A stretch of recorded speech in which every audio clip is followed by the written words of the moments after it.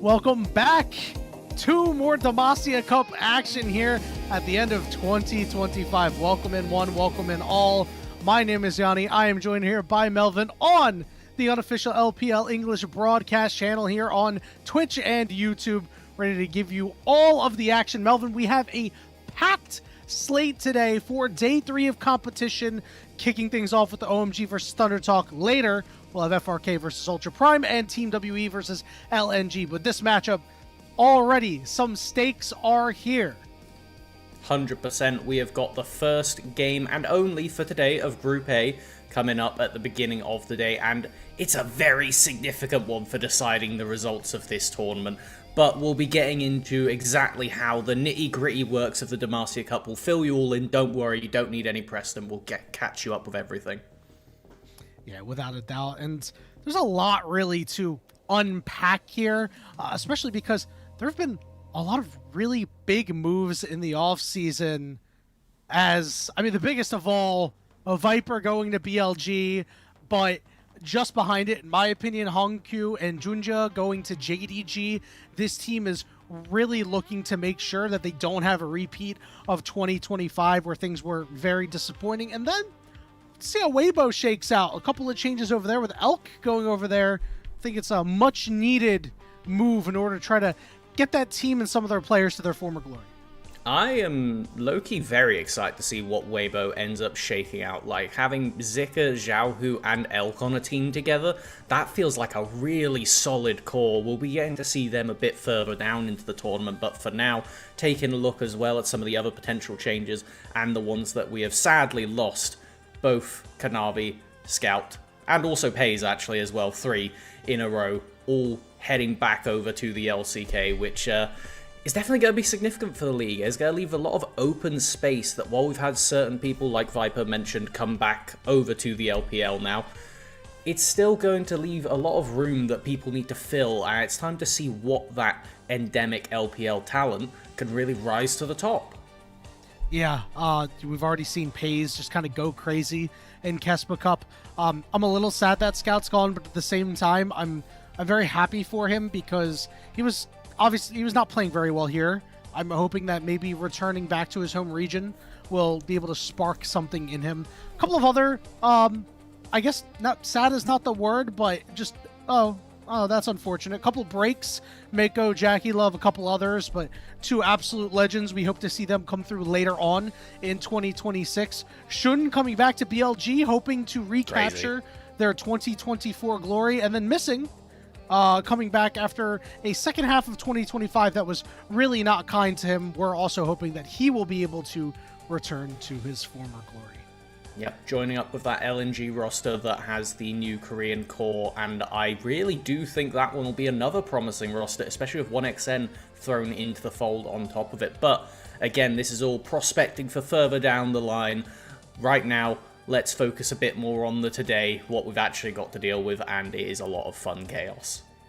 Oh yeah, without a doubt. And speaking of chaos, the Demacia Cup format as a whole is complete chaos. Here's our format explainer. So, Stage 1, all the teams you see here. We are here. We are in Stage 1, single round robin, best of 3. Top 2 will advance from each group. Game 3s are blind pick. OMG, with a victory, will be out of the group alongside LGD. They would both be 2-0 with only 1 game remaining for the 2 0-2 teams. So, much on the line. Then in Stage 2, we've got our top 4 teams from Stage 1 plus our Group Ascend teams that were not a part of Stage 1, since we'll get to see JDG in all of their glory.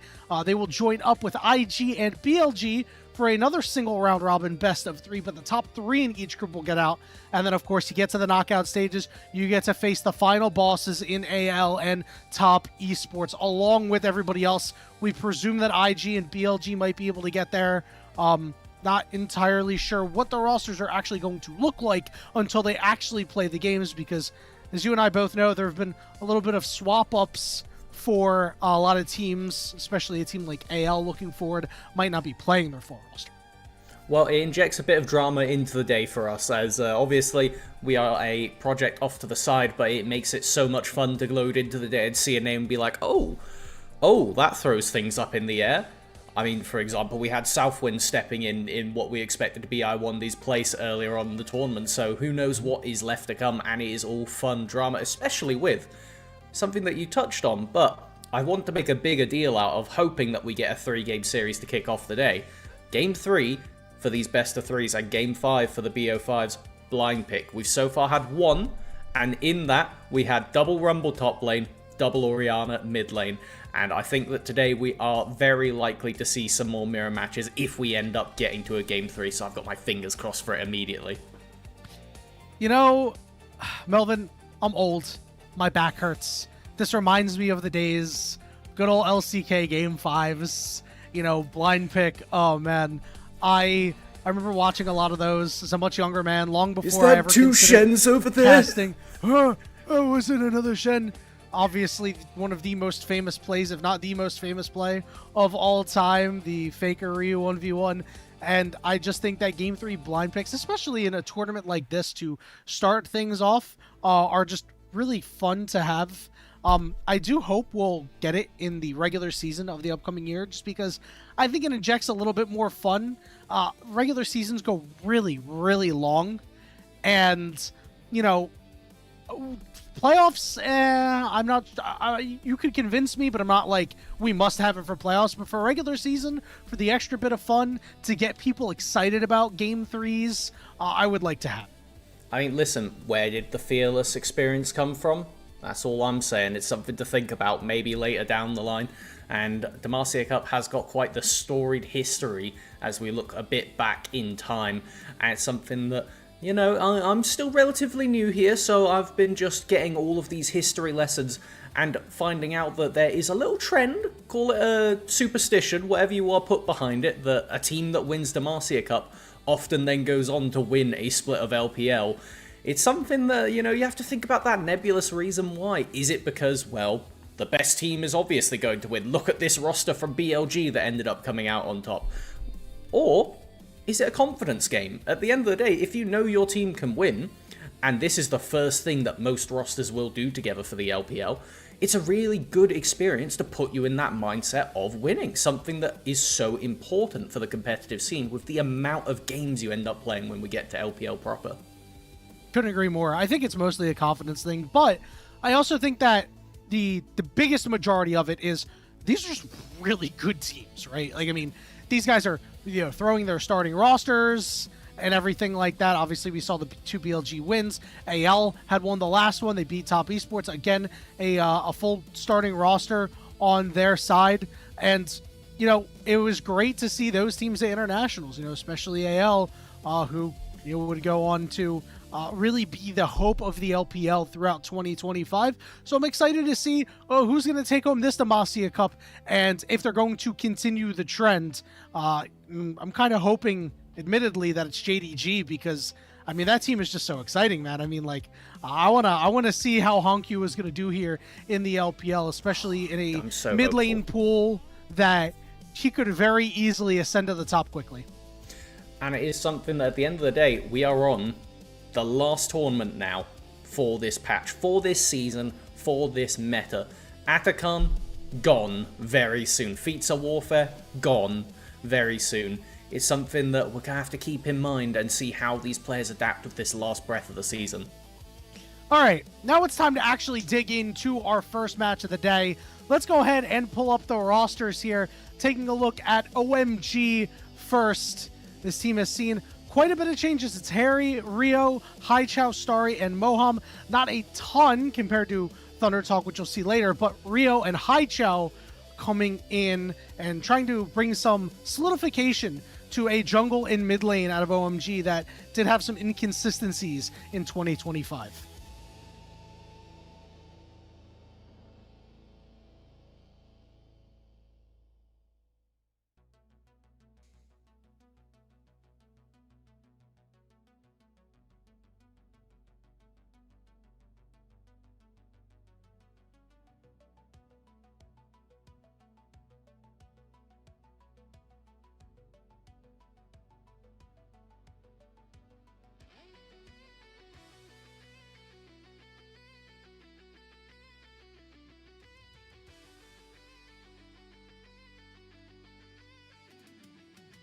the more consistent bot laners we've had coming out from this team.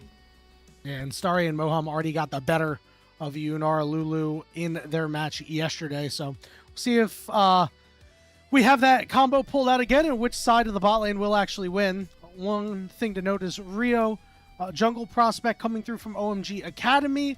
We're going to see how much life he can breathe into this OMG squad. Already looking like he's going to be the guy playing the carries, and Hai Chao going to play pretty supportive on his control mages, something that is in his wheelhouse. Did not have the greatest 2025. Think levels of Tong Yuan from 2024. So this is a guy who Demacia Cup really means a lot to him, and he's going to need to really show out, and so far he's been doing so.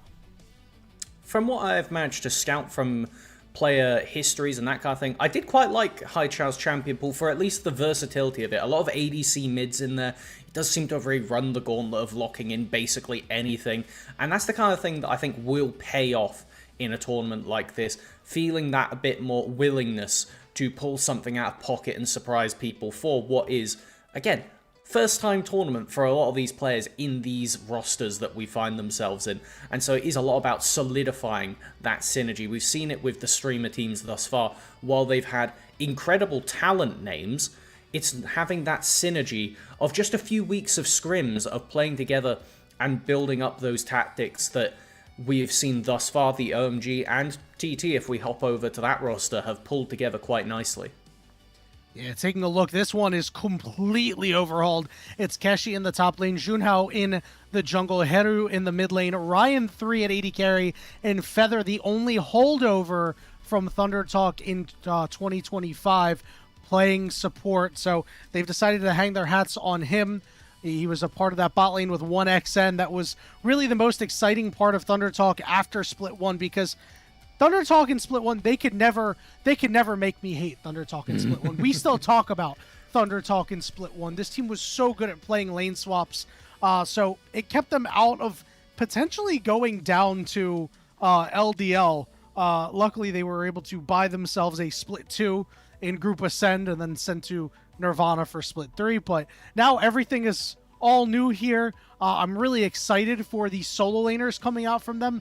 Keshi, a known carry player. Heru, 19 years old, really young prospect, played in Korea for the longest time, was on a Freak of Freaks Academy at 15 years old. He's very seasoned for being such a young player, and I really want to see him step up today because he wasn't able to do so against Tong Yuan yesterday, and he needs to show that he can beat these level of mid laners in order to be a major player in 2026 and beyond. 100%. We talk about this being a confidence tournament. Even if you don't end up winning, it is something for these, not necessarily newer players, but definitely newer players to the league. At the end of the day, just coming off of a team with BLG Junior, we saw Heru, and along with their top laner of Keshi on that team, did end up having a pretty damn good performance. They won that LDL Split 3 together, funnily enough, against Starry and Moham, because OMG found themselves demoted into that LDL spot for Split 3. So, incredibly, by just some weird circumstances, these teams, or at least two players from each team, have already had a competitive match against each other in that series. We obviously couldn't go back and get the footage of it yet, but we've had Heru and Starry both getting an MVP, and it was Heru's team that ended up winning. So, there's obviously a bit of variance in who's on each of their rosters now, but it's something that's going to be definitely in the back of these players' minds when you know you've beaten someone in such a high-stakes match. It's something that's going to be really, adding to that confidence we've talked about so much already. I don't know about you, Melvin. It's the revenge game, baby. Let's go. I'm sure they'll be ready for it, Will, Starry, and Moham. Something that you talked about before we actually hopped on the broadcast is the similarities between both of these teams, mid and jungle. Junhao and Heru so far looking like very similar to the side of Rio and Hai Chao, where you're having your carry jungler plus your supportive mid laners playing on these control mages. So I'm excited to see who's going to win the quote-unquote mirror match if, the teams elect to pick toward what these players' strengths have been.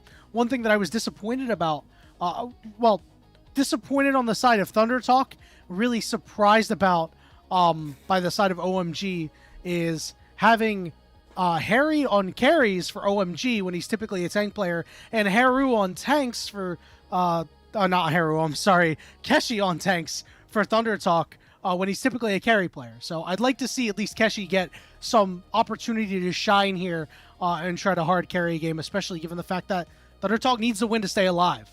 100%, and a fun bit of inversion in the top lane champion pools that we've seen thus far. But then it just comes back down to how do you build a win condition in these drafts. And at the end of the day, I'm expecting a close series. I've told you already, I'm hoping we get to Game 3, because I honestly think we could see an RE mirror match in Game 3 if we do get to that blind pick phase. It is a signature pick for both of these mid laners, and at the end of the day, when you have an RE player, you look to your jungler and say, please lock in an AD champion that can snowball so we can run the game. We look over there, what do we see? We see Pantheon locked in from both players. This is something that we need to keep an eye on. We see Wukong. These are champions that just love to have a facilitating mid laner who goes the opposite damage type and can help snowball the game into your favor. I'm imagining when we're planning how these drafts are going to go out, it's going to be establish the stronger core mid 2v2 and take that lead to the side lanes. So then the question is, will we be getting the tanks on top side and ignoring them going full bot? Or will we see either or potentially both of these players leaning onto that carry side? And it really is able to go in complete different directions based on how these teams are feeling confident on each side of the map. Couldn't agree more, and especially if you are on the side of OMG. Starry and Moham are a good duo to be able to pour resources into, have looked pretty solid so far in this Demacia Cup, whereas on the other side, Ryan 3 and Feather in their one opportunity yesterday didn't really inspire too much confidence. Losing a 2v2 pretty hard in the early game to a Smolder is never great.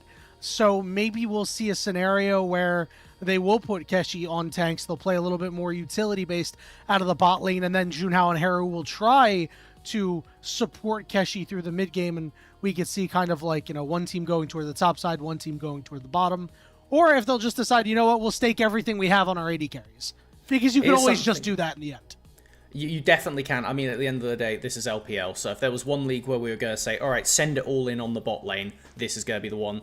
And I think it is going to be super interesting to see how much resources get given to Ryan 3 on the AD carry role, because we saw them have not the necessarily best performance, and they're stepping in after some pretty big shoes of 1xN. And so as we've hopped into the draft, let's take a quick gander. We see that Jungle Jace immediately taken off of the table, along with the Azir, another power player in the mid lane. A lot of these strange junglers like the Aatrox are still open.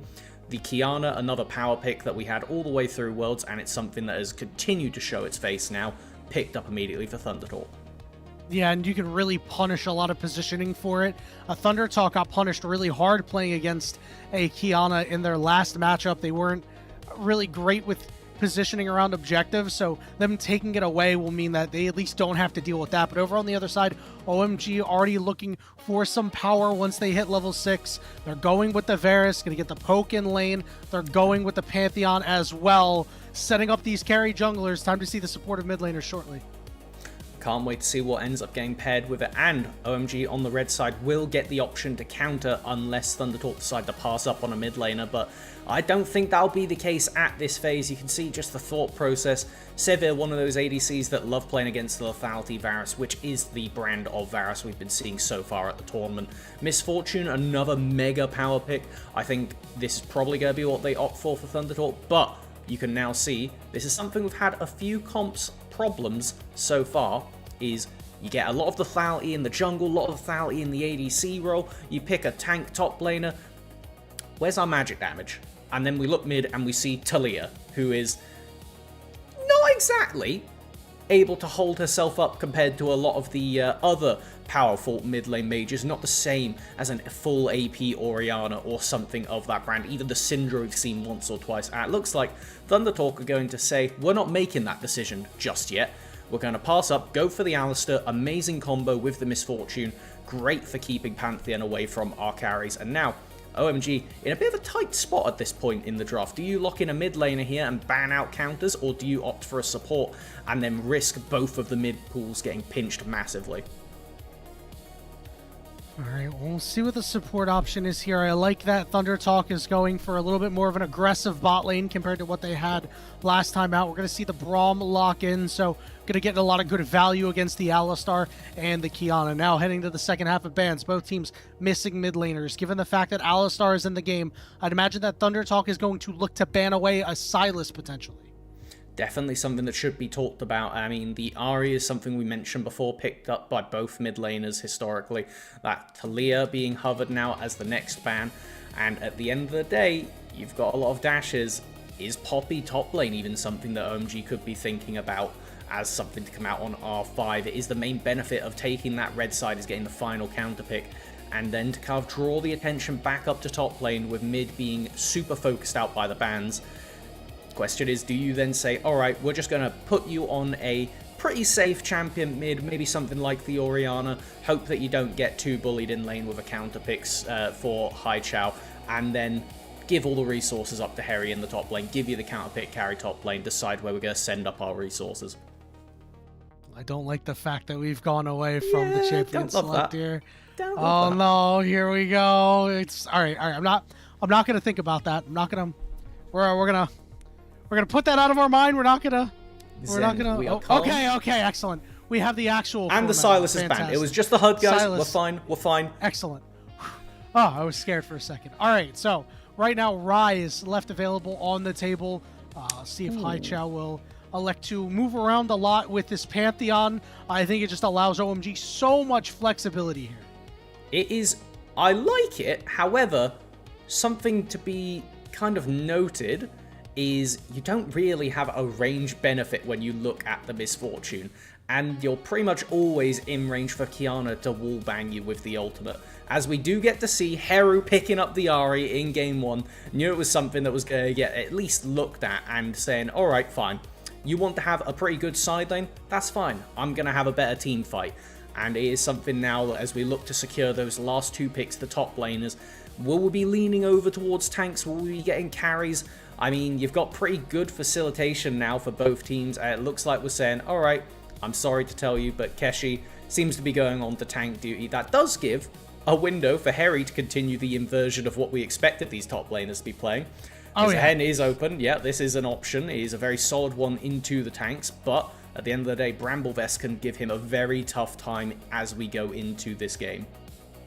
That's true, but there's going to be so much for Thunder Talk to try to fight through, and I'm not sure if they're going to have the damage after a revival comes through, because a lot of their damage is kind of front-loaded coming out of this Kiana, really rotation-based. It's going to be that Zehen coming through for the lock-in, so immediately a couple of concerns here, specifically for Thunder Talk. You know, Ryan 3 has, really, Thunder Talk as a whole, big impactful ultimates at level 6 with the Supreme Display of Talent and the Bullet Time, but the Bullet Time going to be able to be blocked by the Braum shields. How good is Moham going to be at shutting down these key ultimates? Because OMG also has quite a bit of good team fighting ultimates with the Varus ultimate, with Braum's ultimate, and these fights around objectives post 6 going to be really explosive. Any shutdowns that can happen from Moham could turn the tide in OMG's favor for sure. I think it's two-folded as well. You've got Moham, and then you've got Rio with the only instant point-and-click CC. Rise, you need to get the EW out before it matters. Zehen, you've got a preamble with that Q1 getting out before you can get the Q2 knock-up. And so it is going to be all on this Pantheon as we get into some of the later game fights to make sure that that Kiana does not get to go for a 3-part boneless bucket flashing combo, kill 3 people into a wall. One of the other big concerns that I have is Heru picking this Ahri into the Rise. Traditionally a matchup that lane-wise Rise is going to have the advantage on you, and that really showed in their last series. I mean, Junhao got invaded on his blue buff simply because Heru had a poor back, couldn't get to the Rise in time because of the Realm Warp. They were able to get in, get out, get a kill, and you know, I do wonder if we're going to see some of the same thing come out here. If Hai Chao is going to be able to take advantage, because if Rio gets ahead, gets snowballing, is able to put Junhao behind, this is going to be bad news for the side of Thunder Talk.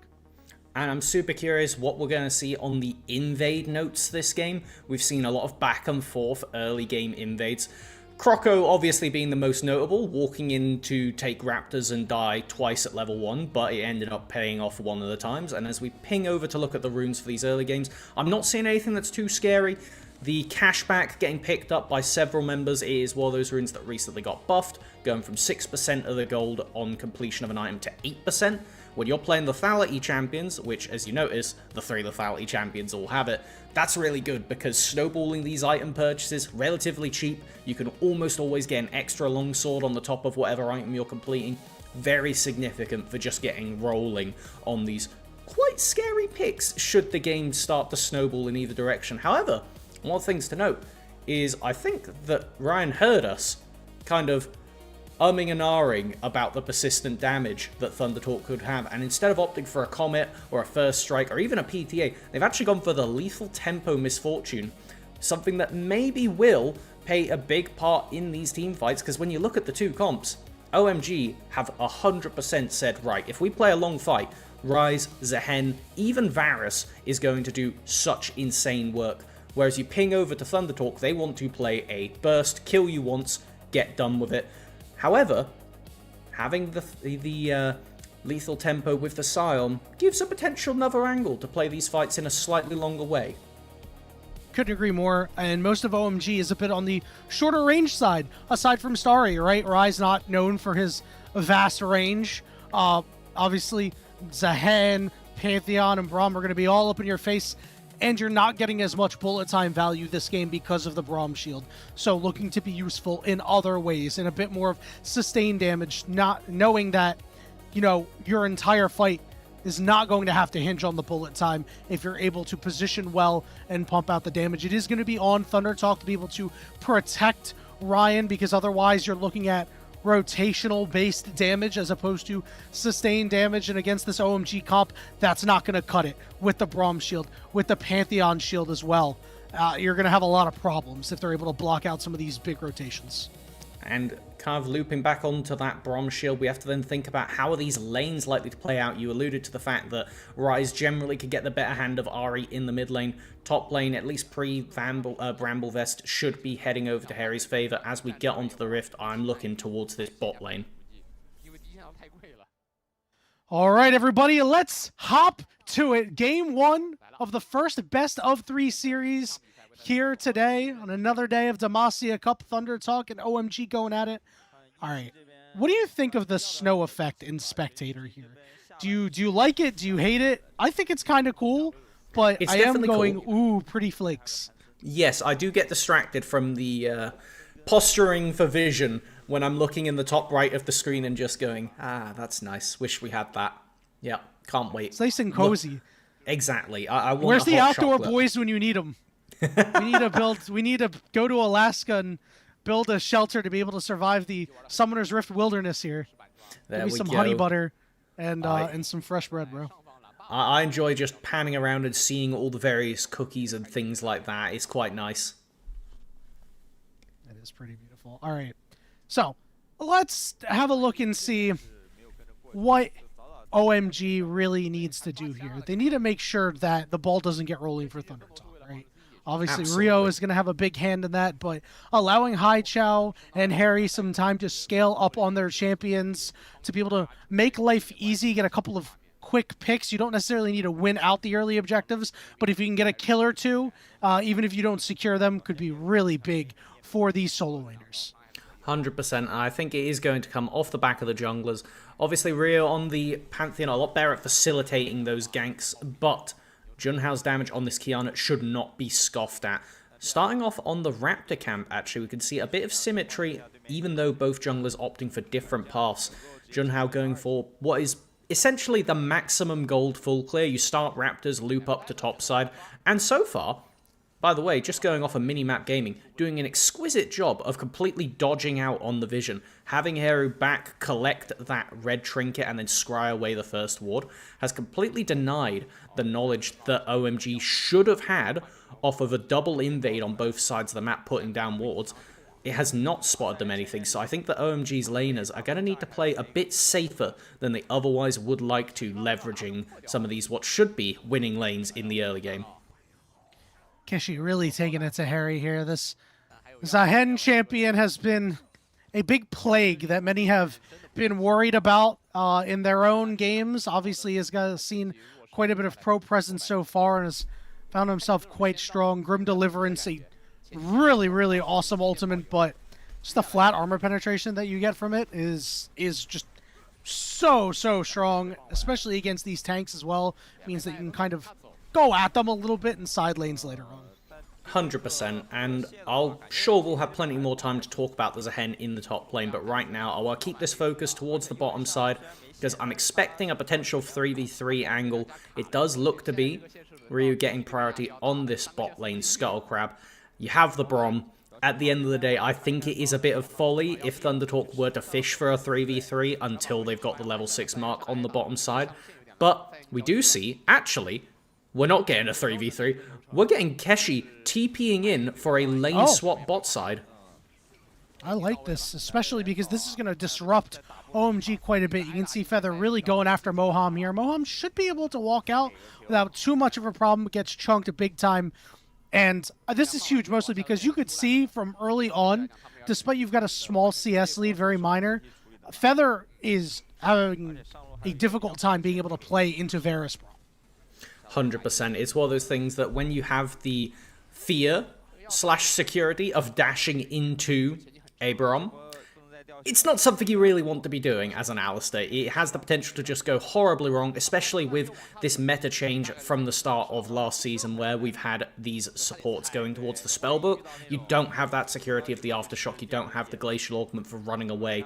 So Feather is pretty much as light as one when it goes into these early fights pre-6, and I think that they've been playing the lane thus far with enough tact to allow Ryan to really run the lane, use that Misfortune damage, use that Misfortune early game, and now we've had the rotation, leaving Keshi down here to try and deny as many plates as possible, but with the minion wave as it is, I think it's going to be ending up about even in the gold by the end of it, just all about how the lane states play out with the objectives starting to spawn, Dragon up now, Grubs up in 3 minutes, Junglers having taken their first bat for Ryu, he is looking to just grab this priority Dragon, whereas now, drumroll, we see Junhao immediately getting a Brutalizer. Yeah, big benefit here for the side of OMG, giving Harry ability to breathe in this 1v1, ability to snap up one of those plates. You can see Hai Chao moving down to get a ward here, but Rio in no danger, looking to clear out this dragon. It is taking a little bit of time, and Junhao is on the same side of the map, but I can't imagine too many things are going to happen off that. We've got about 2 minutes and some change until these grubs, so you're thinking that ThunderTalk is probably going to try to set their sights on taking those. Junhao hopping over some walls here, putting the pink down, but seeing that this dragon is not in the pit and has been secured by Ryu. Harry is in a bit of a dangerous spot here, though. Oh yeah, he's in big trouble. Here comes Junhao. Keshi doesn't have any mana. There's the Grim Deliverance just trying to get away, but it's going to be very hard to do so. Trying to dash, flash for flash. Harry, a couple hundred HP, will be able to survive sans flash. Feather is looping around. They have swapped the spellbook to ignite. They can cancel this recall. Oh, here we go. Or just go for the solo. Forward, the knock up, the ignite. No way! Harry gets it done and survives. A huge gaff by Feather. I think that was, yep. That is the most correct word you could use for it. A completely unforced error from Feather, thinking that as the Alistar they have the burst to take them out, but only level 4, that ignite not doing as much damage. I think that the best play there was just to ignite and walk away, and then leave the Zahen under tower in a bad spot, but thinking they had the burst damage. It is going to lean over to OMG, who I would say up to that point weren't massively happy with the play, mainly because if we take a look at the jungle, well, Junhao is pretty pleased on the farm. Somehow, though, Ryu has managed to immediately leap back into a lead, but camps in the favor of Junhao still up. However, now we have the invade coming out from OMG. They are fishing. Should leave these junglers at a bit of a scary spot. The level 6 is picked up from both. The supreme display of talent, something to keep an eye on. Yeah, the ward there, Junhao was very well aware, these guys might be in my jungle. They have since left the area, just littering some vision down, and now, what this does mean now is this is going to be a little bit harder for ThunderTalk to try to fight for these grubs. You have no flash on your Kiana. Feather doesn't have an ignite. So we'll see if they're able to force this objective somehow. Harry is just getting so much gold right now, looking to take down a third plate in a little bit. I mean, you're going to have to attack him while his flash is down soon. Something has to be done, but the thing is you're so incentivized to be on the other side of the map, especially because if you take a look to the inventories, we have 4, count them 4, of these adaptive force potions right now for the Thunder Talk squad. These also another recently buffed room, going up from 20 to 30 adaptive force when used for a whole minute. So these grub fights I expect to be very bloody. Here we go. We go right on top of Rio. Survives for the moment, trying desperately to escape, but he will go down. Down goes the Braum on top of it. It's a 2-0 for Thunder Talk, and they're going to secure those grubs. Hello, Harry, just leaning around the corner, picking off Ryan. A lot of damage going down, but it won't end up leading to anything as they are chased away by the beefy boys of Thunder Talk. Really great stuff there by Thunder Talk, able to clear out the vision that was placed there a couple moments ago and take advantage, surprising Rio. Everything fell apart from there. Picking up 3 Dark Seal stacks for Heru. I'm sure wherever he is, Nymera is a happy man looking at this one. As we see, it picks off with just push priority. It's that simple. You burst out the Pantheon before Rio is able to get the E down. Heru taking the flank angle gives no good way of escape. And it truly is just nice synergy from all 5 Thunder Talk members. They said, hey, we're fighting for these grubs. We took these potions for this purpose and executed nicely. In fact, as we take a look after the junglers come off a base, we've got the Profane Hydra and Shoes now for Junhao, where is only Sundered Sky components for Rio. That means as we take a look at the top of the scoreboard, 1 minute until the Chemtech Dragon is up. Unless Rio can get a base in, he's going to be a significant disadvantage, as we now just have general posturing for priority, posturing for supports getting vision, before we see if they can be a bit of a jungle snowball effect going into the Dragons. Thinking back to that last fight, it was an issue that OMG had in their last series where some of their fights were very disconnected. I mean, you see there were 2 members on the grubs and 2 members who were closer to the lanes. Hold that thought for a moment, as we do see an ultimate drop by Starry here. Rio is going to come over. They are going to clean up Keshi 30 seconds before this dragon. Really problematic timing as well. I mean, the Sun will be getting back up once they respawn with the teleport and ult available, as overall it seems to be Thunder Talk paying quite a lot of mind to the top side of mid, potentially wanting to force Haichao out of this lane before going over to the dragon. Instead, it will be resetting, and number 1 benefit, Ryu getting that base in after picking up the kill will secure the Sundered Sky, making them a lot more durable in these fights. So important, considering when you look at the frontliners for OMG, the Braum, it's as tanky as you expect, but again, without a defensive rune, it can get bursted quite quickly.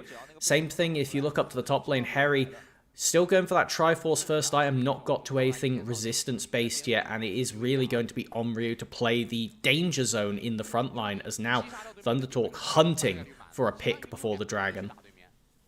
And the Sundered Sky being so good for the Pantheon in this scenario that you're talking about here is, I mean, proof of concept was in that last fight, right? They did blow him up very quickly, but he was able to use his Aegis Assault to stay alive for long enough to, you know, make a little bit of an impact in that fight. You did see Ryan get chased off and lose a lot of HP here. Trading the Braum ultimate for the Misfortune Flash. That does have one little asterisk, though. The Braum ult is basically the only tool that can cancel the Misfortune ult from range.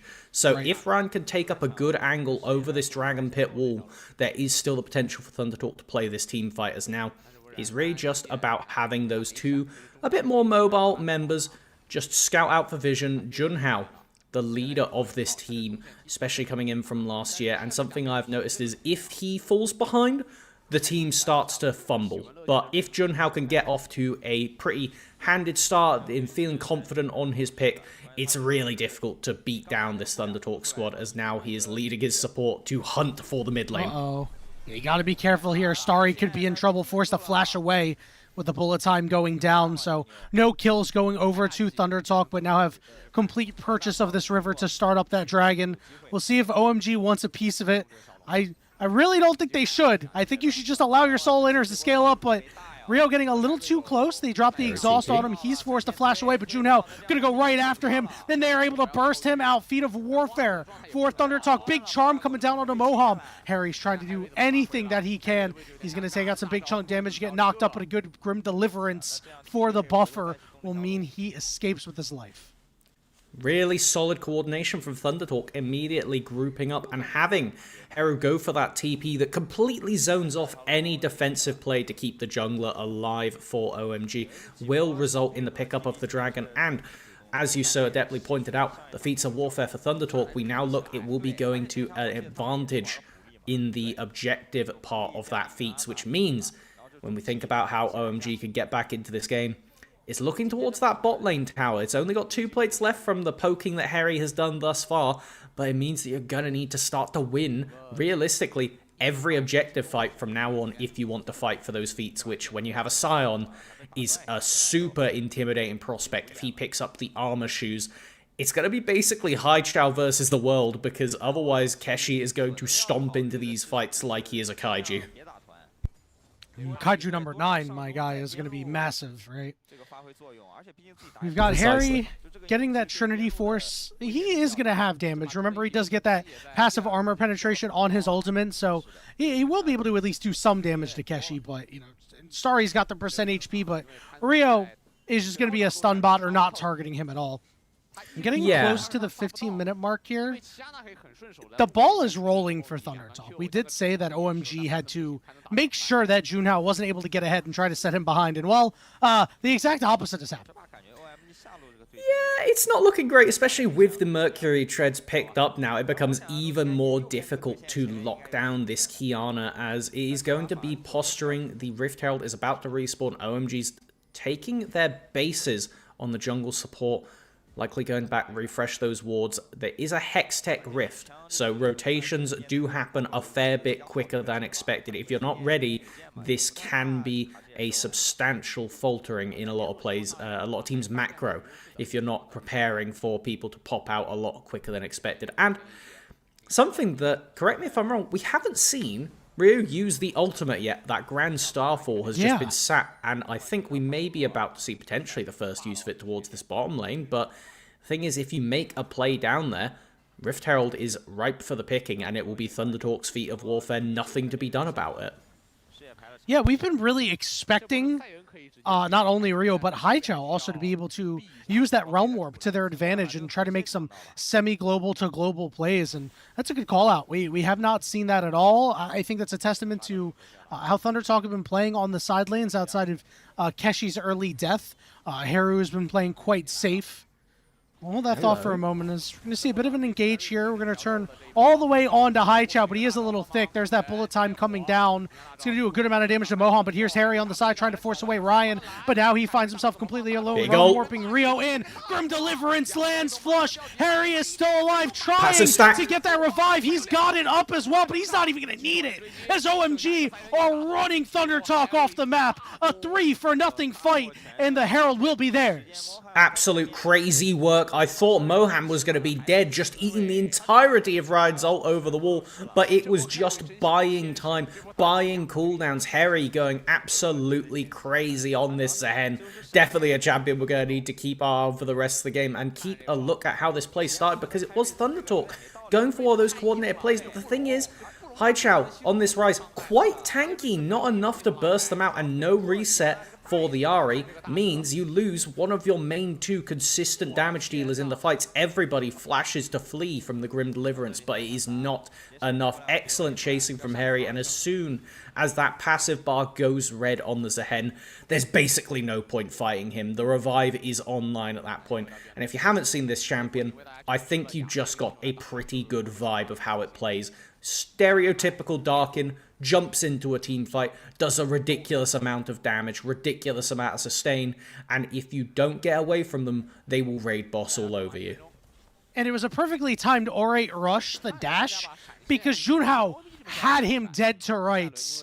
Threw the skill shot right at him, looking for that Kiana damage to finish him off before he gets the revive, was able to dash out of it, and you knew once Thunder Talk sold out to try to kill him that they were not going to win that fight. 50 seconds until the next dragon is up, and all of a sudden OMG find themselves in a pretty solid spot to try to wrestle away the objective feats from Thunder Talk. Gold is dead even, which is what OMG want for these scaling solo lanes, right? Junhao really needs to be the big driver for Thunder Talk to try and get control back in this game. And this is potentially the area we'll see that Pantheon ult, that Rise ult, start to play a bigger part in the game.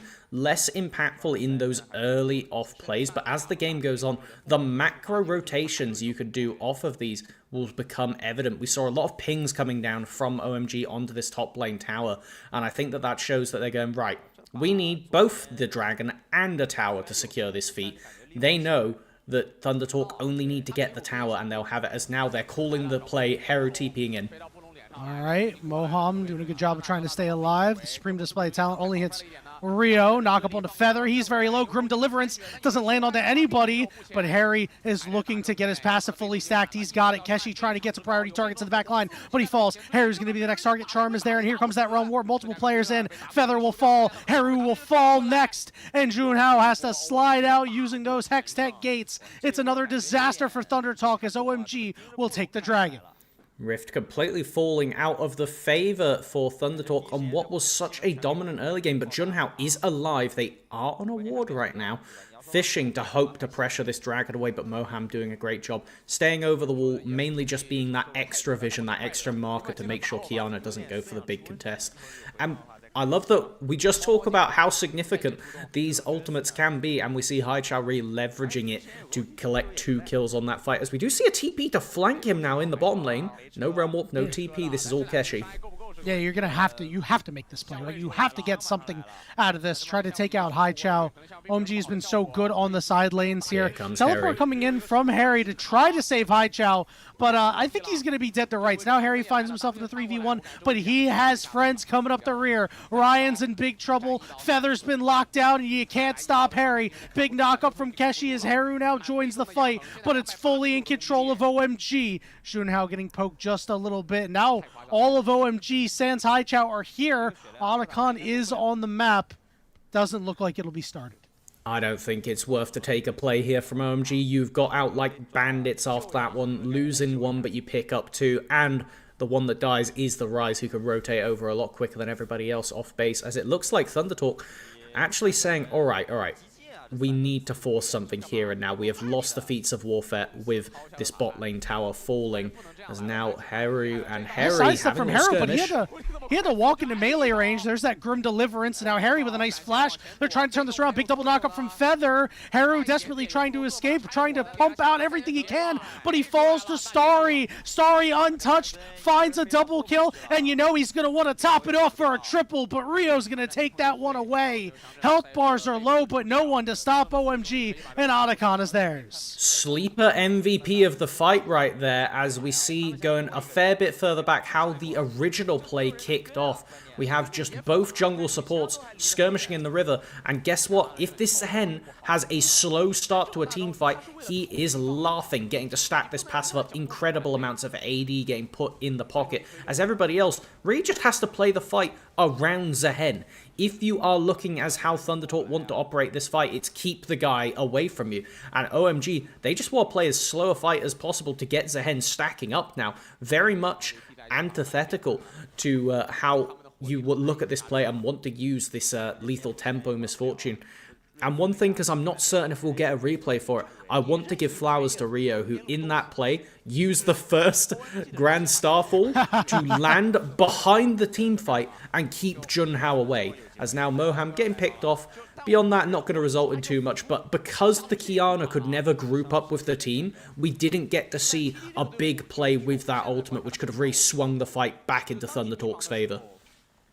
You wish that Baron was spawned, and if we were in 2026, it would have been up for Thunder Talk to maybe try. Instead, you'll be able to get that top lane tier 1 and get some objective bounties into your pocket to try to bring this game back. The gold deficit is not massive by any means, only 2,000, but Harry on the Zehen is completely activated. Rise is getting to his late game point. He's got his core 2 items. This is a big mountain to climb for Thunder Talk. And it's some of those invisible stats that we then need to pan over to. Picking up the Atakan for OMG. 22 flowers over to 13. Each kill is going to continue to stack up that number for OMG, getting those base stats really higher and higher. Like you said, Haichao already at the 16 mark, but the more base levels this Sehen can pick up, the better, as it looks like just contesting for a Gromp, nothing too serious happening. Tier 3 shoes starting to come out now for both the solo laners of OMG, making them a lot more durable as the game goes on, with just a lot of miscellaneous plays aggressing on the top laners here. They're really going after Keshi, forcing his ultimate out. Big cooldown, bullet time going to have to be used on that mid lane turret. They want to try to conserve any health on that turret while they go and get bottom tier 1 themselves. So Thunder Talk doing a nice job there to try to bring the gold back in their direction. Rio and Haichao. OMG knocking down another top lane play, and guess what? Realm Warp can be used to just leave at any point, so it's like, how many resources do you even send to this Thunder Talk? You rotate 3 people over, but you're never going to be able to get a kill off the back of this. Sion had to use the ultimate defensively, so now we see a lot of pings coming down to this dragon. It is a Hextech Soul, obviously still at least 2 dragons away from picking that up, but as soon as it gets to a soul point, at that point it seems almost doomed for Thunder Talk, because then you're forced into every team fight, and if you're forced into team fights against this Sehen, not exactly a winning play. Needs a steal, needs a pick beforehand if you want to be in the game still for Thunder Talk. Yeah, and I'd almost think that you'd rather just take the fight heads up than get the steal, because you do get outscaled, and, you know, wombo combos are the name of the game for Thunder Talk, and we really haven't seen that happen. Haru could be in a little bit of trouble here. Wisely backs off. Again, has done a pretty okay job on the side lanes, but outside of that hasn't been too spectacular. But yeah, for Thunder Talk, you need the supreme display of talent. You need the bullet time to find everybody to get back in this game. And the thing is, we only have the 1 AP threat with Haru on this Ahri. Picking up the Horizon Focus is a lot of stats, but is it a lot of damage is the question. Going over to the Lucidity shoes. No Eri for a longer team fight play kind of build. No Liandry's anything opting towards that. Going for... It feels almost like down the middle. Listen, I'm no Ahri build expert. I'm not that guy. But this doesn't feel like it's conducive to bursting at a single target. And it almost feels weird of when you have these kind of... the Blackfire Torch, you want to play for potentially a longer fight. Stack off to a lot more people. It's good for securing those extra passive stacks and the ult resets if you're winning. But pretty much since about the 10-minute mark, we haven't been seeing that for Thunder Talk. And now it is posturing. The Baron is up. If you lose that objective against double superpowered side laners and a Pantheon Varus Brom, the 1-3-1 is absolutely disgusting from OMG. So Thunder Talk do need to call this their do or die objective at the Baron, I feel. And not only that, you know, the Pantheon and the Rise just being able to move around so much will cause a lot of problems, a lot of communication breakdowns for Thunder Talk. Again, we didn't really see them take great advantage of it, but it's been the Harry show. And that's a big reason why, despite the fact we haven't seen as much from Rio and Haichao with those impactful ultimates, they've been in the driver's seat. Obviously, the gold lead is still starting to shrink a little bit. It was at a little over 2,000, and it's starting to creep a little under that. Use some Hextech portals here to try and take over the bot lane of Thunder Talk as the knockup goes on to the Sion. The exhaust as well, they are certainly hitting him. They're not really doing damage, but they're hitting him. The world's slowest pick I've ever seen, as now Rio forced to flash away. Haru joining the team fight. Oh, yeah. Rio just went in way too hard, and he goes down. It's Ryan picking that one up. Harry teleports in. Varus just killed Alistair off the screen there. Hold up a minute. Feather getting dropped by the Varus ultimate. Using his own, I have no idea how he was able to do that one, but I think it makes a bit more sense now why we had Harry TPing in, as it almost looked like it was going to be a bigger play than it was, as now, I like this from Thunder Talk, trying to do anything they can to pick off Haichao, who doesn't know there's 3 people right here. It was really nicely done, but a nice sidestep from Haichao. As Harry says, yeah, I'll dash in. I've never met a fight I didn't like with a supreme display of talent. Lance Flush, Grim Deliverance, he's still alive. He's starting to get to that pass. Oh, good pickup. Finally fall. Haru picks it up, but now he's between a rock and a hard place with the bullet time. There's no bomb to protect it on the backside, and Thunder Talk win the fight. Absolute cataclysmic failure from OMG to overcommit to that fight. The anti-heal from Heru, so important to stop Harry going crazy, not getting that final passive stack to be able to get the revivers. Now, we have an open map. It is still the jungler alive, though, for OMG, so starting this Baron, while necessary, is terrifying as a prospect. Kiana, up in 14, is going to have the Hex Gates available, so the question is, do you look to finish the objective beforehand? That's a Pantheon. You see him now. Ryu knows just about how well he can track the HP Feather, heading to the other side, looking to zone him away. Here comes Boham on the teleport as well in the mid lane, so this should allow Rio to be able to get in here. This Baron is very, very slow. Down to about 4,000 HP and getting lower. Moham just trying to run interference, but here comes Harry, here comes Starry. Thundertalk coming in as well. Moham a little too early, takes a big chunk out here. The Baron is secured by Thundertalk and going all the way in as Rio. Now the question is, can Thundertalk actually escape? But Haru says, no escape needed, I want in! He's not going to be able to dash away, but he will be able to save the rest of his team. It's a 1-for-1 in the end, but protecting the Baron. Alright, as we see the original play that kicked this all off, it was trying to have Brom Pantheon burst out on the Sarn, as we see, okay, it's just getting picked on the rotate as Feather thinks he's safe enough, but Starry calls his bluff, knocking down the Alistair, who actually respawns and then gets back involved in the tail end of this play, as we see it's the Horizon focus, spots out Harry early, everybody backs off, picked up in a massive pull, but all of this damage comboed down to the Zehen. I really thought he was about to get the revive, but it's the return on the REQ that gets them before the Rise ult kicks off, managing to space very nicely. Alistair respawning and getting the knock up into Ryan's ultimate, and it just goes completely wrong for OMG, losing the Baron shortly after that, as now we take a look to that gold lead, completely flipped back into TT's favor with the dragon spawning in 20 seconds. The question is, can they pull off a miracle twice? It's going to be very difficult. These solo laners are still strong for OMG. Losing a fight and losing the Baron doesn't change that. It does inject a lot of gold into Thundertalk. You know, it might be time for Haru to start making the plays. He doesn't really have a big ticket item outside of the Horizon focus that's going to give him a ton of damage, but he does have the utility and the heal cut. He's got the penetration. Ryan 3 has a ton of crit. Now they're going to try to make a side lane play onto Haichao. He's able to escape, getting good damage in onto Haru as they pull the entirety of Thundertalk. Haru does have that teleport available. Now we're seeing Thundertalk try to attack the strong side of OMG here. Haichao going to head back down. Ultimate used from Haru, no Malignance. I think that's a bigger loss for Thundertalk when it comes to trying to posture for this team fight. They need to wait the 60 seconds or so for this Ahri ult to be available compared to Haichao, who really doesn't care that much when it comes to the actual damage, the actual scrapping. And you see, he cares so little. He's going to aggro the dragon, pull it out of the pit, as now do or die moment. This is a Hextech Soul. Junhao can get in the back of the pit here on the Kiana. They are fishing for the steal.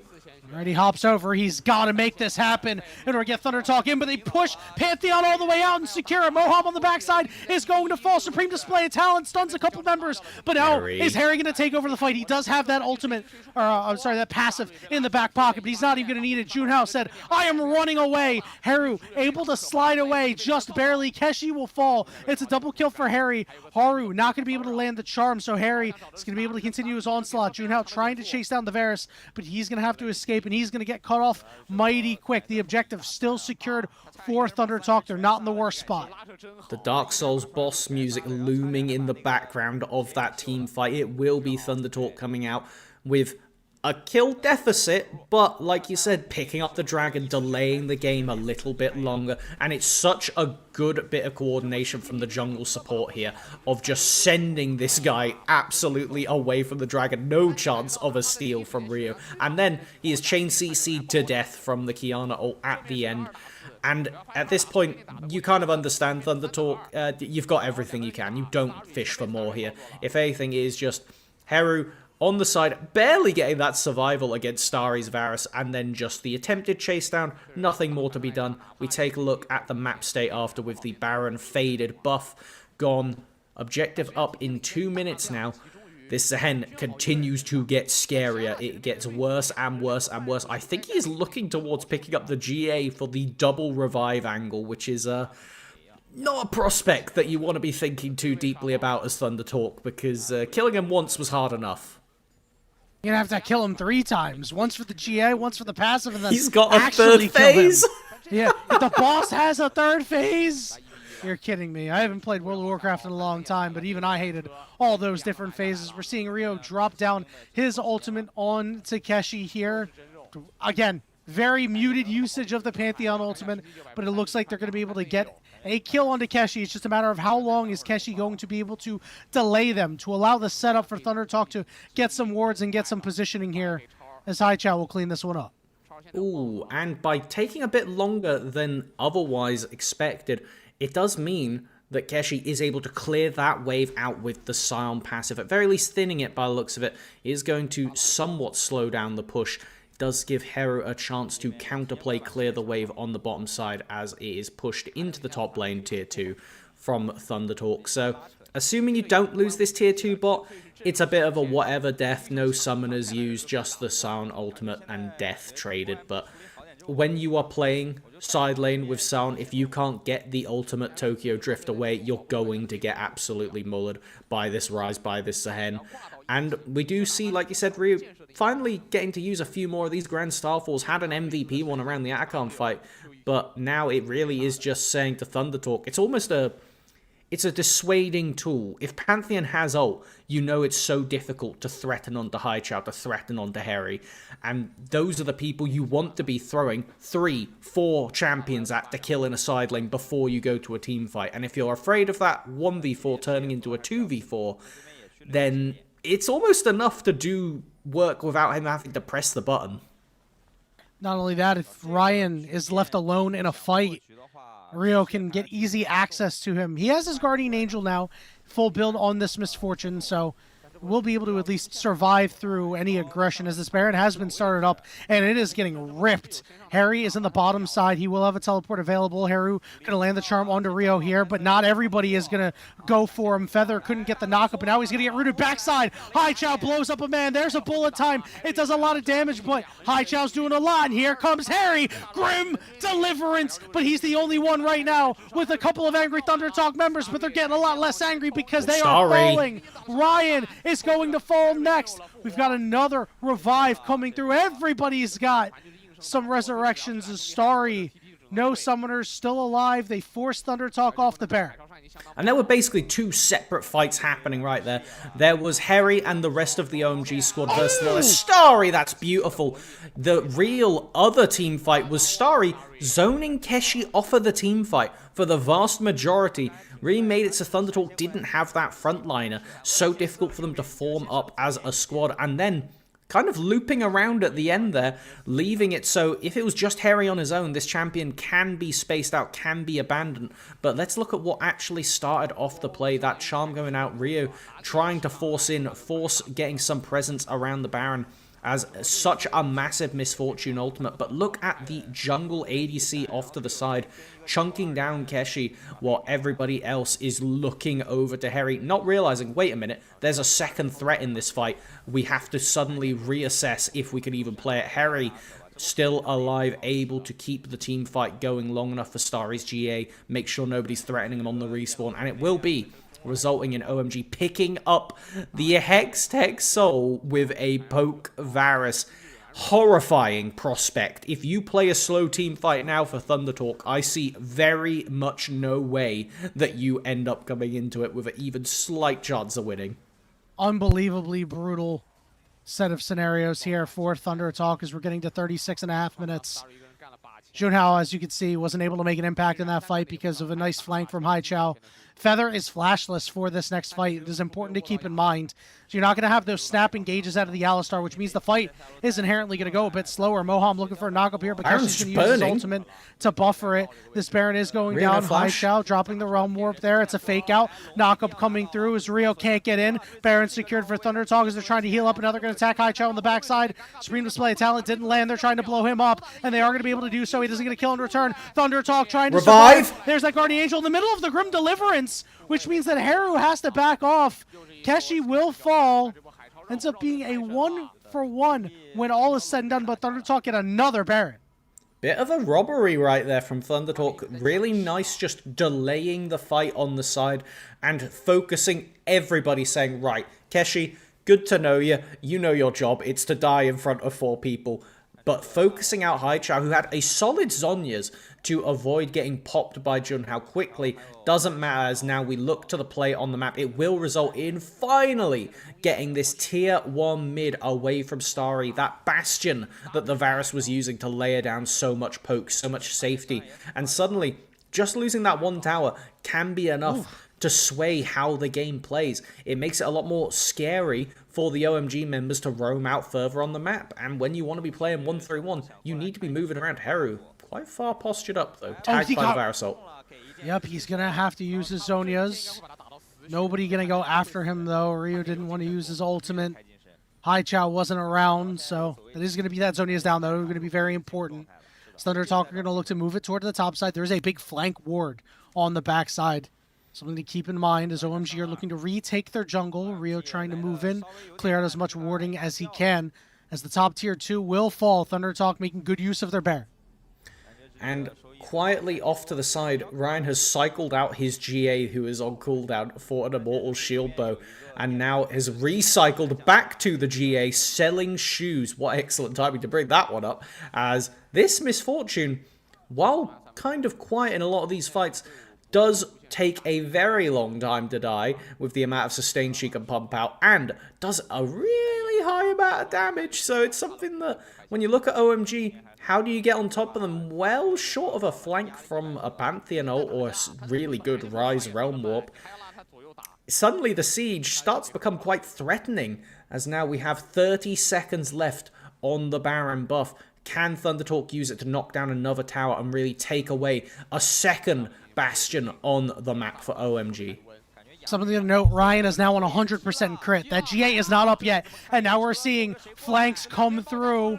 Rio going to show up immediately, try to get on Ryan, but he falls. Harry has to do something. The bullet time gets interrupted with the knockup, but they didn't go after Harry. He's down. Harry is just fine. It is looking to stack up that Cultivation of War. Haichao gets bursted out. Cultivation of War is stacked. It's up to Starry and Harry now. Harry to the back line, getting interrupted as Junhao is able to escape. There's that Cultivation of War passive getting popped, but there's a well-timed knockup into a well-timed charm into some more knockups. Harry trying to sustain, but he won't be able to. Now it's the GA, but Starry and Moham cannot join. They are locking up Harry, locking all windows and doors. They freeze him out, and ThunderTalk has the advantage. Expert MMO gameplay from ThunderTalk, spacing out both the respawns. So devastating for Harry to lose both of those revive cooldowns. Hold on a minute. He got rooted up. That's big damage, and he's bursted out. Will that be enough to stop the play? It looks like the follow-up Q onto Heru will be too much. It dissuades pushing for further, but sorry, they are definitely still lurking. I see the GA on Varus, though, so going in for a counterplay is quite the spooky prospect. With the Elder Dragon up in a minute 30, this is anyone's game to play, as so many essential cooldowns we're just talking about, but getting onto the Misfortune. Rio taking the Realm Walk, jumping, immediately going for the stun. It buys space for Harry to get in here. The Varus ultimate, so clutch from Starry, having a quiet, absolute barnstormer of a game on the Varus, landing essential abilities to make these fights playable, and seeing off to the side there, juking a vast majority of the RE charms flying at their face. And then we've already seen this once. It takes a good 20 seconds to kill this guy. We've seen it twice. We've seen it a third time. They had to kill him so many times. And one thing that is to note, the GA long cooldown. The passive at this point, level 18, it's down to 2 minutes. So he should have it back up by the time the Elder fight happens. So now it is about posturing. Haichao has the flash. Yeah, this is a great ultimate by Keshi. One thing to note is that Ryan's GA is up. It was not up in that fight. So he will have it for this one. That is very key, as OMG has been shoved out of the river. Starry trying to land all the poke that he can. Again, as you said, he's had such a good game hitting these skill shots, dodging these skill shots as well. See if he's able to continue to try to get OMG back in a winning position. They're going to throw everything they have at Keshi. Meanwhile, Junhao forced off on the side by Haichao. Bullet big ult. Does so much damage and couldn't be stopped. Rio's got to run for the hills. Haichao chunked as well. Harry trying to go back in. Starry has no flash, but he goes golden. Harry in trouble. Everybody surrounds him. Grim Deliverance does not get off. and he will fall in Thunder Talk. They don't care about the Elder. They're looking to end the game.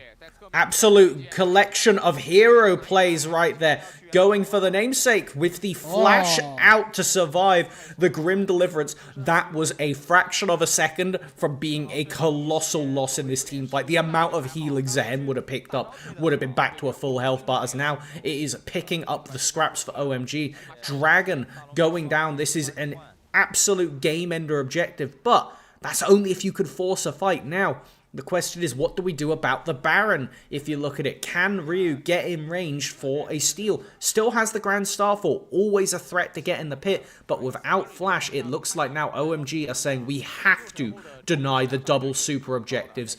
If they get this Baron as well, it is going to be curtains, as we have Starry on the Varus, potentially the bigger threat for a steal. Full build, lethality Varus has the potential to take this game back into OMG's hands.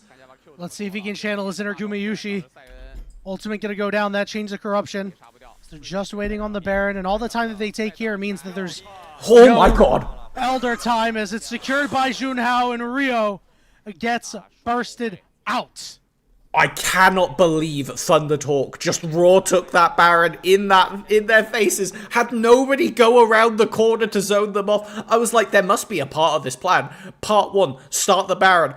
Part 2, question mark, question mark, question mark. Part 3, kill Rio and get the Baron, go for the end. It is double supers walking down the mid lane. There is basically no way OMG can win this fight if they go for one. It has to be absolute miracles.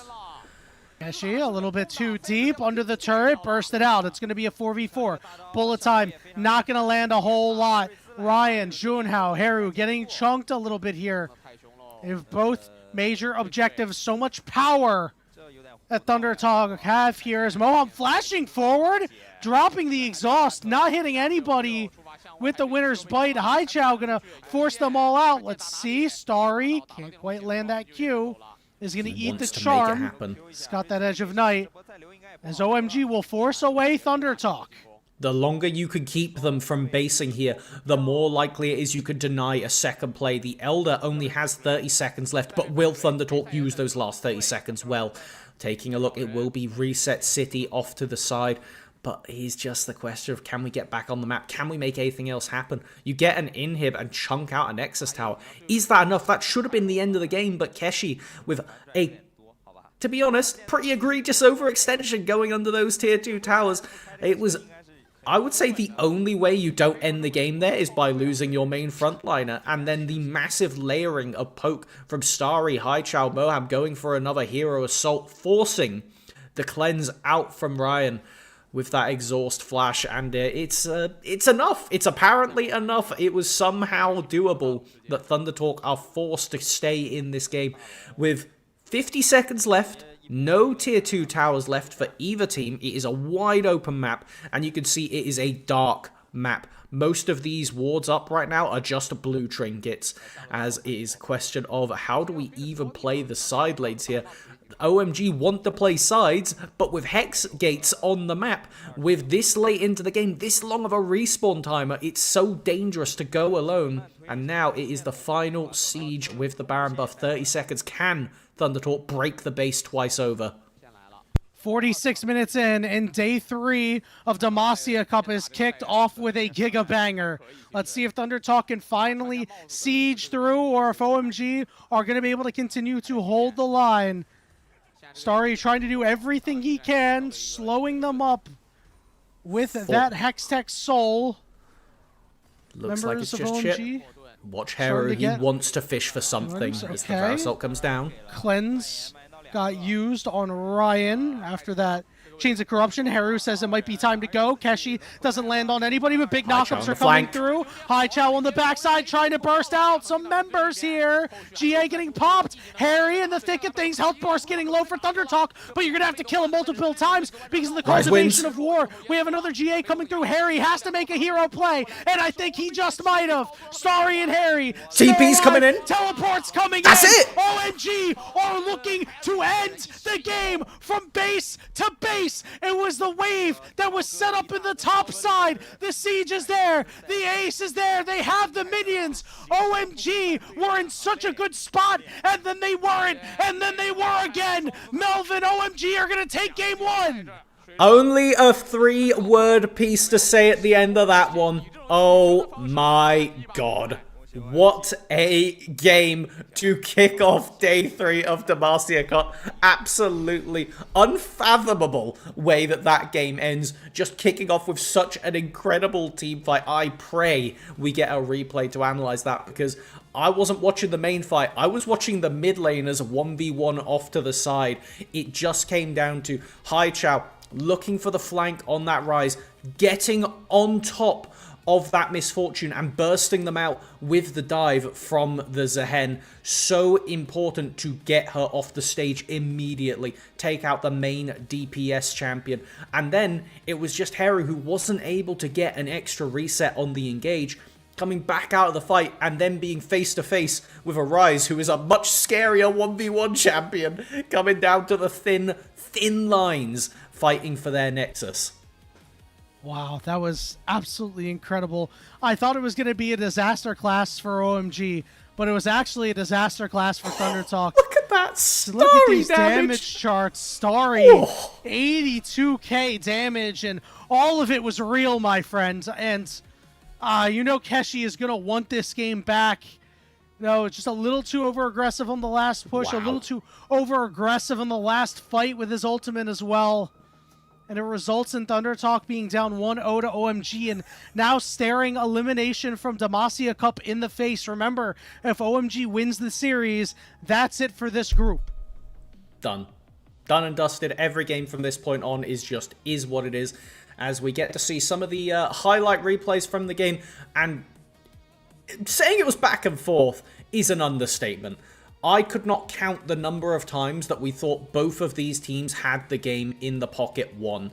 But Harry, one of the main players on this Zehen, somebody who we expected to be coming in, playing a lot of tanks based on history, has continued to pull out carry after carry and performed generally quite well on the Zehen this game. I would say one of the stronger Zehen performances we've seen, with 1 or 2 getting shut down before the team fight fully popped off. This was one of the main punchbacks from Thunder Talk when it looked like the game was completely gone for them.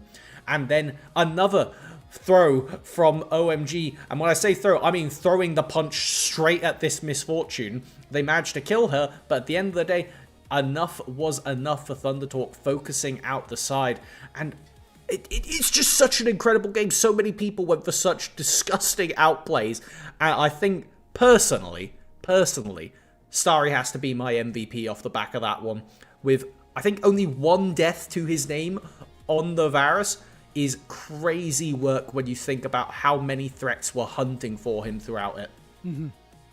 Yeah, without a doubt. And, you know, it's so crazy to think that that bottom lane play was the first punch for Thunder Talk to get back into the game, as you said. I mean, that was like the throw, right? Without that play, this game was over like 20 minutes ago, maybe. But replay's still going. 10 minutes. It wasn't that deep, but, you know, they were able to fight hard. And, you know, I want to give a lot of credit to Thunder Talk for fighting out of a really bad scenario. But when you have the game in your hands like this, you have to get the job done. And, you know, they did a good job leaving Harry for last in some of these fights. But ultimately, that was a bit of their downfall. Absolutely. And this was the downfall fight of trying to burst out several members, get multiple resets onto Heru before focusing the solo laners. But guess what? There's a reason that they were the scariest champions in the game. They kill Starry, they get him into GA, but I think a very well-deserved player of the game. Only 1 actual death to their name throughout this one. The MVP from that finals matchup, the only game that Starry's team was able to win when they faced off against Heru and Keshi. Well, Starry pulling out another MVP today, and I think incredibly well-deserved. Let's see if he can stack it to 2 is the question. Couldn't agree more. A very ethical MVP. We'll have to see if OMG are going to end the series with a 2-0 or if Thunder Talk are going to be able to bite back in Game 2. Before we go, if you would like to support the LPL English broadcast, the unofficial one, of course, please consider becoming a Coffee member. Coffee is the best way to support this project because the vast majority of your contributions go directly into the show. A lot of the initial payments do go into upgrading the broadcast, but a large bulk of it pays on-air talent like ourselves and our content creators. If you subscribe to the Coffee, which will be linked in the chat, you can unlock perks like early access to content and the ability to ask interview questions for our unique on-site interviews. With that, we're going to go ahead and take a break, and when we return, it'll be Game 2 between Thunder Talk and OMG. Don't go anywhere. We'll see you on the other side.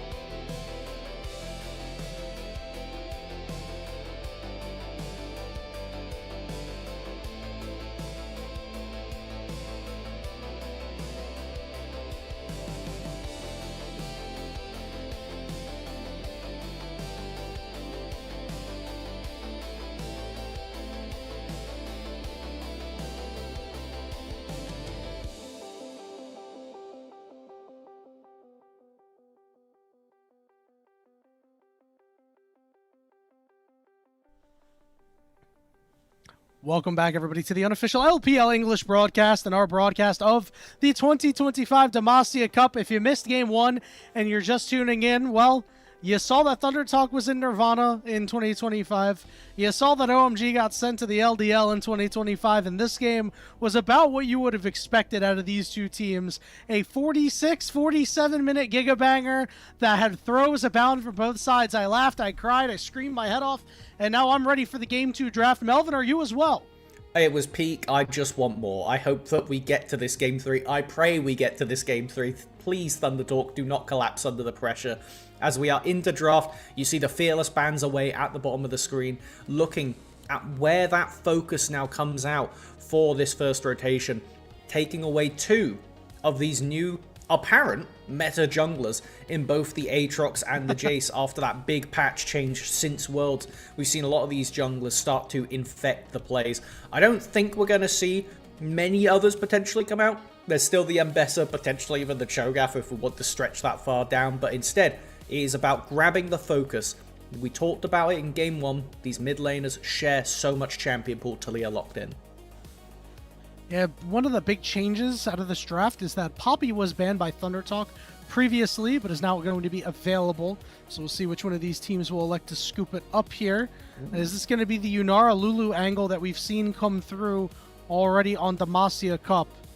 Looks like that's going to be at least be the Yunara. I'm curious, thinking about Thunder Talk's picks, what they're going to pair with this Taliyah. You know, typically it's Pantheon, but without him, Vi has been pretty good.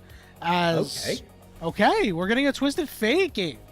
Quite an early pickup, but I mean, that is Haichao almost banking in a different direction. I think last game we saw the massive scaling from them on the rise be such a pivotal player, but saying, no, this time we saw Starry have a disgustingly good Varus game 1. So now let's give all of the attention to my side lanes, to Rio. Let's make sure that Junhao can't establish a big lead early. With a powerhouse bot lane for Thunder Talk themselves, this is a tough one to fight against. This one typically breaks down a lot of other lanes, and it looks like they have opted for the Rel Yunara to fight back.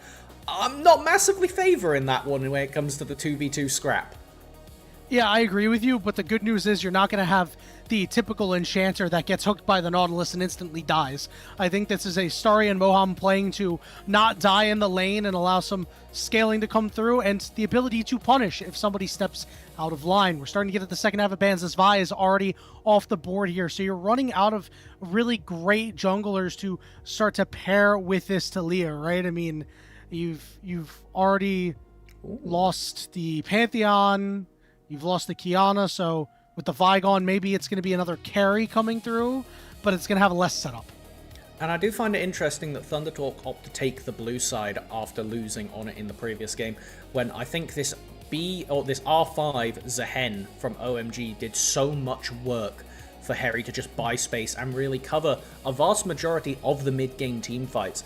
And so it makes me think, with that Renekton ban now, what are we expecting to see? Are you planning on leaving this counter pick for the jungle of all places as now a Malphite knocked away? That is a jungle top flex ban potentially, as you identify quite astutely, OMG, that you so far have a Twisted Fate as your solo AP, and I'm expecting Rio to lean towards an AD jungler. So, rumble off the table, where do you get magic damage? Let's say Malphite ban. Boy. I can't believe we're banning Malphite in the Big 25. He is a champion that can jungle, right? I mean, we've started to see that popularity kind of rise up a little bit here. I don't know if it would be the greatest pairing with a Taliyah, but it's off the board regardless. We're going to see Jarvan eat the last ban, and now we're going to see Harry pick up this Mbessa. Ooh, I'm going to pick you up on that one. I like it as a flex here. That is the main thing. This is one of those parts that changed. This champion did get a buff to their jungle damage ratios, is a legitimate jungler, and I think that now it leaves you in an awkward spot of Thunder Talk of, okay, do we counter pick the Mbessa top lane preemptively? Because then you could potentially get counter picked. And it's a really nice, leaving a flex here from OMG makes the last bit of the draft so difficult for Thunder Talk. We see the Wukong picked up, very standard, good pairing with the Taliyah. can provide that knock-up post-level 6 to lead into a Talia combo or vice versa. Again, everything that Thunder Talks comp has right now is screaming, team fight! We must team fight our way out of this, and the Jax, I think, does about the same. Let's see what the options are here. Are we sure about that? Are we sure about some of these We're I don't mind some the Viego. junglers. We're hovering some junglers, and it looks like it's going to be the Xin Zhao coming through. Boring. I'm not going to lie. I think I would have liked the Mbessa a little bit more, mostly because your Twisted Fate can set you up a lot. Obviously, it's quite a bit easier, I think, to get a kill with a Xin and a Twisted Fate rather than an Mbessa and a Twisted Fate. But I think you're also rewarded way more. Regardless, this is the setup we're going to get, and I love the mid-jungle duo coming out from OMG right now. And I have to say, this is going to be the first time that Haru is going to be in a scenario where him and his opponent both have some globals to be able to use. So who's going to be able to take better advantage of these globals? Again, we're expecting Haru to be able to kind of go toe-to-toe with mid laners like Tang Yuan, like Haichao, and so far he has not been able to rise to the challenge, and he's going to need to if he wants to make sure that he is, again, a mid laner to watch out for in the LPL in 2026. I was 100%. left disappointed by the first game, especially early on. He pulled it together later. This time around, he's got to be proactive. 100%. The Talia does have a better early game than the Twisted Fate. Not just by the fact that the Twisted Fate basically only plays with 2 abilities for the first part of the game, but also she can roam pre-6. There is the potential to join up with your jungler and get something done beforehand. So now, as we take a look at the runes, I don't see anything untoward. I don't see anything too out of the ordinary. There's Haichao opting for the Spellbook TF. Pretty standard. It does mean that the laning power is going to be pretty substantially lower than you would otherwise expect. So this really adds a bit more emphasis on what you're pushing on. Haru needs to make the most of this pre-6 before that Spellbook comes online, and we can see Haichao take over the game. All right, everybody. Let's try to... We got the shakes out of that first game with everything going crazy, and now we're going to have a nice, calm LPL game between Thunder Talk and OMG for Game 2, right? Right? We're on Summoner's Rift. I see a Nautilus. You're not convincing anybody of that one, brother, as Feather is considering the flash hook onto Rio, but instead it is just going to be pushing forward, trying to secure some vision, as the Wukong is there. It is a trade of red buff wards, a very standard affair. Last time we did see Haru actually back and take the L, picking up the red trinket to clear vision for his jungler. It looks like this game, though, neither team will be looking to do as such. Starry Merm establishing some prior in the bot lane, and having such a solid game 1 on the poke Varus. Starry, very different style, as a nice little fish from Keshi there. All right, Melvin. We have a bit of a different game champion-wise this time around, where we had some scaling in the mid lane. I think a lot of that is out now in favor of more utility. And, you know, we were talking about this before, is that we get to see Keshi on a quasi-carry. Obviously, you could build Jax a little bit tankier, but can still play him a little bit carry-wise. But with carries in the top lane, with carries in the bot lane, and with junglers that can get ahead early, and you should try to spoon-feed your laners and use your strength that way. I think this is a matter of who's going to be able to convert get a lead and then convert it. We saw that Junhao had a lead in game 1, but was unable to really convert it into his carries. And, you know, we didn't think the game should have gone the direction that it did, but it did. It very much felt like it was 2, Thunder Talk's game for the start of yeah. it. 100% off the back of that one. And as we now see, it's just very standard jungle clearing from both sides. The thing is, while this Twisted Fate himself does not have much laning power, if you have not got good vision, you can always be gold carded into a Xin Zhao guaranteed W, which is gonna force Haru's flash one way or the other. So now we just pan over to the bot lane, one of the likely recipients of an early gank and a fight for this level 3 Scuttle Crab, as it is pretty much just parallel clearing from both sides, leaving top in isolation. Yeah, right now Starry and Moham have a bit of an advantage in the bottom lane, so this could allow Rio to go ahead and pick up this crab. We'll see if Junhao is going to cut his losses, head up top, or if they really want to just go head-to-head and heads up with each other. I think if you end up seeing that, unless the Wukong gets a jump from Fog of War, it really should be Rio favored. This Xin Zhao, quite adept at the early skirmishing. As now we see a little pick from Feather. It's just going to be a trade right now. This is some pretty solid damage. You see Ryan has that Calibrum, so that extra range that you're going to have for these auto attacks does put advantage for Thunder Talk. But guess who gets here first? It's Rio getting through. Ryan in trouble. She's going to hold the flash in the back pocket. It's going to be Starry picking up first blood. Second game, same story. Everybody jump on Ryan before he gets to do anything, as now Junhao, like you said, having to pivot up to the top side to grab that other Scuttle Crab. As, ooh, really nice flick back. Yeah, it was nice. It's not going to result in anything, but it was very cool. We love to see our supports pull off some mechanical plays like that. As the Crabblers on the bottom side, the team split the crabs, and we're not going to see any impact from Junhao the first time around. Obviously, once he gets level 6, might be a bit of a different story with that Cyclone, but so far so good for OMG. And it does have me slightly worried. Hold on a minute while Moham goes for this play. Slightly worried here too. Now, you don't have a ton of damage.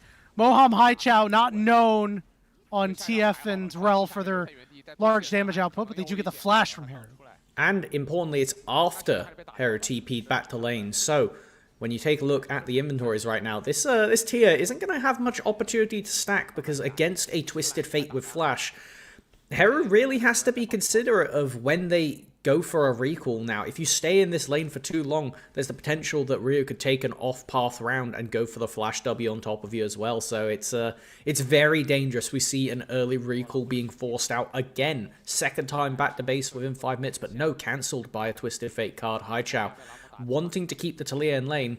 The champion who was meant to have the higher chance of getting a roam off early, as now here is the potential. There's that flick back, but it's bad news. You flicked him the wrong way. Stun is there. Rio picks, Twisted Fate. Haichao will pick that one up. So great plays from OMG early on. So we have a public execution going down on Takeshi, but not going to actually result in any kills. OMG really attacking Heru this game. Wait, hold on, it might result in kills. Ryan has shown up. Harry just said, I'm going all the way in for this kill. I don't care if I don't get out. Put that Jax behind. Really exerting themselves on this Ambessa, and the fact that they trade the flashes as well. You know, unfortunate timing that there was a lane swap happening, otherwise they would have been able to get out scot-free. And it is a silver lining for Thunder Talk losing that feat of warfare, and now taking a look at the map, OMG postured around the dragon.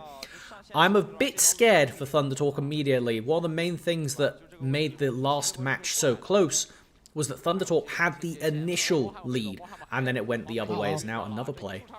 We're paying Heru a visit again. Haichao doesn't have a ton of damage, but that's okay. Is you can just force Heru out and auto attack away from killing him. Won't be able to do so, but again, this Talia not able to make much of an impact. We have Keshi coming down here to join this dragon. Harry also in the thick of things. Dragon secured over by the side of Thunder Talk. See if OMG are able to pick up any more. Okay, not looking to go for the destiny behind them here, just happily taking the scrap for what it was. They do lose the dragon. That is a nice pickup for Thunder Talk to, I wouldn't say equalize the game by any merit. It is a minor gold lead, but I think it's more so the tempo of the map that feels worse for Thunder Talk.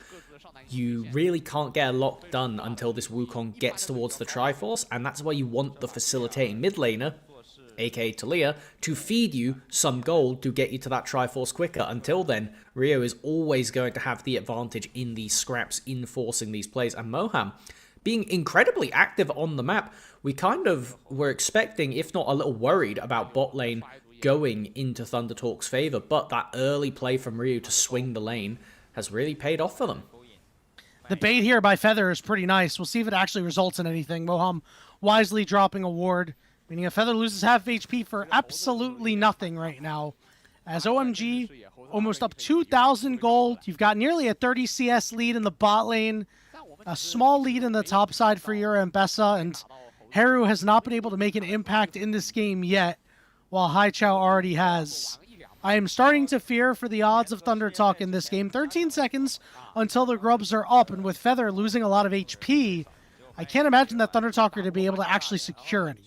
I'm not here to be a doom and gloomer. We did just have an incredible 40-something minute game, but we did tend to agree right now. It's not looking like the best spot for Thunder Talk. You need somebody to be your bridge this game to get you towards the mid game, and right now, the Aphelios has been put behind. He was meant to have a dominant force in the lane. The Jax getting solo killed in the top lane. You are forcing for the grubs. At least Harry has TP'd down to bot, so this is a 3v3, 4v4. All right, knockups are coming through with that Cyclone. Harry shows up to the party, high chop from behind, trying to disrupt Ryan. Feather able to flash over the wall as Rio is pushed off to the side. Starry finds Feather. Junhao going to be the next target as OMG look to shove him off and take him down. A flash over the wall, but he will fall all the same. It's Starry picking up a double kill.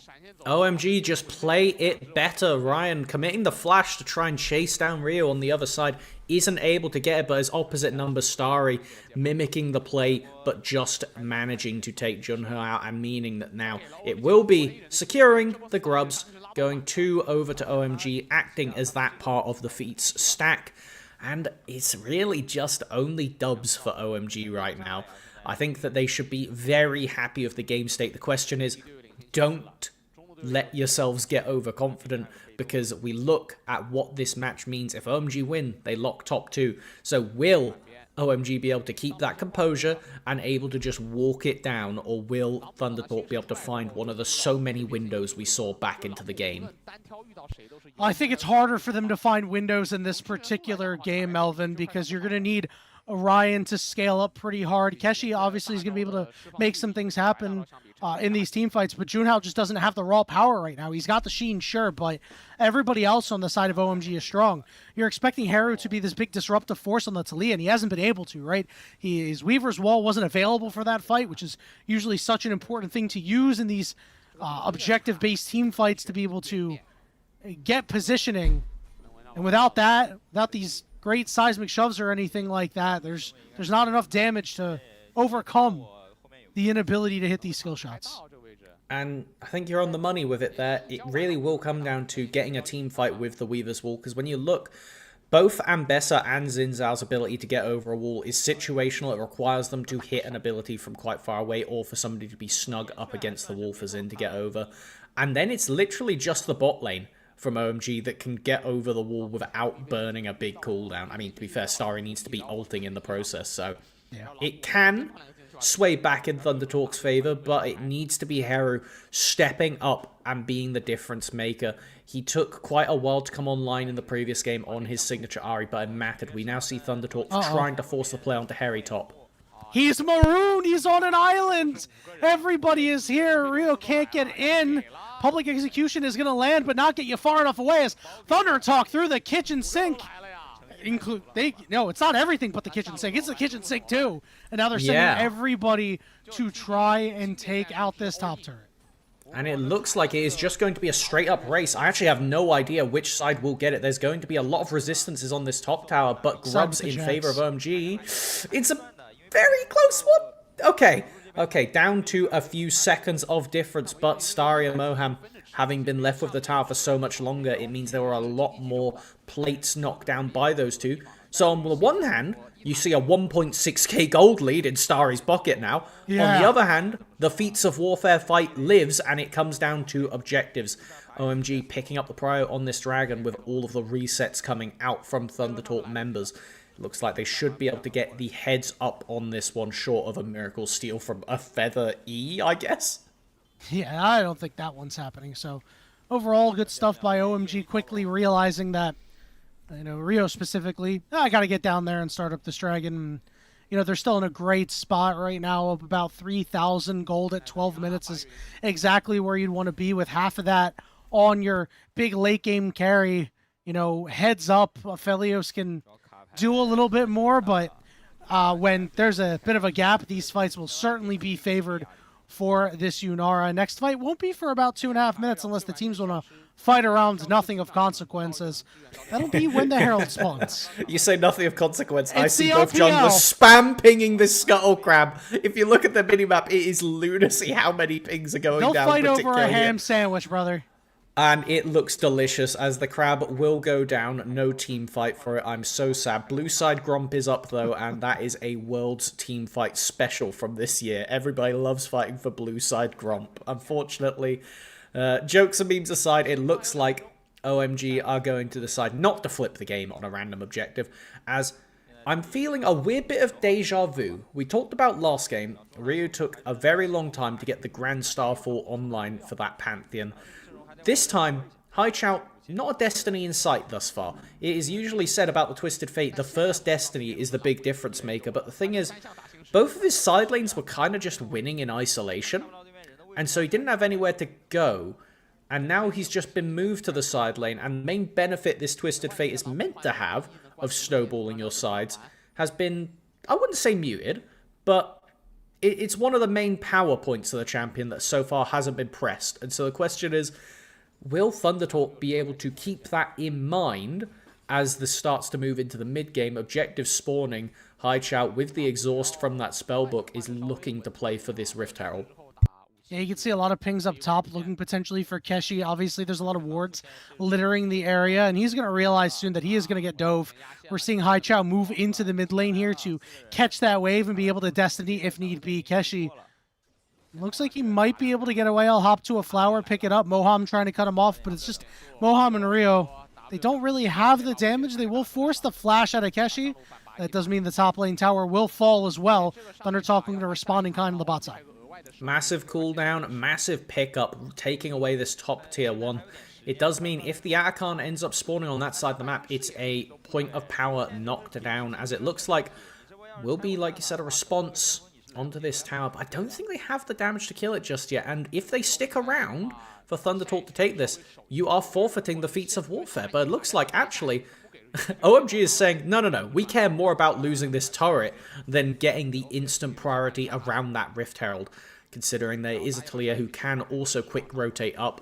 It looks like both teams are saying, we'll play it slow, potentially even look for maybe potentially leaving the Rift Herald up long enough that it becomes a either take Herald or take Dragon situation. Obviously, that's 2 minutes away, but it's definitely in the cards right now. Could be the move, but with these bot sides getting cleared out, and imagine the junglers will return to the top side shortly.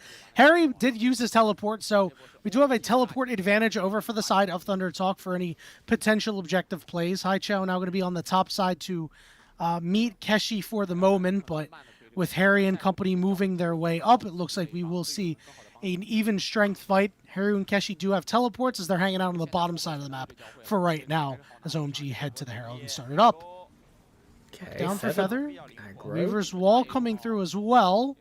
Does mean they won't have it for the actual team fighting ability, with Jax still on bot side. No TP committed just yet from Keshi. Looks like they're doing a very slow contest. Yep, he's going to do it now. Haichao coming around the side, trying to stay out of vision wisely.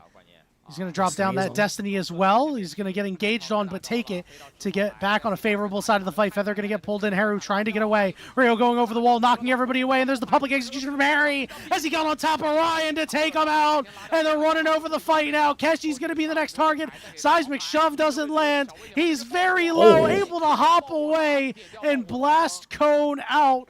But it is a 2-0 in favor of OMG. The Herald is theirs. Harry on this Ambessa tastes blood in the water and goes for the kill on their opposite number in the top lane.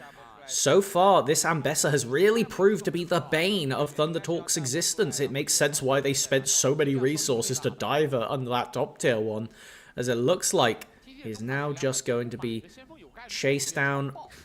Rift Herald recall is going to be enough to get them away, and it felt like this fight just started on a dime, as Jax goes in, like you said, tried to get the poke, but the Rel pulls back Feather, and suddenly Rio splits the fight with this incredible Xin Zhao ultimate into the Ambessa ultimate, all of them knocked up, no way to protect them. And exactly, you've already killed the ADC who had red-white guns, and this was just so crazy that they went for it as Harry tries to pick up the kill. It does turn out to be just a flash blown, but I'm loving how this player, who I had the full expectation coming into today that Harry was going to just be locking in tanks. Like, this looked like it.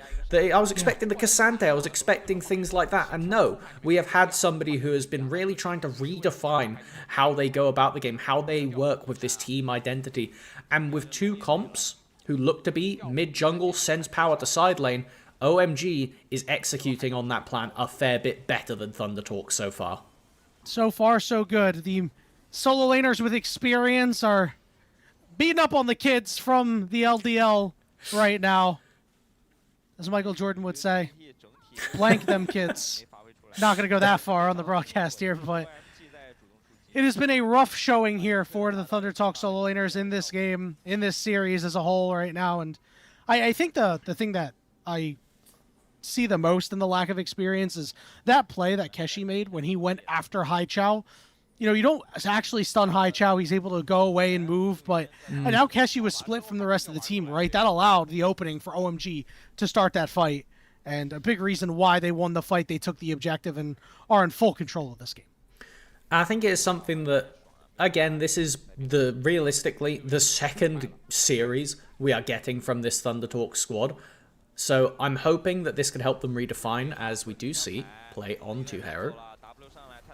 Okay, we're seeing a cleanse out, but I mean, Heru is just going to die. Feather was able to escape with that, but yeah, another death for the mid laner of Thunder Talk.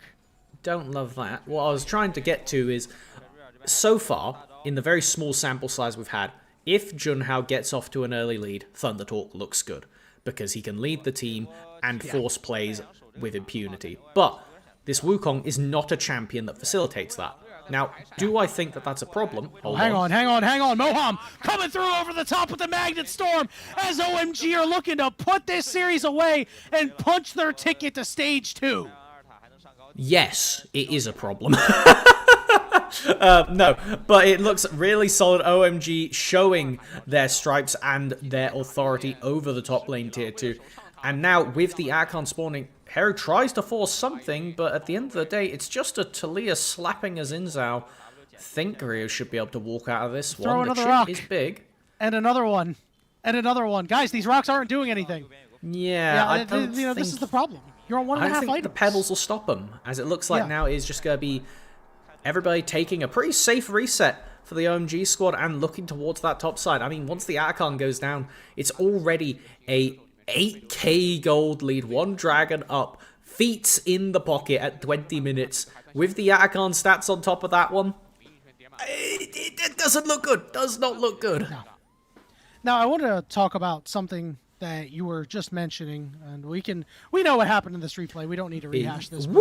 You were talking about Junhao and how when this team, when he gets to an early lead, it looks like Thunder Talk have a lot of direction. I mean, that's what he did largely in 2025 on Ultra Prime. He gave them a way to really play the game. So it is all on him, and you know, maybe we're gonna need some champions that are a little bit more point and click, perhaps, when it comes to CC.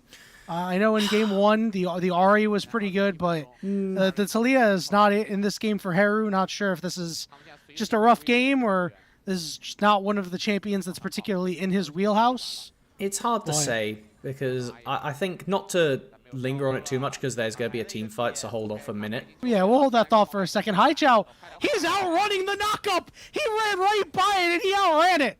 How?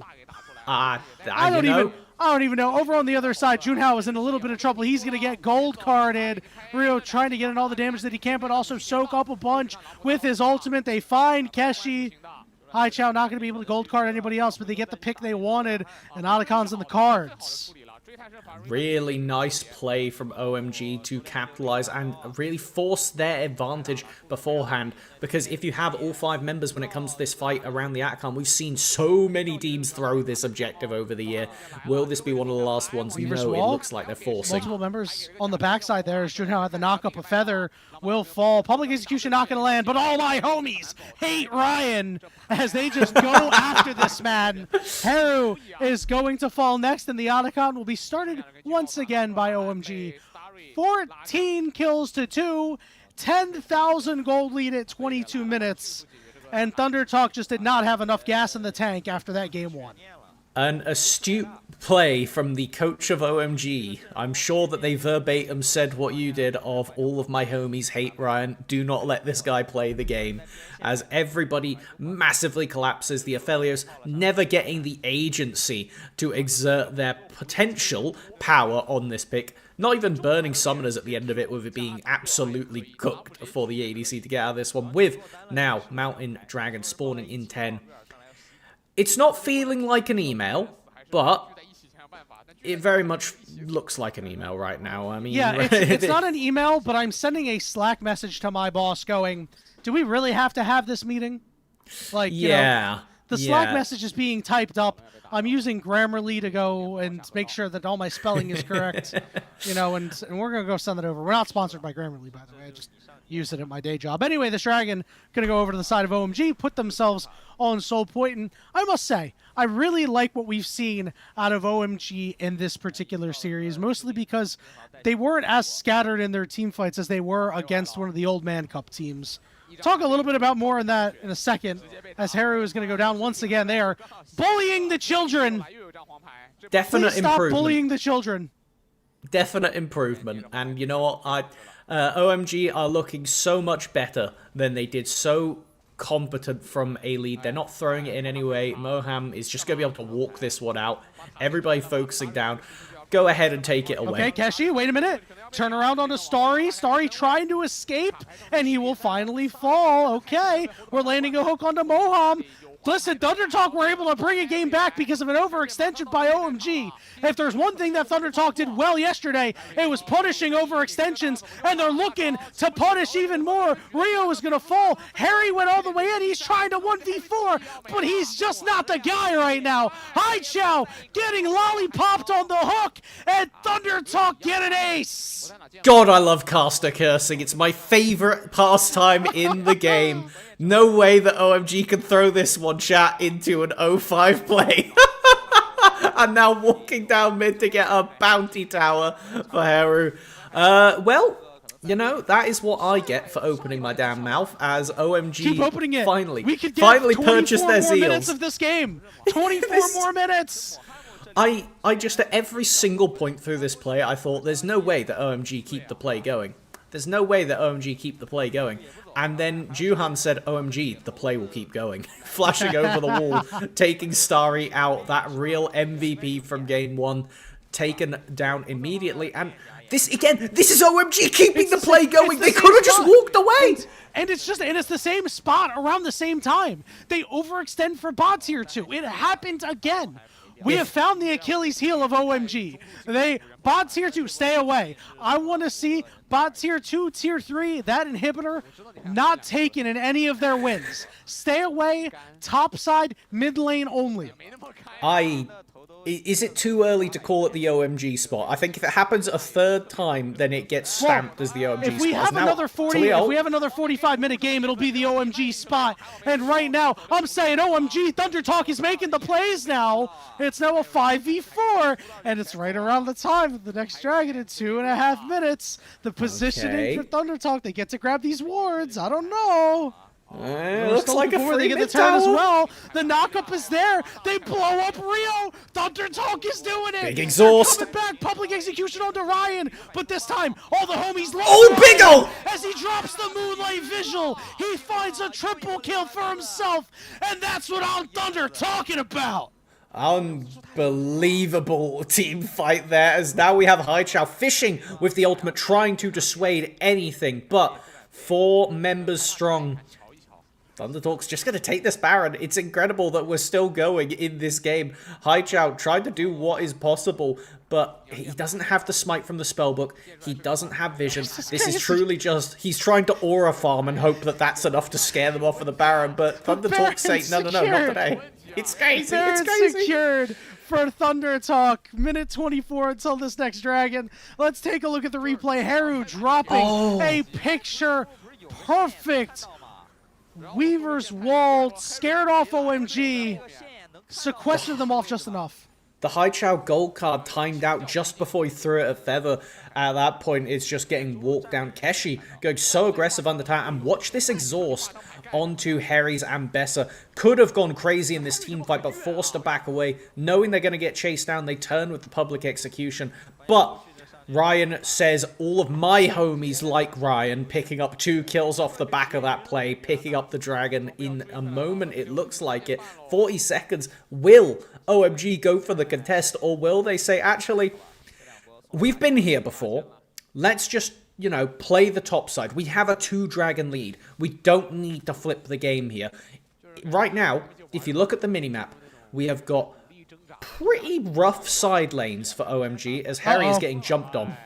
Yep, Haru gonna go right after him along with Keshi. They're gonna CC him to death, and it's another kill for Thunder Talk. Junhao picks that one up. And one thing that we have to talk about, hold on, wait, the siege is on here. They are just going for it because this dragon is not up. Will they try to get more? It's a bot tier 2. They're going to shove in this wave. And yes, they are going to try to look for more. Thunder Talk has a man advantage. Rio from the backside, unable to do anything. This inhibitor is going to fall. Thunder Talk are going to keep moving forward. 25 seconds until Harry is up. It's going to be a 5v4. The first turret is in trouble. There's a gold card coming down. Doesn't actually result in a fight. Keshi up a little bit too far, but he manages to take the turret. And OMG will walk out for a turret that's going to respawn. Harry is up in 10 seconds, but no teleport as Thunder Talk need to fade back to this dragon and take it away. I think that was absolute perfection from Thunder Talk. Instead of going for the dragon, which was OMG's expectation, hold on, will the flip find? No, Moham gets away. Very lucky on this one. But what could have been OMG taking so much presence on the map, 2 towers could have fallen there, but instead, Thunder Talk forced to look for the end, as now it is just the chase down. The health bar's somewhat low. Okay. We got the GA, OMG, trying to do something, but they're just forced away. Rio on the backside, Keshi trying to get in. Stun onto Starry, but he can't quite find him. Harry with the public execution, keeping Starry alive. That's a lot of chakrams. Alive too. Keshi goes golden. He's still in there. Keshi's getting it done. He buys enough time for Thunder Talk, but they don't get the dragon, but it doesn't matter. They got it. They're looking to end the game. Oh my goodness. Thunder Talk looking for a big comeback. They're not pushing through bot lane though. They want to go scorched earth. They're going to start up on this mid-tier 2. They're going to take mid-tier 3 and try to get that inhibitor and then fade back to the dragon, I'd imagine. It looks like it. They are going to take the option of caution, knocking down the inhib, but at the end of the day, there's 20-second respawns on 3 key members. I would not have been surprised if they wanted to push for more, but Thunder Talk happily catching the throw from OMG, and they are running with the ball, going straight over to this dragon now as we take a look at the gold lead, and what was absolute devastation is now a 1k gold lead in Thunder Talk's favor, and a dragon pick up to Baron up in 2 minutes 20. What looked like a game with no pulse has had the defibrillator chucked on it, as it is so much fire right now. We're in VFib right now. You know, things are going crazy. Or is that AFib? I don't actually know. Anyway, one thing that is very important about this game that is a large difference from the last game is that Thunder Talk does have scaling this time around. They have scaling that can match that of OMG's, and they are activated, right? We talked about, oh, you know, a Felios late game, right? That gold lead that was there for Starry, completely gone. Keshi also able to make things happen. A bit more of the damage-oriented build. Great Zonia's there. Even Haru, as the game goes on, Talia's a champion that can put out damage front to back, so OMG very much on the back foot. It might very well be the OMG spot. The thing is, there's no Scion this game. There's no mega tank for either team. People do just die. If 3 or more champions look at one guy, they die. Even Harry, who has been pretty intimidating on this Ambessa, has been just getting chain exhausted in these fights, constantly just jumped on by everybody. And now we see, looking towards this top lane tower, it is just going to be pressure on the map from Thunder Talk, trying to take complete control away from this red jungle, as now it is looking at what can OMG do to force. If you get a kill now, that will convert into incredible Baron pressure, and it looks like they want to go for Keshi. Problem is, we haven't really talked much about this interaction yet. Twisted Fate is your main pick tool. Jax just spins around and laughs in your face, as now the Weaver's Wall comes down. This should be the tower falling because of it. Very nice job there by Thunder Talk. Just trying to get more control. Now that last part of the jungle on the top side is all theirs, with Baron coming up in about 20 seconds. Now the good news for OMG is they were able to stem the bleeding from this scenario. They're able to shovel a lot of gold into their Ambessa, into their Yunara. Maybe, just maybe, it could be enough to turn the tide, but Thunder Talk, they have priority, balls in their court. If they're able to make the next play, they should be winning the game. Looks to be just trying to have a standard ending to what is the least standard series I have seen in a long time. Thundertalk reclaiming that mid lane pro. It is red-white on Ryan. If they look at this Baron, it is going to melt. OMG need to do something sooner rather than later. The minion waves pushing on top lane. Supers coming from mid and bot. No way for them to grab Prio realistically. I think if you're OMG, you just need to force a fight. And it is already melting. Look at this Baron HP!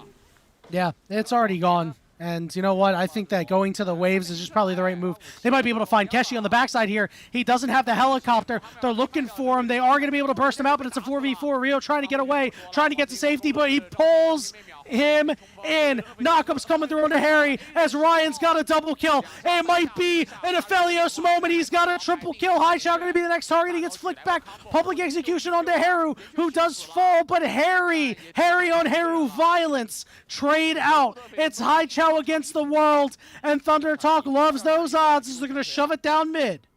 Yeah, I see no way a Twisted Fate can stop this. Such work from Ryan, who had been absolutely bullied throughout this early game, coming out massive and just walking down Starry, who didn't have the range to be able to actually counter DPS. It is just looking like the end. Like, look at those people. There's nothing they can do. There's Moham, second turret's under siege. They got the stuns out. Haichao's trying to kite away, but the Nexus is exposed. Ryan will fall, but the rest of the squad will clean it up. Thundertalk from death to destiny will force game 3. There's no way OMG can lose this one, he says with a colossal grin on his face. Oh, I'm so glad we get to game 3. This is just one of my favorite series immediately. Utter chaos throws. In what looked like a clinical OMG game, they just decide, actually, let's get that blind pick practice in. Oh yeah, we get the blind pick. Oh, I'm so excited. All right, listen. They simply cannot go to bot tier 2 again, Melvin. They can't do it. That's their bugaboo. That's their Achilles heel. Like, stay away. Like I said earlier, absolutely not. Sequest, that part of the map doesn't exist. Past tier, bot tier 1, no more. You do not pass go. That is a dangerous land. We do not go there. No. Oh, it feels almost just ridiculous. Yeah, I'm almost lost for words, because if you look at this gold difference, there was a reason I said it. It's the most LPL gold graph of all time. You can see, I feel like I just called it a bubble in the stock market. Like, this is what happened. I'm like, okay, guys, 24 minutes. It's never looked better. I think I'm going all in on OMG. OMG decide, actually, you should not short sell us, brother. It is just a really clean comeback from Thundertalk. They absolutely take back the game in what felt like it was just so lost. Like, I'm definitely going in circles because, I mean, what do you say to that? OMG had it, decided they didn't want it, and Thundertalk never gave them an in back into the game. It truly was, the gold graph said it all. Yeah. Listen, they were beating up on Thundertalk, and they hit Ultra Instinct, they hit the Avatar State. I don't know what they did, but they said, you are done. The egg timer is up. We are winning the game. And you know what? Once they had that play, they were able to get 2 picks afterward immediately in the very next plays. Like, not only did they make this play to get a foothold back in the game, but then started actively being like, okay, now we're going to go make a side lane play here. We're going to make a side lane play there. Now, instead of a foothold, you actually have both feet under you, and then you're able to actually go and get these objectives. It really was a clinical job done by Thundertalk. Here is the beginning of the end for OMG down here. I can't believe that this fight is what it is. I'm not reliving it. We could just watch and experience how it feels like in this singular moment. Feather went crazy in this fight. It feels like the name tags flipped right here. Like, from this point onwards, we have just completely swapped. Last game, it was punch for punch, blow for blow. Game 2, it was everything in OMG, and then everything in Thundertalk from this point onwards. Nothing more beyond it. Every play from this point, Thundertalk ran the show. Every hook landed with precision, converted into a kill. Harry never got to play the game from this point onwards. Nope, absolutely shut down. And you see, we talked about Keshi over on that backside. I thought he was dead to rights, but he kept himself up a little bit longer, meaning that Starry and Moham couldn't join that fight. And not only that, he gets Harry to a low enough spot that the rest of the team can clean up. I mean, this was a really, again, Ultra Instinct Avatar State. Everybody on Thunder Talk, you give them an inch, they took a mile. They were so good at punishing mistakes yesterday. They have displayed the ability to do so again today. Look at this. The Yanara just never gets to hit. The Ophelio stacked up the Chakrams and just walked him down. Starry, who was by far and away the light in the sky for OMG in Game 1, doesn't get to shine, as now it will be his opposite number, Ryan, who was just getting absolutely mashed up in the early game. There's not much else to say it. It wasn't, again, his fault necessarily. He got ganked early from an overpush. And my homies love Ryan. Exactly. And then Thunder Talk had a nice little group hug. He got to, I think, 1 and 4, and then never died again from that point onwards. It was truly power of friendship gaming from Thunder Talk to come back into this series. Thunder Talk against the brink with their Demacia Cup lives on the line. Get beat down, but show up when it matters to force a Game 3 that will determine if they can continue and if tomorrow is going to mean anything for them, or if OMG are going to be able to battle back and secure their spot. We're going to take another break. When we return, the final game of this best of 3 Thunder Talk OMG blind pick coming at you after this.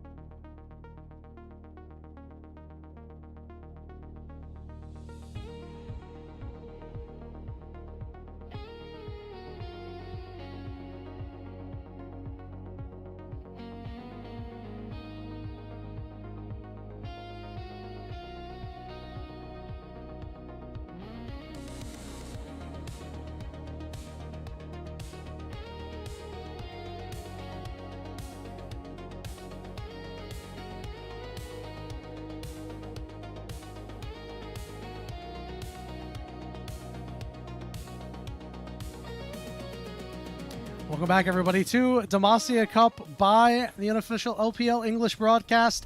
Game 3 blind pick. It's been, let's call it what it is, a fiesta between Thunder Talk and OMG. Back and forth, both these teams go. Either of these teams could have 2-0'd the series, Melvin. Instead, Game 5 blind pick. Oh boy, so now we get to see some lock-ins. We get the Rumble banned for the entire series. Keshi opting towards the Ambessa. They are rolling through these champions. They seem to be very aware. OMG putting together a terrifying long-range trio between this jungle Jace and the Syndra. A lot of potential control for Haichao. Yeah, these are so hard to really pull off, though, as I love this bot lane coming out from Ryan and Feather. We've seen Ashe Seraphine show up a couple of times in the LPL throughout 2025. A lot of it was done by LGD. YCX really played this champion a lot. Their bot lane did it to pretty good effect, but yeah, you know, for the Thunder Talk side, they do have all this poke, but it is really difficult to play a poke comp unless you are one of the best teams in the world. And while these players are all very excellent players in their own right, they are professional players after all, there's a difference. Can you actually pull off these Jace Shock Blasts with these Syndra combos if you are setting your feet at an objective? Or are you going to be late to the objective and have to really make sure that you're hitting the first one or two that you throw? Such an interesting choice to build a poke comp, and yet Starry, who had the decisive MVP on their poke Varus game 1, opting to go for the Misfortune. I think that this is showing the fact that they've recognized we do need a very big point of power in this bottom lane. Last game, the Yanara for Starry just never got to get going. They were leading and winning a lot of fights, but when it got to even state, Ryan Zafelios just had the upper ground. Now, we're in a very different story for our Game 3. Series decider, OMG locking top 2 on a win. And it's only the first series of the day. We got plenty more Demacia Cup action coming after this. One of the things that I want to point out is we are seeing double carries over on the top side. So Keshi is showing enough on the Jax that they trust him with the Ambessa going into this game. But more importantly, Haru, who typically is on control mages, is playing Akali this game. So looking for a little bit more of an aggressive tilt. Again, we've seen him go up against Haichao and Tangyuan and not being able to actually get the job done against these guys on his suite of control mages. This time around, the pressure is on his shoulders. And the fact that you don't see any mirror matchups might make you forget, audience, that this is blind pick at the end of the day. So I personally believe this is Haru doing a bit of a call out. Hold on, a bit of a heavy drop bot lane trade. Nothing beyond summoners blown, but this is just the double range taking full advantage of their winning lane state. And I think Haru, recognizing that both of these players are big control mages, I think that this is him saying, okay, I'm going to predict you doing that, and I'm going to try and call your bluff and go for something a fair bit more, you know, agency, really. All right, Rayo gonna flash over the wall. Hello. Oh my goodness! You can even hear the Huya broadcast go, huh?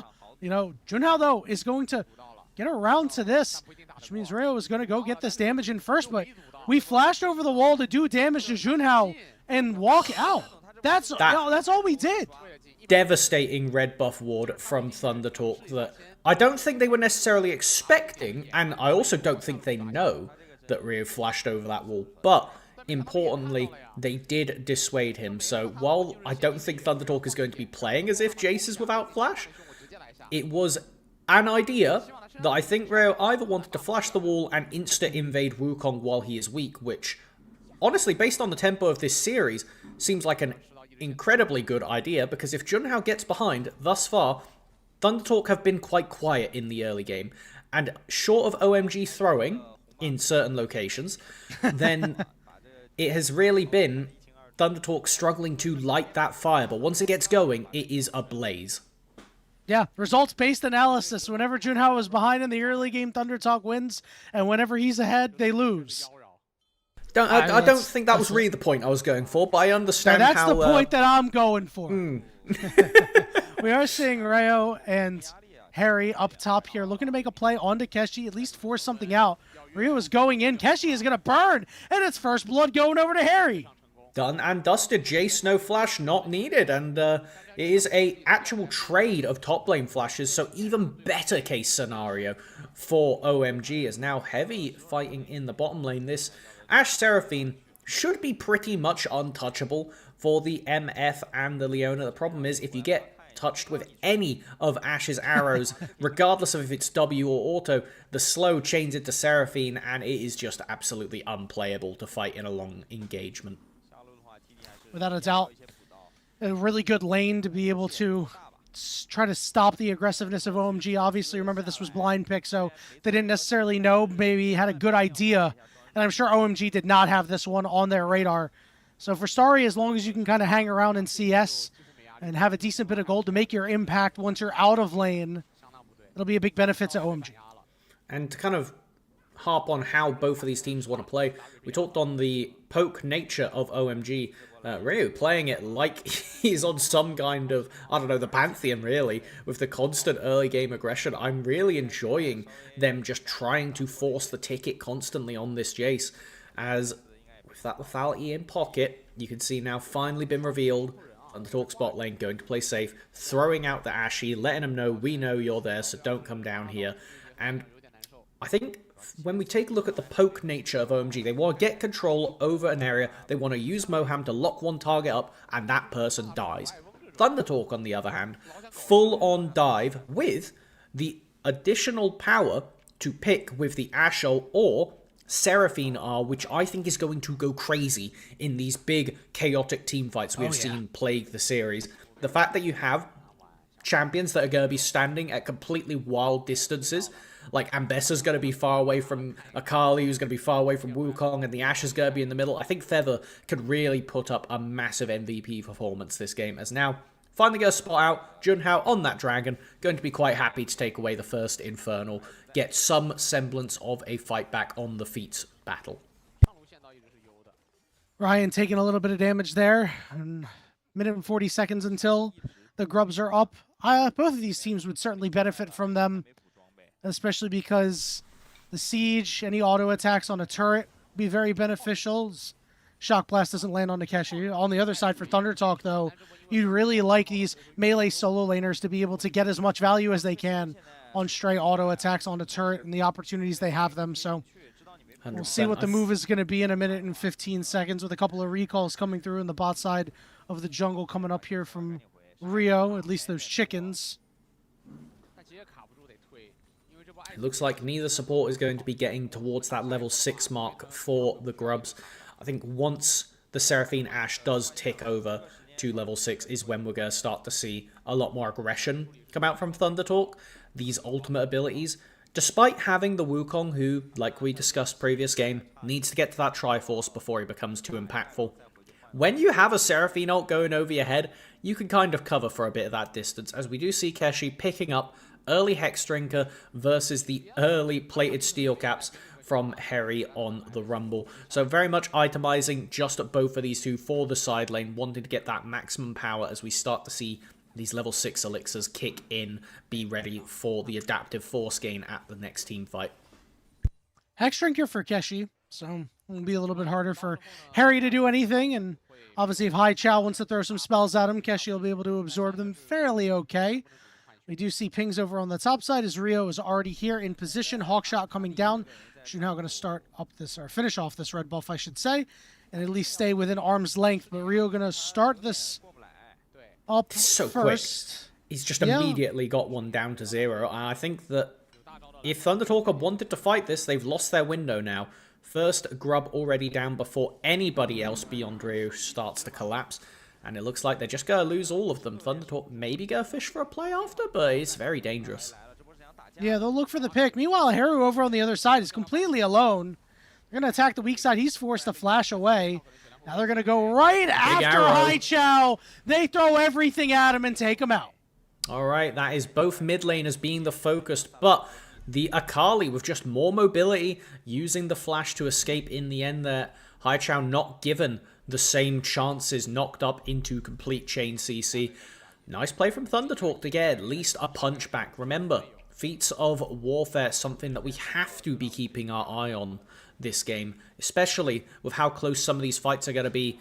If Hero can pick up the empowered Mercury Treads, negating some of that Cinder Burst, negating some of that Rumble, it's going to make side laning so much better for Thunder Talk than it would do for OMG.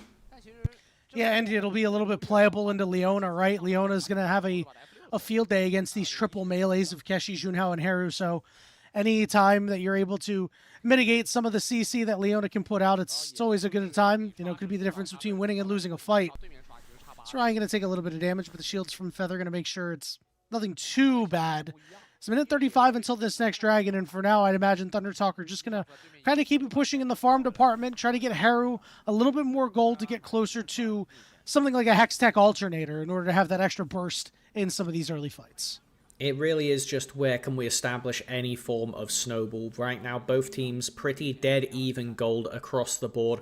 Nobody really being a standout performer just yet, and I think both teams understand that these really just have turned into snowball series. Like, the first game was back and forth, and it felt like it was almost a metronome if you couldn't decide which direction the game was going.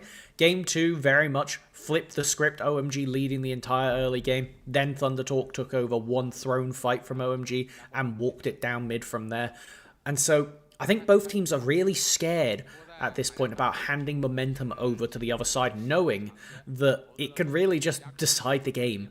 And when we look over Mountain Dragon, it's only one dragon, but it's going to be important with how much burst exists on both sides. Getting those extra bit of resistances can make the difference. We've seen so many members survive on slivers throughout the series so far. Without a doubt, and you know, the more dragons one team's able to stack, the more pressure that is put on the shoulders of the other team. You know, if Thunder Talk take the first two, OMG is going to feel obligated to go after the next one. Speaking of an obligation, they're going to go right after Ryan. They really do hate this guy, and they will not clean him up. Flash heal shield from Feather saves the day. And I think that's going to be enough to stall out the team fight. Ryan does need to hit the base ASAP. Oh, the snipe from Rio! It's perfectly down mid as they take out the ADC who had been saved so elegantly by his support. Now, question is, we look over to the dragon. We have Moham with the Spellbook teleport coming in to establish some pressure around this mid lane. Still have the Seraphine ult, still have the Cyclone available. Now, we take a look over to the dragon. People are walking back on the map for OMG. Ryan is up but doesn't have the Crystal Arrow, as now it is who starts the play. And he's not there yet either. That's a lot of their consistent damage, right? Junhao is going to have to use his abilities. Haru's going to have to use his abilities. Your auto attacks don't have that same kind of power. And now Ryan is completely cut off because Haichao gets to hold that flank. Top laners not going to show up, it looks like. Teleports are available. They have split apart for the moment, and it looks like Harry will be the first one to join. Junhao is stuck in the back of the pit. Here's the encore, and it doesn't land on anybody. Ryu going in, and he takes the dragon away. Big stun coming down as Moham's caught in the back of the pit, but Haichao's unleashed power onto Junhao. They're trying to fight out of the pit. Keshi is able to at least escape and flash away, but Rio is looking to run him down, unable to close out on the kill. A 2-0, I should say, in favor of OMG, and they take the dragon. I'm going to need a replay on how Rio got that dragon.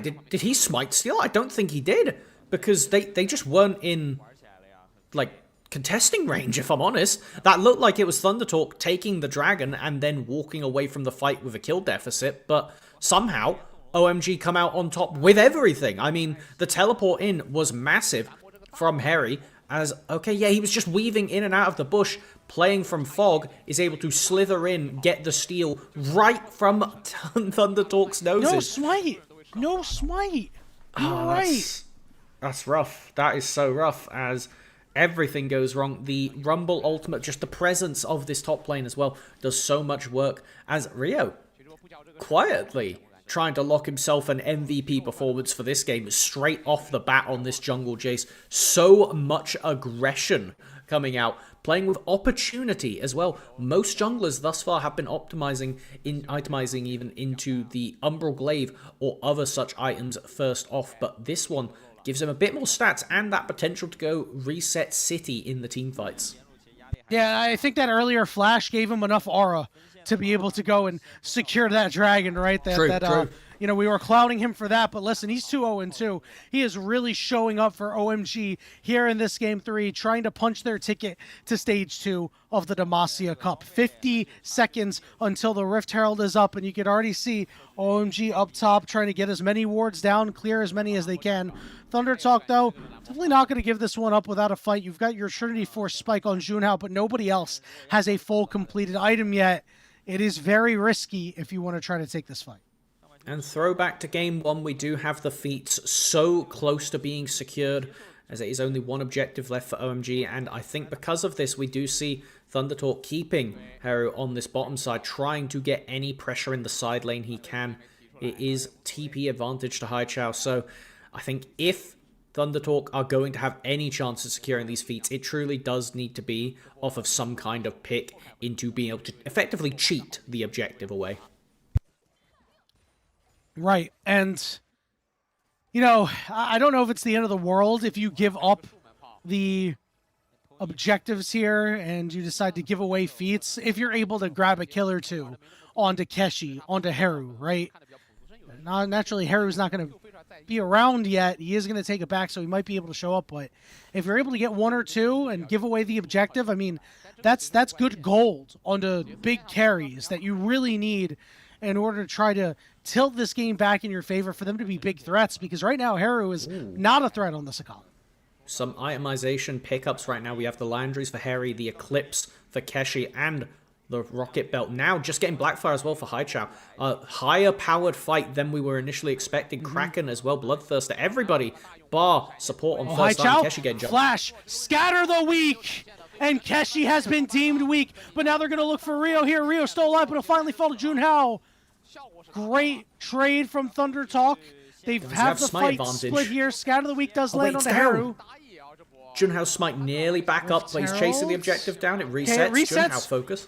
Yeah, he went in a little bit too close here. Bullet time doesn't land on anybody. Now Starry is going to have to contend with Heru. Another scatter of the week, but Moham getting shoved off on the side. Heru says, I must take this fight while my team is gone. He's dancing around, and he survives. The roots onto Harry, and Thunder Talk are coming back, baby. Oh my lord, such a close series of play. Heru really just barely skirting away with that one. Could have been just a counter throw back to hand it over to OMG. But with this Rift Herald being secured as well, I can see potential towers for them to chuck it into immediately and try and secure that part of the feat. The fight is back on now as we take a moment to breathe. Next objective is about to spawn with that dragon in 20 seconds. Not going to be long until we see another team fight, I imagine. Couple kills over to Junhao. And again, we were hoping that they would go on the solo laners of Thunder Talk. Let's take a look at this replay here. While that play was going on up top, there's a great job coming through here from Thunder Talk. And yeah, and that's with these encores from Feather not hitting, by the way. Yeah, it could have been even more decisive, and the fact that the Herald leashed onto Haichao was so big for making this fight even close. Ryan flashing away from the Leono, otherwise I'm pretty certain he gets 100-0 by MFR there, as Starry having to back off, just getting the chase away. Kill lead over to OMG. They're very happy of how this played out by the end of it, picking up not only 3-for-1 kills, but also the objectives. Now we look to the Dragon. Here we go. This is the feats decider. We're doing it again, baby. Thunder Talk used the teleport out of Heru and the shove that Keshi got in to take control. And Enchanted Crystal Arrow does land, but Scatter the Weak is there to protect Moham. This Rift Herald did get used, but it doesn't look like it's going to crash, and Thunder Talk are babysitting it. We're going to see Junhao hop in the Herald, and he's going to take it out.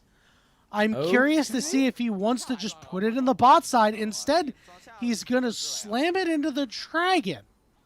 Okay, we've got a bit of jungle combat going on right now, as I think just using it, realizing it's going to get killed by the wave, so sending it to the bot lane, hopefully to kill and push Prio. Big poke coming down now, as it is just who starts the fight. Where is the equalizer going to go? Moham's half HP. Feather's going to really need to hit this encore this time around. Use his teammates to extend it. Harry off to the side has that equalizer at the ready. He is going to drop it down right under the head of Feather, and it's going to catch him before the ult could go off. Haru has to back out immediately, but Junhao and Keshi trying to lead the charge. Keshi immediately having to flash away. Dragon secured for the side of Thunder Talk, but OMG It's a 1-for-1 when the dust settles. Mega fight coming out right there, and I think that when we get to the replay, I want everybody to keep their eye on Keshi. We already saw Rio steal one dragon by just walking up and booping it with a smite, as now we take a look. Feats, it's just down to the tower. We have a low bot lane tower for OMG, a low top lane tower for Thunder Talk, and everybody would be happy with securing a mid lane tower, as I think we're going to get our first few moments of peace since that early game with those back-to-back objective fights. Atakan spawning in 30 seconds. I believe it's going to be on the bottom side, so we see both supports posturing to get what vision they can in preparation for our next Onslaught team fight. Thunder Talk looking to really shove out this bot lane here to try to get this turret. OMG are the ones with Touch of the Void from those grubs. Doesn't look like they're going to sell out on the top side to that turret that's half HP. I really do think that OMG should be the ones to kind of overload and try to take out one of these turrets either in mid or in top to make sure they get it have first. Agency. If they want to stay top lane and get that tower, they can trade feats for Atakan. Is that worth it? Who's to say? Keshi has the teleport available, as does Haichao, so it is entirely up to these two. But that public execution coming up in 3, it was so clutch for Keshi, denying Rio the smite steal, grabbing him midway through him running up to take it away from Junhao in the last team fight. Now, with that ult available, it does mean Haichao needs to respect this laner in the side. With the Hex Drinker in inventory, they are a lot more durable against the Syndra than otherwise expected. So now, it looks like Haichao forfeiting the top lane side. No, cancels the base. It's just both teams, neither of them want to make the first mistake. And it is so easy to do so with just the amount of squishy champions in this game. There's no tank. There's nobody. No. And this game's on a knife's edge. And I mean, you know, Rio, you saw, taking full advantage of the fact that there's no tank. Every shock blast he lands has done so much. I mean, softened up Feather a little bit earlier and made him a non-factor in that last fight. Speaking of fights, Atakan is on the map and available. Don't think that's going to be the first thing we're going to fight over, but we do see pings going over on the bot side here. It looks like Thunder Talk has made their decision. They want to be the ones to try to pressure this bot tier 1 turret. I don't know if I like how they played the map, though, because they've had Haichao commit down here with the teleport to defend the turret. But that means now Harry has had to run all the way top to stop that top tower falling. So if Rumble TP's in, it's going to be late.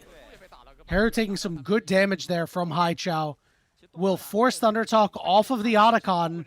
Another shock blast from Rio landing. Haru down to half HP. Does have his teleport. Keshi is going to come up top to catch this wave. So no top laners are just hits on that turret. They're having to ping back and forth between whatever lane. It's just, when this tower feat is still available, it becomes such high priority. As, yeah, Hera was about to walk to mid, realizes if I don't TP, I can't defend this, but I don't think he can do it anyway. They throw everything at him. That's big damage, and that's OMG breaking down mid-tier 1. And meanwhile, Thunder Talk not really able to do anything in response. This Otacon, again, has been started, but you actually can't do anything about it, so feats going their way. A play of footwork, and OMG have got the right slippers on, getting away with that one quite handedly. And now we take a look at how the map is starting to shape up with this Atakan. I personally want to draw attention to some really interesting itemization choices. We have the Verdant Barrier for Haichao, so he's got that spell shield keeping him safe against the Seraphine R should it land. Feather and Moam have both picked up the Mikhail's first item to counter each other's engages. The stuns this game are something to keep an eye on. When will it be used? When will those cooldowns be poked? That's 60% Wait, of look at his this flank HP. TP. Oh, this is a bold flank TP. Enchanted Crystal Arrow does land, but it's on to Moham. Keshi getting bursted out, but they're using a lot of tools. Starry has no ultimate. Haichao has no ultimate. Harry is in the area now. Did have to use his teleport as the Otacon still being tethered. 7,000 HP. Feather, you have to hit a big encore. Ryan is almost dead, and they drop the equalizer on his head, and he will burn but survive. Look at the side of the fight. Things are getting really scary now. Feather, again, still the encore in his back pocket. Otacon resetting. Patient, such not a rough patient. Position to getting play lower, for. getting higher. Stun coming out. Here we go. We're on top of Keshi, and he's going to fall. Otacon should go over to OMG now as Thunder Talk have given it up. The 6th member of OMG, Atakan, playing such a significant role. Haru chased down. He slips away. that was narrow. But regardless, it's still massively winning for OMG. Picking up kills, picking up cooldowns, picking up the Atakan. With Dragon now on the table, they don't feel confident running straight to that objective because of how many resources and how much HP was taken away from them.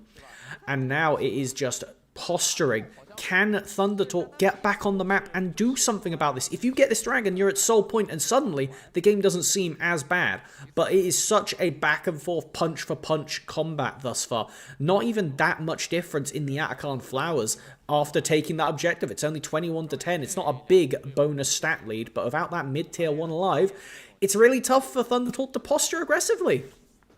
And now another objective, which means another fight. Thunder Talk looking to put themselves on the third dragon, but again, we just have Jace poke. Moham, though, is in trouble. Feather with the encore. This one lands flush right onto the Rumble. Keshi eating a full bullet time and a shock blast, but he is able to walk out. Haichao has to teleport mid lane to regroup with his team, but Thunder Talk are going to take the dragon. Wait, they're looking for a Baron trade? Hold on a minute, because Haichao was bot side of that fight. TP's over, and they're immediately aggroing towards the Baron. Are they trying to do this? No? No, they're not. They realize that they can't. It was just a very weird sequence there that by was OMG. So confusing. And a really aggressive teleport by Haichao. I could see why he wants to group up together, but only if you're actually forcing that. But Heru, I think, was the main reason they didn't commit, chasing Starry down and making it so there was no safe way for OMG to try and force that objective. Being targeted out here with the Shadow Flame in pocket. Heru does a lot of damage on this Akali.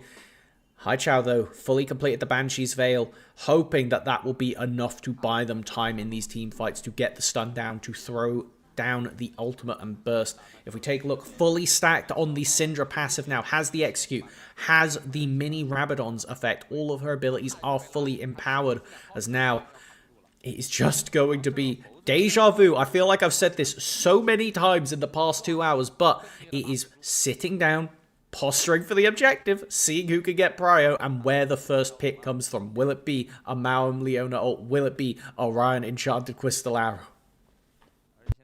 I don't know. I really don't know, Melvin. I could not tell you. What I can tell you is that this game has been the closest of the three to this point. We've had smaller throws in this game compared to games 1 and game 2. Both of these teams fighting so hard. Remember what the stakes are. If OMG win this game, they are moving on to stage 2, and Thunder Talk's run in Demacia Cup will be over. They will play tomorrow in a meaningless game against one of the Old Man Cup teams. But if Thunder Talk want to keep themselves alive and want to move on to stage 2, they're going to need to win this one. We're seeing them attack Moham here. Moham forced to use his ultimate, but is dangerous position. No worse for wear. Big poke onto Feather. That is... This is probably going to be the main factor. How many of these shot blasts can Rio land before a fight? All of them, apparently. Well, apparently so, but then it becomes the question of when do Thunder Talk pull the trigger if it feels inevitable. It is really just down to when both teams feel confident to go for a play. Heru fishing for Heri. I would love to hear you play-by-play this team fight if they go for it. No 1v1. I'd love it. It doesn't look like we're going to get anything. It was a bit of a hairy situation there. But nothing to be had. All right, nothing to be had. Remember, Dragon in 2.5 minutes as well. Exactly. So let's take a glance at the state of the game before then. We have got a Seeker's Arm Guard picked up for Harry on the Rumble. We take a look down the inventories. Now we've got the Umbral Glaive as well, and the Cyrildas. A lot of damage from Rio, if that wasn't already self-evident, but also it means they can clean out any vision Feather does manage to get down. Banshees, we've been over that, another key item. Starry, though, he's on 2 items, but they don't feel like the most impactful items yet. He really wants to get that Infinity Edge before a fight goes down, so we'll have to keep an eye posted on his inventory if he can pick that one up. Both supports got their Mikhails. On the other side, a Seeker's now picked up for Heru, gives him some additional survivability. Wukong, 2 items, not finished the GA though, so Junhao can get absolutely one shot in these team fights, and with that, we've basically covered the whole inventories. We look over at the flashes. Heru's still coming up. It's going to be about another 20 seconds or so. Should be ready for any fights.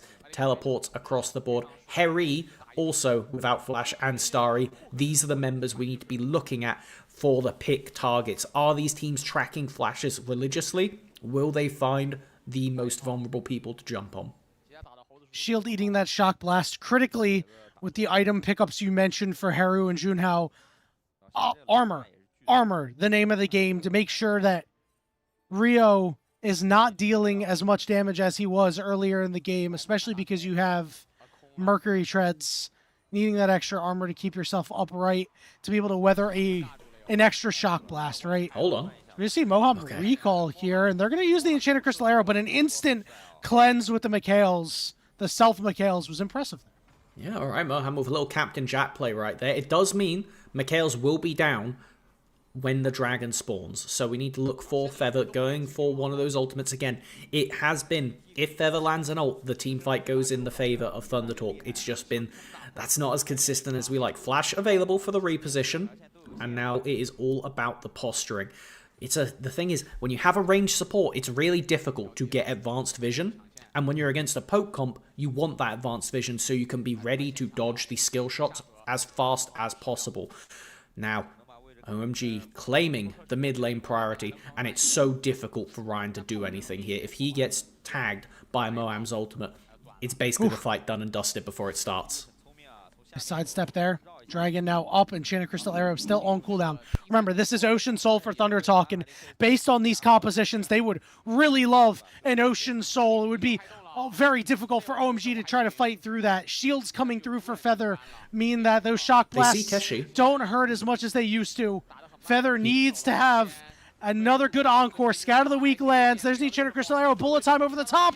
Ocean Soul secured. Haru has gone golden. Knockups abound for Junhao on the backside as Ryan and Feather get it done. Haru bursting out Starry, and he lives. Harry goes golden, but he's forced to flash away, and Ryan wants a piece of him. Flashing forward just to slow him up. Harry still continuously slowed. Scout of the week lands, but Harry can't close it out. Thunder Talk, 3-0. Oh, it was OMG that took away the dragon, actually, so no Ocean Soul for them. It was an opportunity for a Baron. Massive bullet time coming out from Starry that denied Junhao the ability to walk up to the dragon. However, he didn't die, and that's the important part. Allows him to walk over.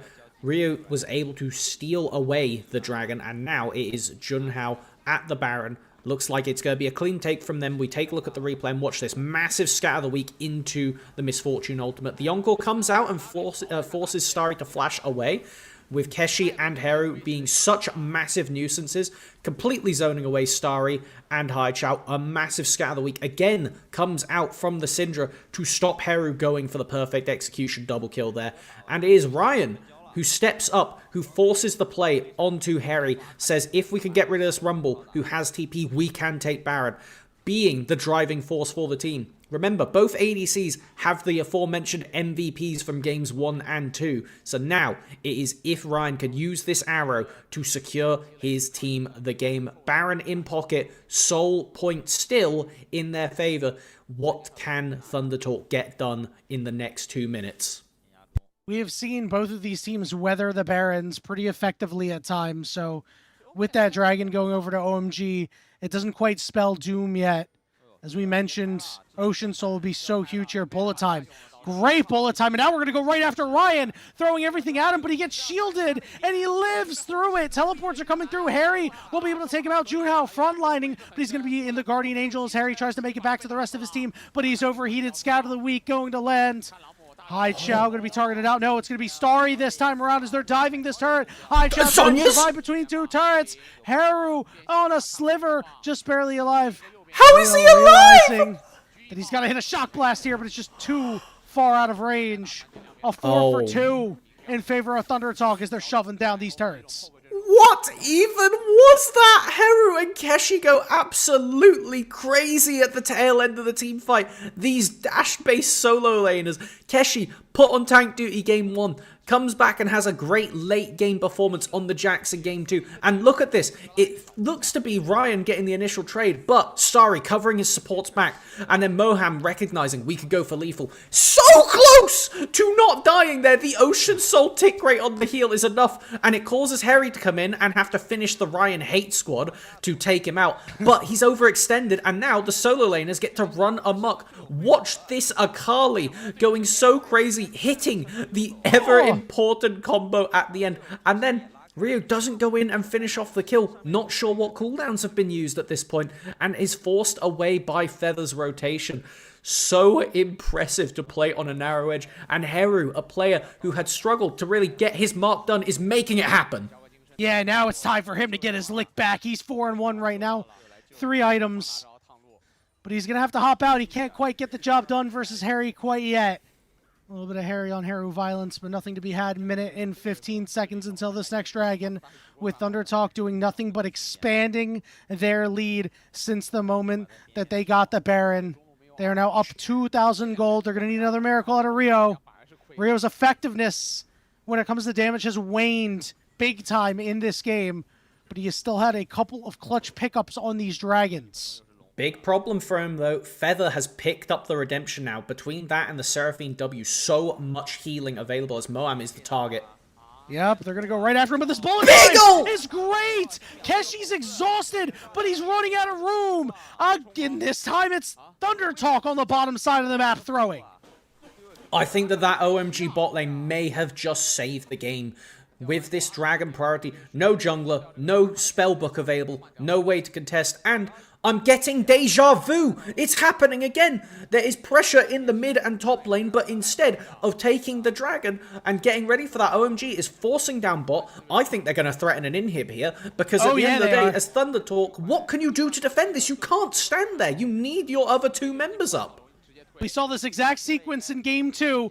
Go take an inhibitor and then go take a dragon, but this time OMG are sticking around a little bit longer. They really want one of these Nexus turrets to eventually walk away. Here comes an encore, only lands on the 1 equalizer down. Heru has to get away, but they're keeping the pressure on. Feather goes down. OMG are looking to finish the game. Both Nexus turrets up in 6. exposed. Nexus at half, and it falls. Oh my. Thunder Talk could not get it done. I can't believe that. I cannot believe that is how the game ends. A simple pick on the bot lane goes awry, and everything falls apart for Thunder Talk. It is Starry pumping out the damage with that ultimate to take out the opposing top side. And if you had told me those 2 kills were going to convert into the game ending, I would have laughed at you, because honestly, this has been such a hard series to read, such a hard-fought battle from both teams, and yet it is the veterancy of the OMG ADC that comes out and carries it through. OMG were in a spot that they were going to have to make then tomorrow an actual relevant day. Another one of the most LPL gold graphs of all time. Starry with a well-placed bullet time, resulting in a clinching game for OMG that will move them on to stage 2. And Thunder Talk they'll have to wait until split 1 of 2026 for more action outside of tomorrow. They got 1 game against an old man cup team, but that game's not going to matter. I'm sure they'll be there for fun. Maybe we'll get Keshi on his Fiora or something like that, but OMG get to move on. Absolute crazy game. By far, like you said, the closest game, and I think the one with the highest level of gameplay from both sides. With Ryu playing out of his mind with these Jace shot blasts from Fog of War. And again, I feel like in most of the team fights where things go well for OMG, it's Starry hitting a bullet time against so many dash champions. Like, realistically, it should only be Thunder Talk's bot lane that Starry is able to get to, but he is layering these onto anybody. With Moam, it's that aforementioned synergy. Even this fight that felt like the worst bullet time of the game, it still split the fight in half, and at the end of the day, it didn't play out positively for OMG, but when this is the worst fight you have, with Starry involved, that's okay. He did such incredible work, and Moham finding those picks, getting the Captain Jack cleanse on himself. I think that it was just so incredible from both sides, especially because Thunder Talk realized, okay, if he has the McHales, let's just kill him. Yeah, let's go right at him and could see all these fights. I thought that this was going to be it. I thought Thunder Talk had been able to secure that, but it went the way of OMG, and that ended up being one of the large differences in this game, right? Could you imagine if Thunder Talk were the ones to go pick that up and they had the Ocean Soul? I mean, it's going to be so hard for OMG to actually bust through, but, you know, without that, it just meant that OMG's damage could stick. They were able to get the pick, and this game was done and dusted from there. And this was a play that they're so close. I want to know how much HP he had.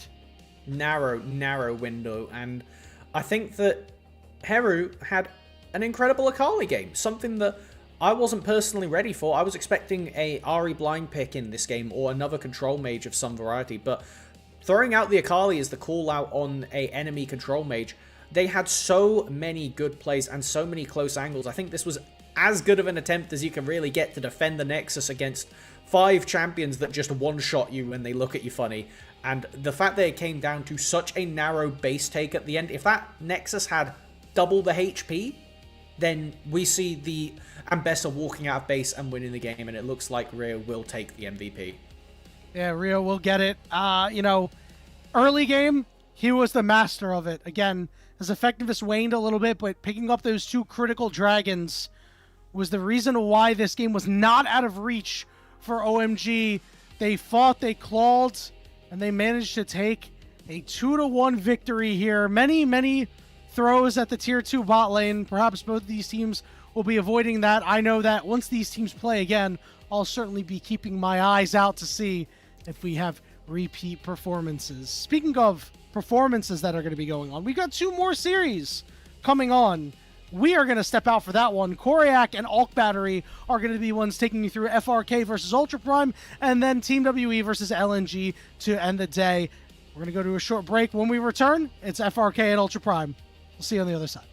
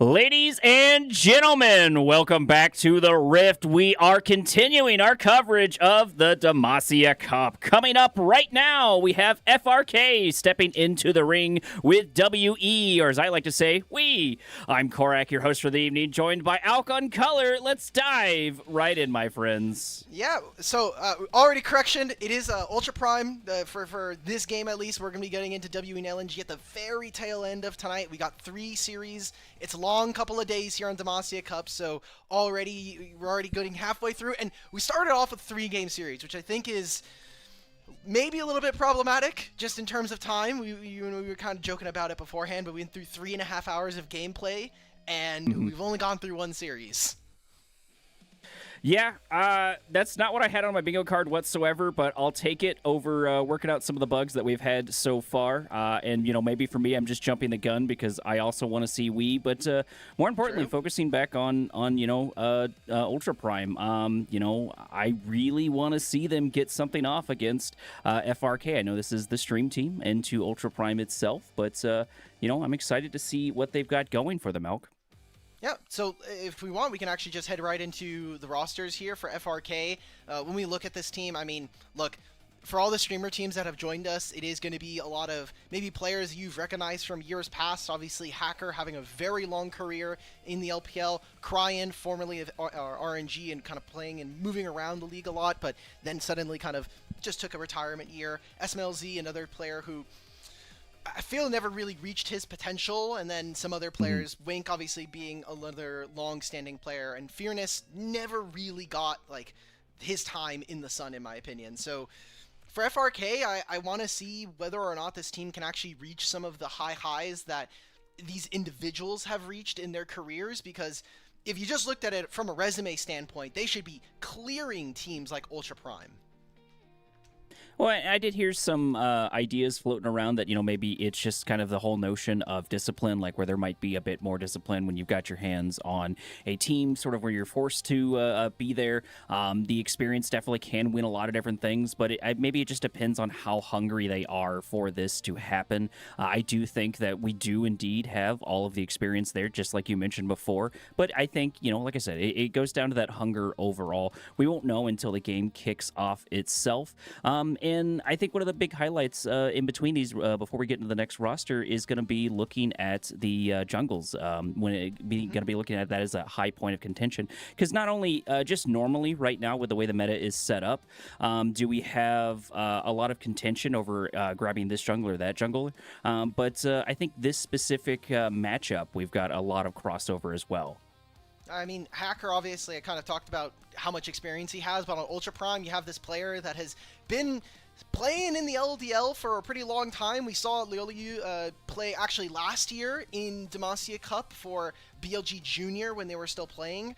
Unfortunately, they also didn't find too much success, but for Ultra Prime now, it's about whether or not this kind of team can make it through, because last year they went through a couple of roster changes. They swapped out their bottom lane, Wako ends up retiring, and then Junhao comes in, and this team actually looks like it has some firepower. They don't end up doing all that much in the group Nirvana, but outside of that, I think they kind of started to make waves, and even in top lane, Liang Chen, he's only here for Demacia Cup. At least that's the rumor right now, as Yizhong is still waiting. He's on the bench. He's been spamming solo queue, and he was kind of the hero for this team.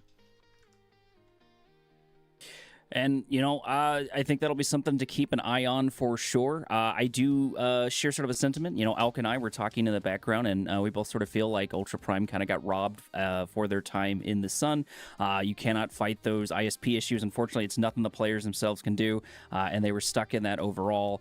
So that is a bit unfortunate. I am really starting to root for them. I did get to cast just, a little bit of that one game, and they were starting to worm their way into my heart. I'm not gonna lie, so I hope that continues. I've built up an expectation, watching their previous game, and I want to see it continue going on into FRK.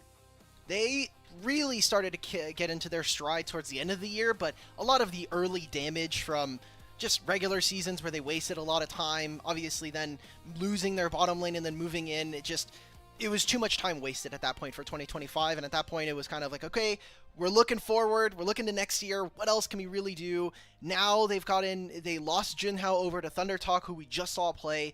Now it's, okay, can we build up another pair of kind of rookies? Baya and Xiaoxia starting last year, got their feet wet, were really, really aggressive, and eventually we were able to kind of taper that down as the season went on.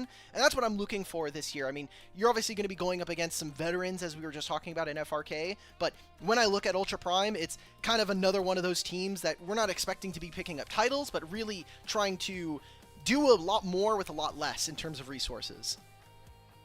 Absolutely, and in terms of just sort of experience, but I kind of think the thing that's nice when you do not have the experience is you have this potential energy that kind of builds up over time. You know, we kind of the Schrodinger's team where we just don't know how to measure them just quite yet. You know, a lot of these players being in BLG Junior going straight into this overall, but you know, I cannot wait until we go into the game itself.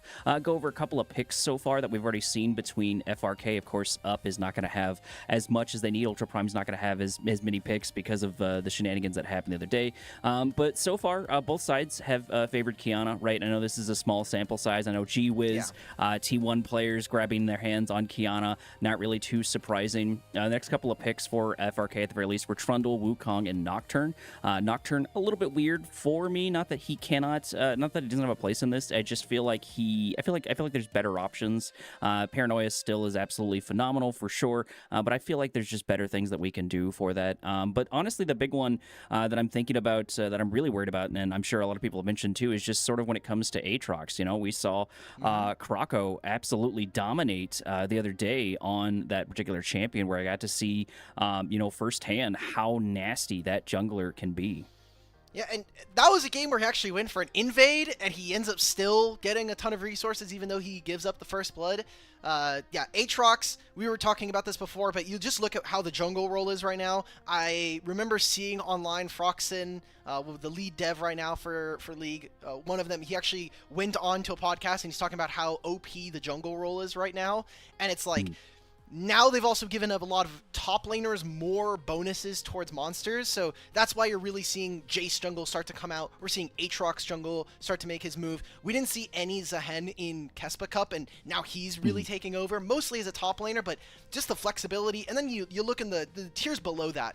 We had Jax for basically such a long time in jungle, and he still is going to be pretty prevalent. And Bessa's starting to make her way through, even though she's been pretty viable for basically the last 6 months of this year. So I'm just wondering, like, are we going to be looking to add more bruisers into the jungle from top lane? Because that really feels like top lane is the retirement home for junglers that just never really made it. Yeah, I think of, like, Udyr eventually making his way up there as well.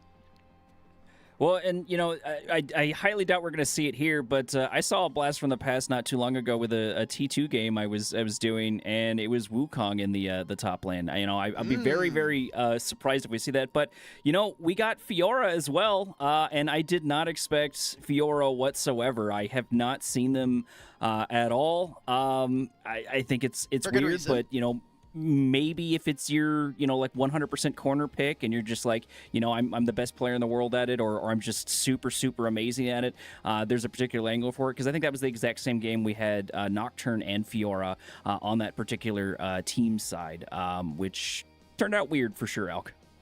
Oh, yeah. Fiora, just in general, that champion's probably never coming out again. Like you mentioned, kind of a pocket pick, something that we're going to be expecting maybe later on in Fearless. We've already saw in our Game 3s. This is just going to be something for the tournament as a whole. All Game 3s and Game 5s of Best of 3s and Best of 5s respectively. No bans. So no Fearless, no in-game client bans. It kind of opens up a little bit. I know that our first one we got to see double Rumble in top lane, which is pretty funny. Even another champion right there. Rumble used to be played in the jungle a little bit, and now he's returned back to his home in the top lane. So top lane's very interesting. It's definitely moved away from the strictly tank play we saw for most of the year, like Sion, Ornn. Obviously Rumble got nerfed as well. So I think those two roles are really, really interesting just because they have so much overlap in champion pool. Absolutely, and I feel like we've been leaning a little bit more into the skirmishing top laners, right? We've got your Mbessa, Renekton, not quite as much, but he's still very prevalent. Still a nice tool to pull out. Cassante, still absolutely ridiculous. For me, I call him the Silas of the top lane, and I will stick to that statement. Going forward, we've seen some absolute crazy shenanigans on it. A little bit less so, I think, more recently, but it's always waiting there in the position. Of course, as you mentioned before, we've got Zaheem, and I'm still breaking down Zaheem. I've seen the numbers, I've seen the games, I've seen the theory crafting for it, but I need a lot more experience for me to truly get a firm grasp on Zaheem overall, at least when we're talking about the top lane itself, Elk. I've seen, like you mentioned, all of the numbers. You just look at all of the people complaining. Every time we get in, I look at Twitch chat when this champion is picked, everyone's losing their minds. Like, why does he have a revive? I'm like, okay, well, it's like a 4 to 5 minute cooldown depending on when in the game it's procced, and you still have to, get all of them down. If you're going to have a low range composition, he's going to eat you alive, but he's very similar to Aatrox in that way, very similar to Xin Zhao, obviously, is an inspiration there. So, I don't know. I think Zehen has his place.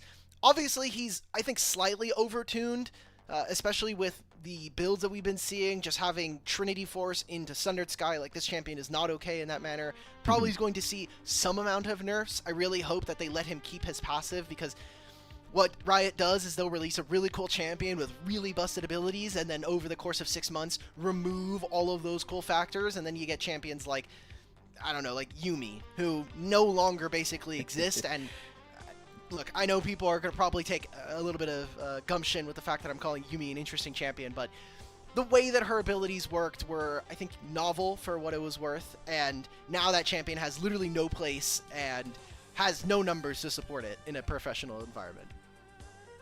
I do think, sort of counterpoint to that note, game number 5 with T1 in Kespa, I believe we did get a Yuumi on T1's team to add sort of a counterpoint to it. I'm not a fan of it. They just needed to nerf Carrier, man. They were like, look, Carrier, you've been getting too many MVPs for this tournament. We're gonna pull it back for a little bit. Look, Paze is on the team now. We were trading pentakills with him and, oh my god, it was him and Guma, so It was for the show, honestly, guys. Come on. I definitely see it. I'm pretty sure the script writers threw it in there to spice things up, but I'm probably one of the biggest Yuumi haters out there. I feel like, in my opinion, Riot kind of botched an interesting opportunity.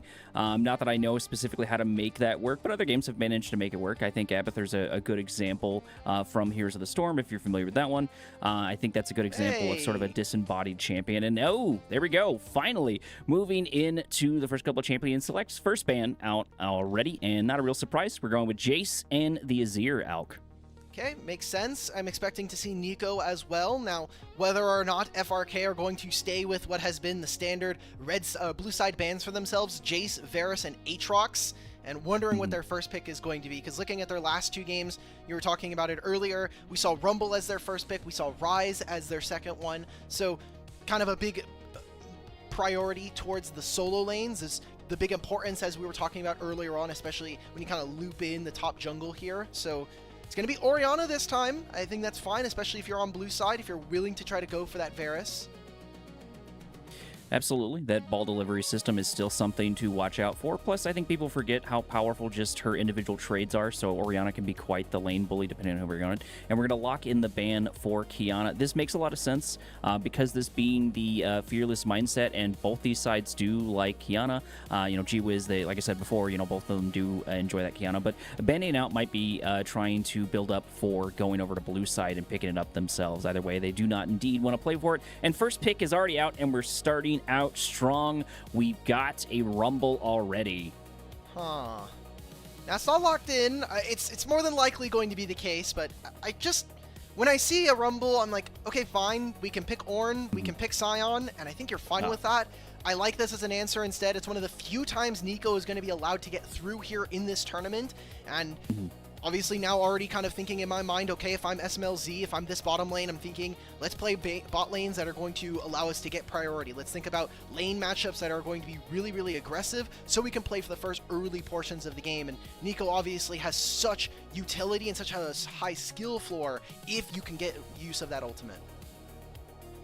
Truly. And, she's had quite the profound impact. I do like to highlight Rumble. I still think Equalizer is absolutely insane. I've seen it turn fight after fight, back and forward. It looks like we're going to go from the Rumble into the Mbessa, so maybe I'll get to cast Mbessa Jungle for my first time. I've seen it. I've seen the numbers. I have not got a chance to cast it in-game yet, so I'm kind of excited about this. It's got a fair amount of AoE damage. She did get obviously some number changes throughout the year to kind of push her a little bit more in the jungle. Monkey was actually one of the first Mbessa players that we had, and we'll see him later tonight on WE. There's that sign that I was mentioning. I just think it equalizes so many bad matchups in top lane, and like we were mentioning, kind of gives them that scaling factor. Varus as well. We've been seeing on hit, or the poke Varus. I really want to see on hit, just getting access to things like Terminus, things like the Jock Show, just make it nearly impossible for champions like Mbessa and Rumble to really make that pick go off. Now, Ultra Prime going for the Karma, it feels to me like they want to go for a composition that's going to be a little bit lower range, but have a lot more burst in it. So I'm looking at mid lane mages here, something that Saber really hasn't found too much success on in 2025. So what else are we going to see from him? Are we going to get more of the Ahri, or is he going to dip into things like the Akali?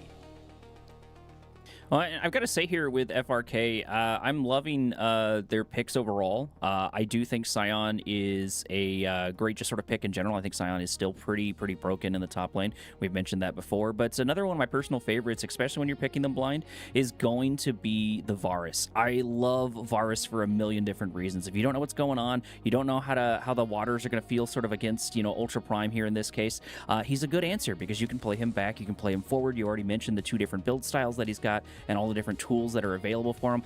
I believe we saw him earlier today hitting something like, what was it, like 84k, 82k damage just by himself, which is absolutely insane.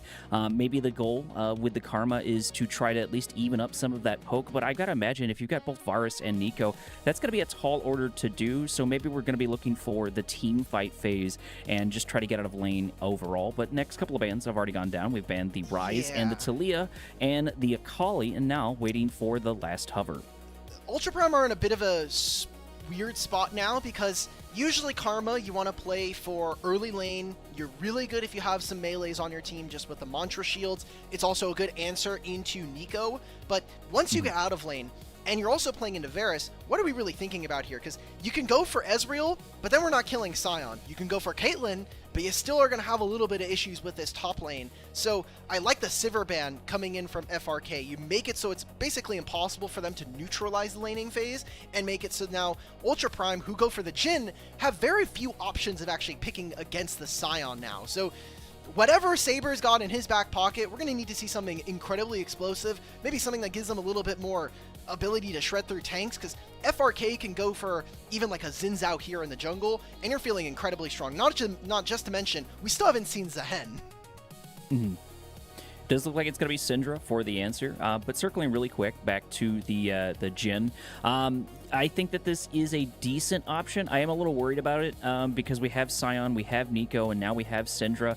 So if they're able to get in range, and you could argue that if Jhin is in range of them, then maybe he is playing it wrong. But I feel like Jhin a lot of times can be pretty exposed, especially because once he opens up that curtain call, it really just puts a big target on his head. And if Hacker smells any sort of opportunity to pop an ult in there, he's going to get locked down. If the Change of Corruption can, just close the distance or lock him down, it could be equally as frightening, equally as scary. We're going to go exactly like you predicted. It looks like it's going to be Zen there to round out all of FRK. So very, very solid looking team.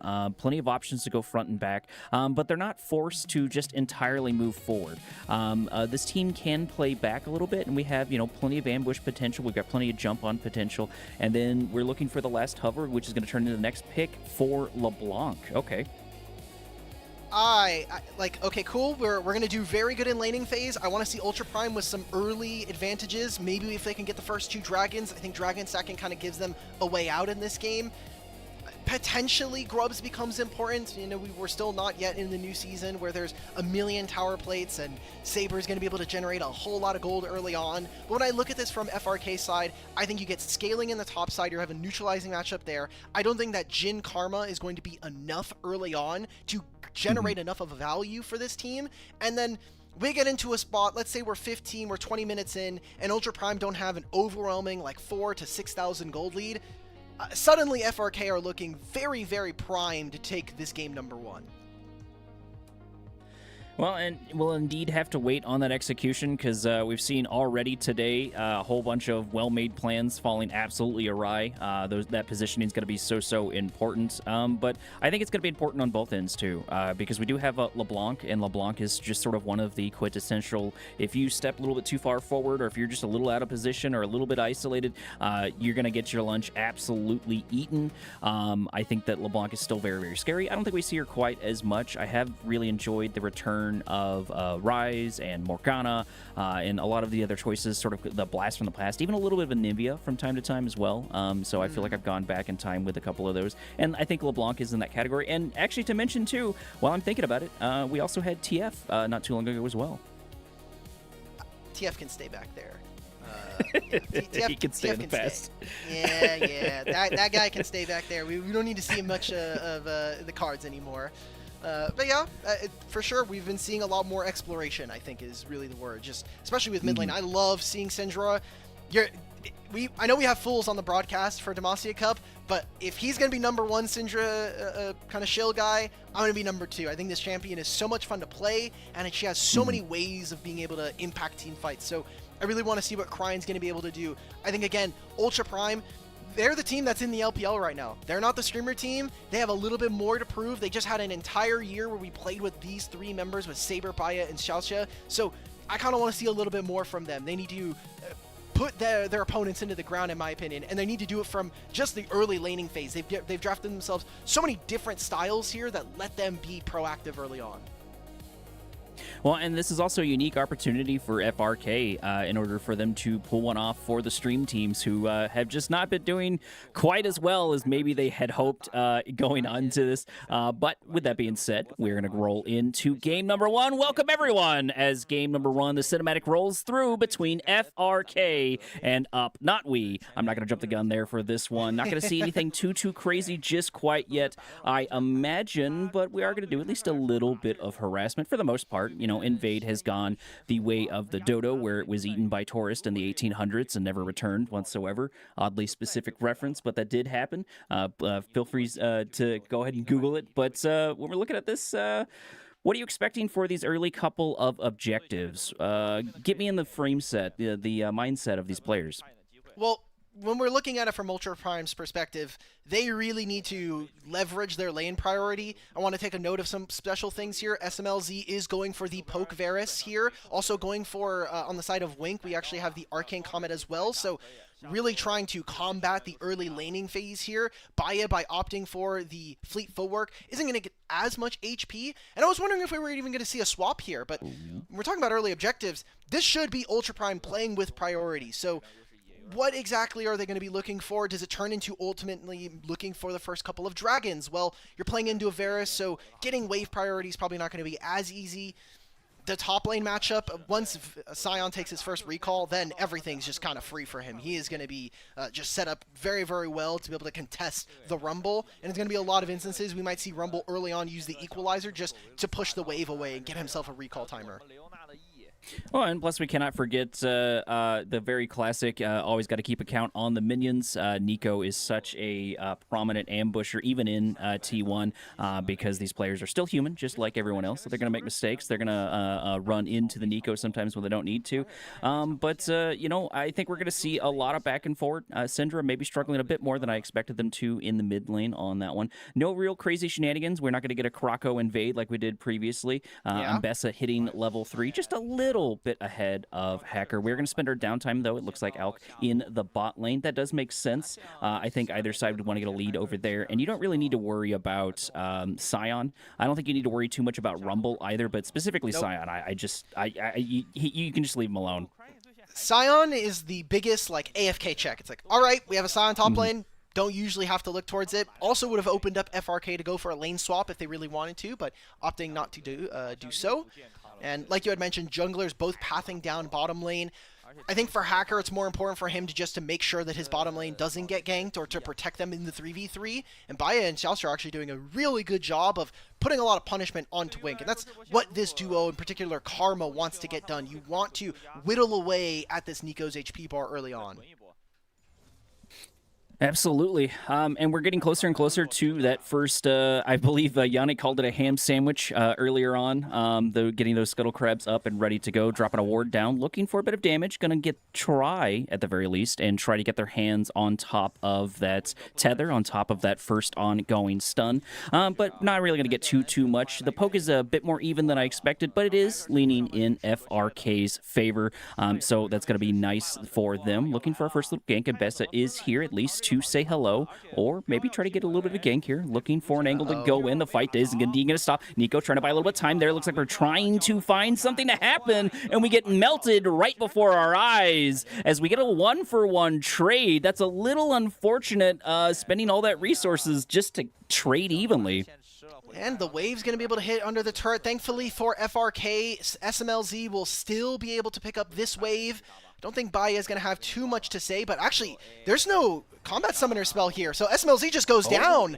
It is traded for the barrier from Baya, but SMLZ opted for the teleport. Another part of this composition here. He'll be able to move around the map a little bit easier, and maybe he'll pick up this next wave a little bit sooner than his opponent, but Baya should be able to run out of base a lot sooner and be able to pick this up in no time. So I think FRK end up being the big losers in that play, and Ultra Prime, I mean, yeah, Hacker just wasn't there to cover. Looking for an angle on Cryan. Gonna try to lock down 2 tethers. Almost get it, but in this case, almost is not going to count as Cryan is able to walk away relatively unscathed. Now looking at the score, looks like Varus is sitting at 2-1, but so is his lane opponent, just like you sort of mentioned before. Almost 5 minutes on the clock as we roll into our first Drake. Hacker making their way downtown, walking pretty fast so far, but we're setting up maybe a potentially ambush, trying to lock down this Karma. No, we're just going to say hello and go for there, maybe get some wards down, setting that up. We are pushing the wave in finally, so we do have a little bit of prio for now, but I think it's going to depend on the timing of Hacker. Yeah, Saber just took a recall. It's really risky to go for a dragon because they're not immediately starting it here. We're going to be also seeing FRK's bottom lane slowly receive the wave back on their side of the map. Important to note, Hacker almost hitting level 6 if he's able to get this next scuttle on the bottom side. Whichever jungler is able to grab this will hit their ultimate soon. So very important to kind of start to get some priority. Maybe we start to make movements over there. Saber is now back, and that'll open up some waves here for Ultra Prime to play on. And as the time ticks down, we're getting closer and closer to those Void Grubs, about 2 minutes on the clock before that does pop up. And now Hacker, once again, looking for another little bit of hello, trying to make something happen here. We're going to try to fade it out with that one. So we're going to keep going and pretend there's a solo cast for right now. Leo Yu is looking for something in mid lane, but it is a LeBlanc gank, so doesn't seem like there's much happening over there. Getting a little bit of damage down onto Cryan. Gonna go ahead and try and test my mic. Can you hear me now, Alk? Are we good to go? We're looking for our first little root there on Raijin. Taking a bit of damage here as we go in, and Wink does eventually get blinked out on the other side. I'm going to try to lock them down on SMLZ, getting at least some kills, trading back and forward, getting some of the damage here. And this does turn into a 3-for-1 for Varus. I think we're in a weird situation where both me and Korea can't hear each other, but stream can hear us. So this is a very interesting situation we've now run into.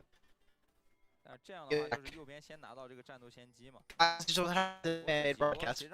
This just happened here. I'm the one that's lagging. GG. Okay.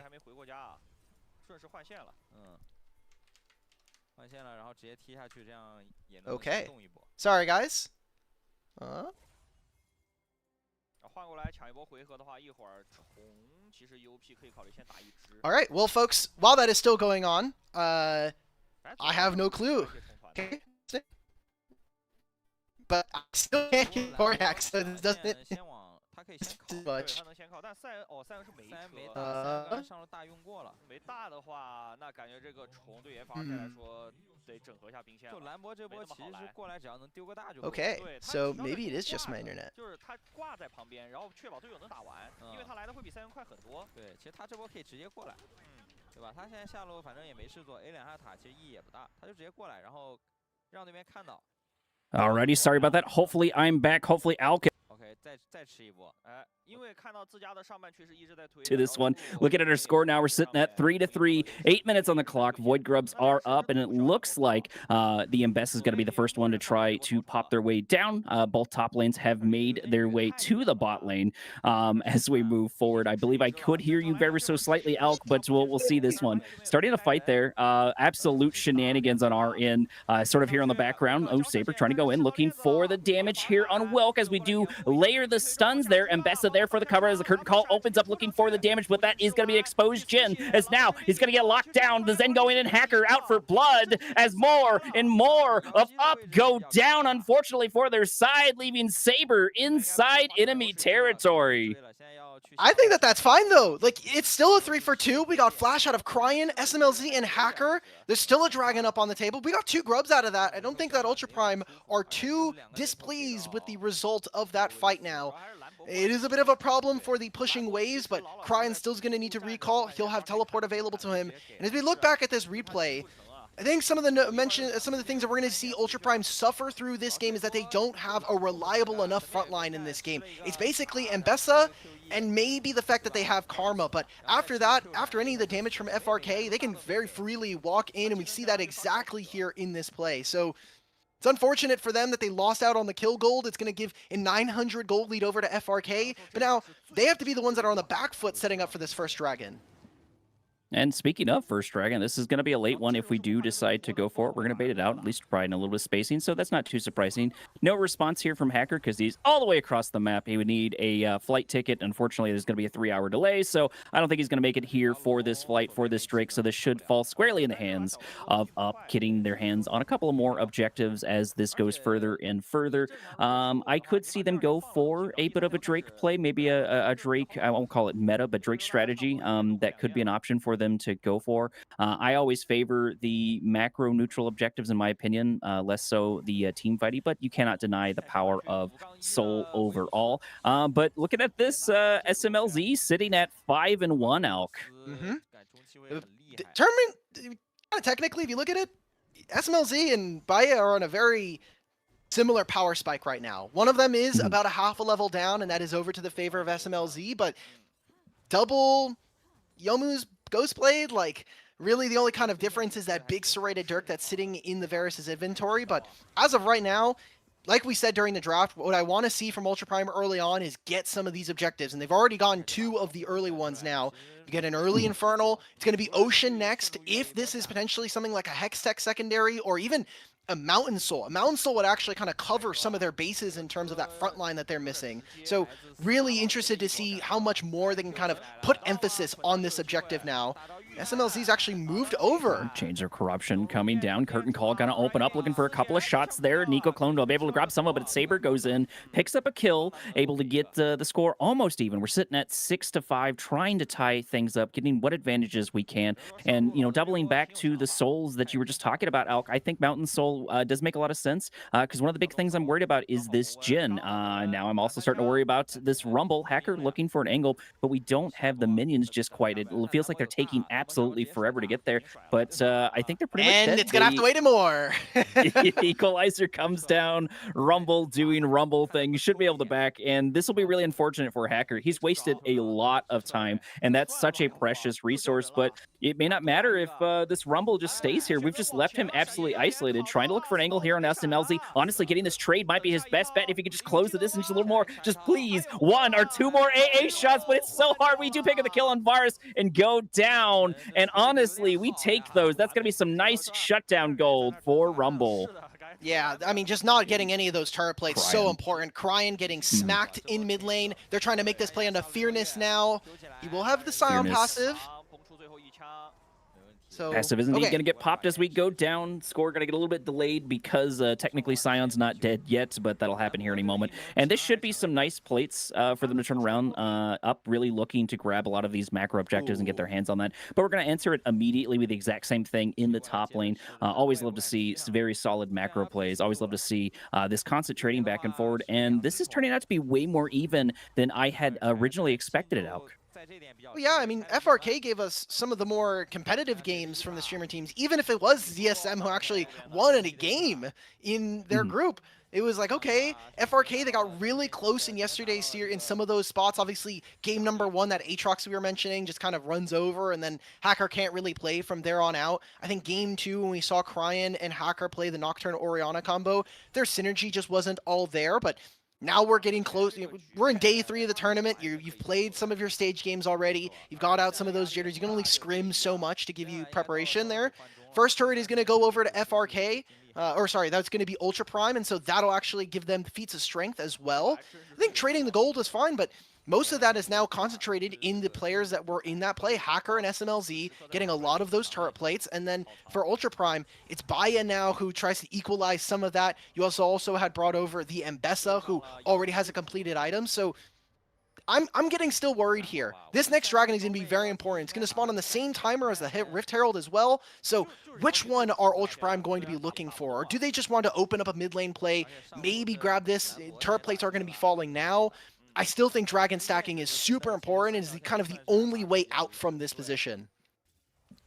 Absolutely, because there's some very clear weaknesses for Ultra Prime here. And, I think some of the strengths we're seeing when it comes to Varus is, even though Varus has upstepped a little bit a couple times that we don't want to see and have gone down twice, we do have a lot of versatility to play back and forth. So you're not sort of stuck with one note. Jhin, in a lot of different ways, is sort of one note. Fairness taking... Okay, we get out pretty easily with the ultimates. Go down to less than half HP. So we definitely take those as to spend their time over there. We're going to get a little ping over here looking for something to happen, maybe try to pop the Chains of Corruption down and lock someone in the mid lane if we can, but it looks like Zen's going to get spotted, so this could very easily turn into a lot of different just back and forward ganks. Looking for the damage, Curtain Call got to open up there, just one shot lands, 2, looking for the 3rd, looking for the 4th, 3rd does miss, 4th misses as well, as Hacker gonna worry about the Mbessa. We're out for lunch, we're out for blood, as the equalizer comes down and we absolutely melt and fall to pieces. SMLZ somehow able to walk away from that wreckage, and what a weird 2-for-1 trade.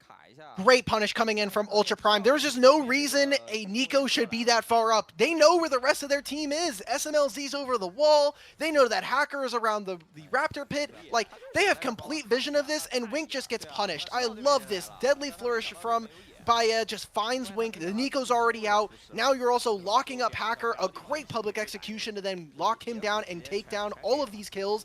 They're going to be able to turn this into a dragon potentially from the side of Ultra Prime, if not just the mid lane turret by itself.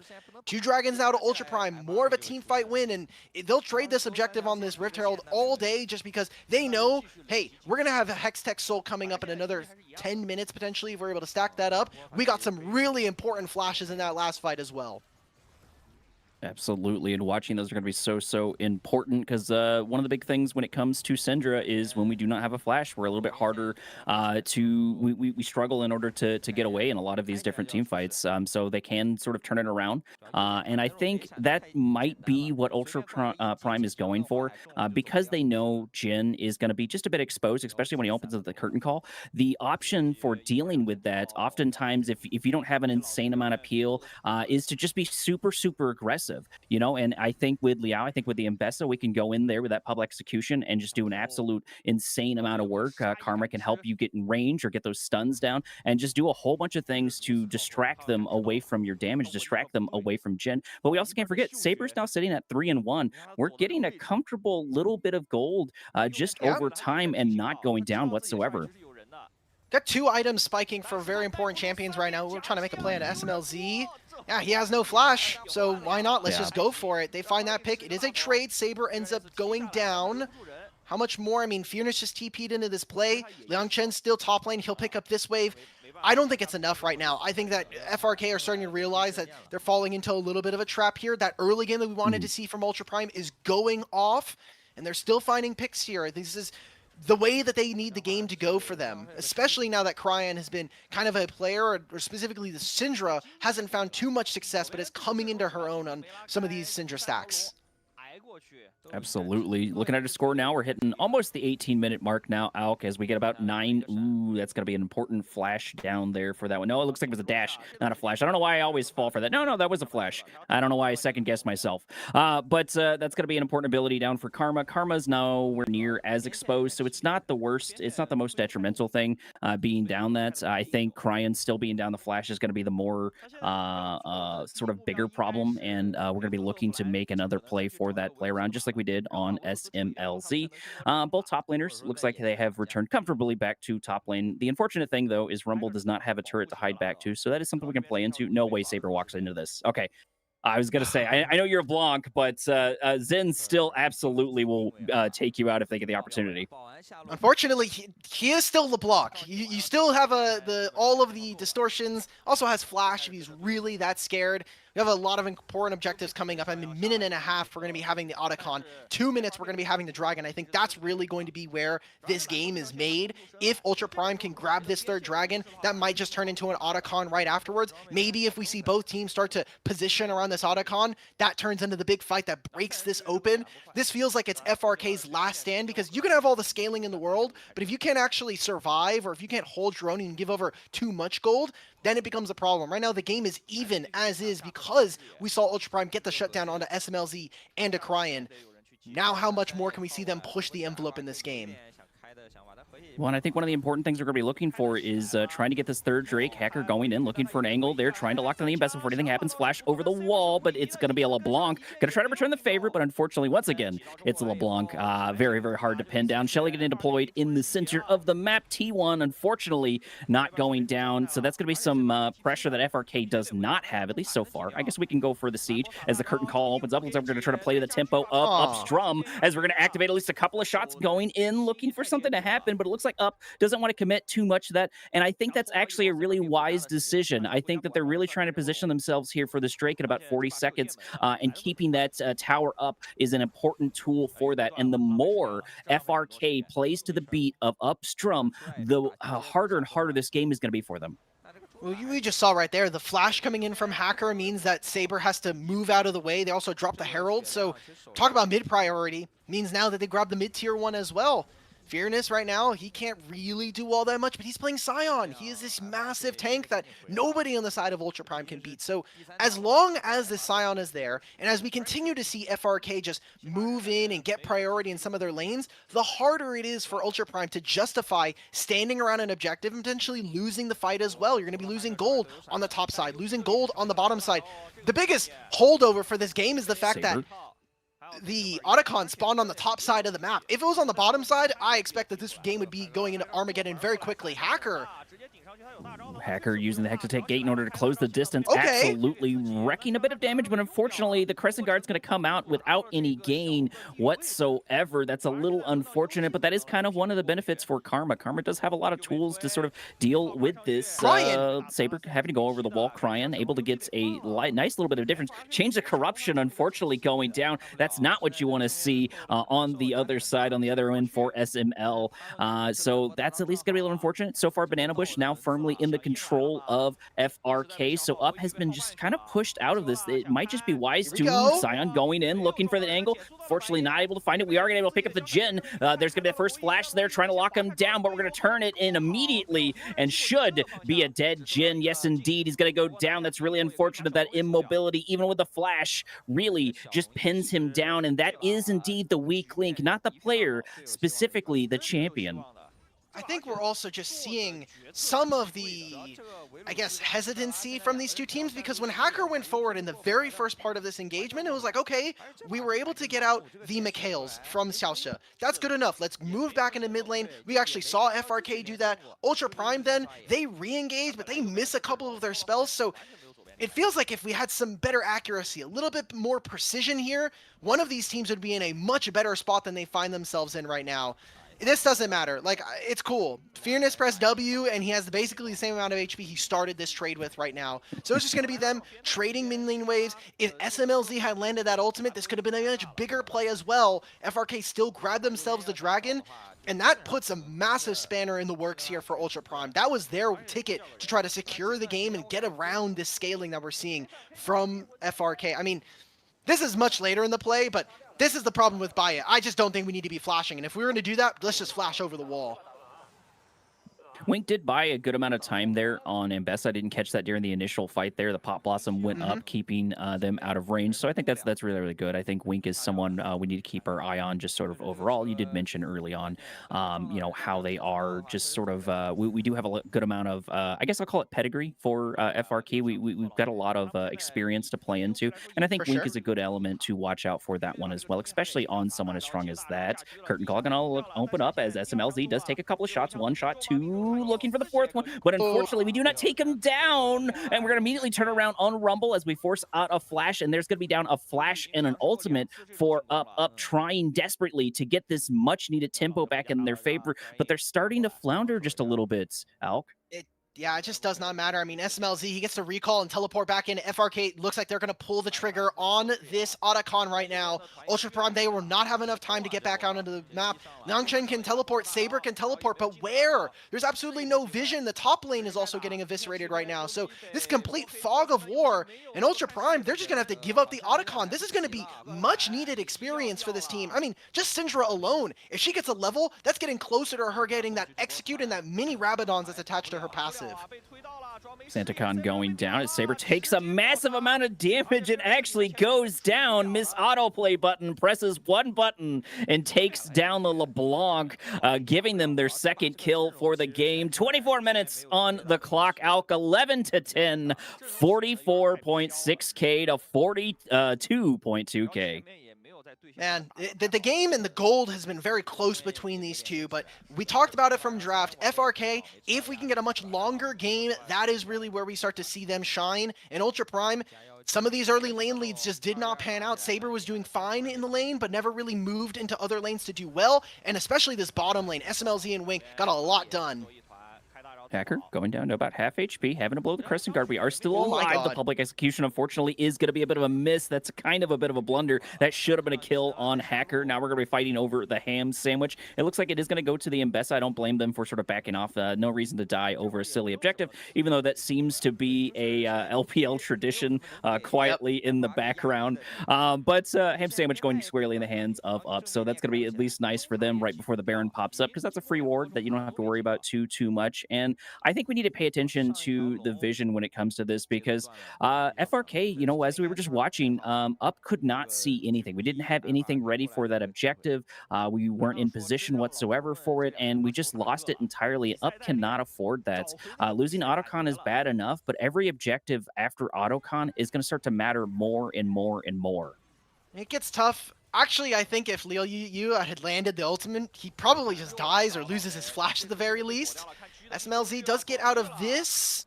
No current call to land. That'll turn into a mid-tier 1 here for Ultra Prime. They're going to be able to walk back up into this wave. Finally, them being able to take this turret. Please, someone. All right, Baya would have preferred you helped your mid laner there. It's a little bit of a win, but I'm just looking at these side lanes right now. Top lane still pushing in favor of FRK. Yang Chen's going to finally pick up hopefully his boots now. So that's okay. He can also move around the map a lot quicker. He has teleport, and we also have these Hex Tech portals available. I'm just looking at this from FRK's perspective. They have complete control of the bottom side, and now they can move in, clear all of this vision, and we're going to have Dragon spawning in 35, and it's so tough for Ultra Prime to play. They don't really have a side lane they can play for to take down a turret, and even if they do, you now gave over a second Dragon here in this game. And every Dragon buys them more and more time, and slowly switches it in their favor.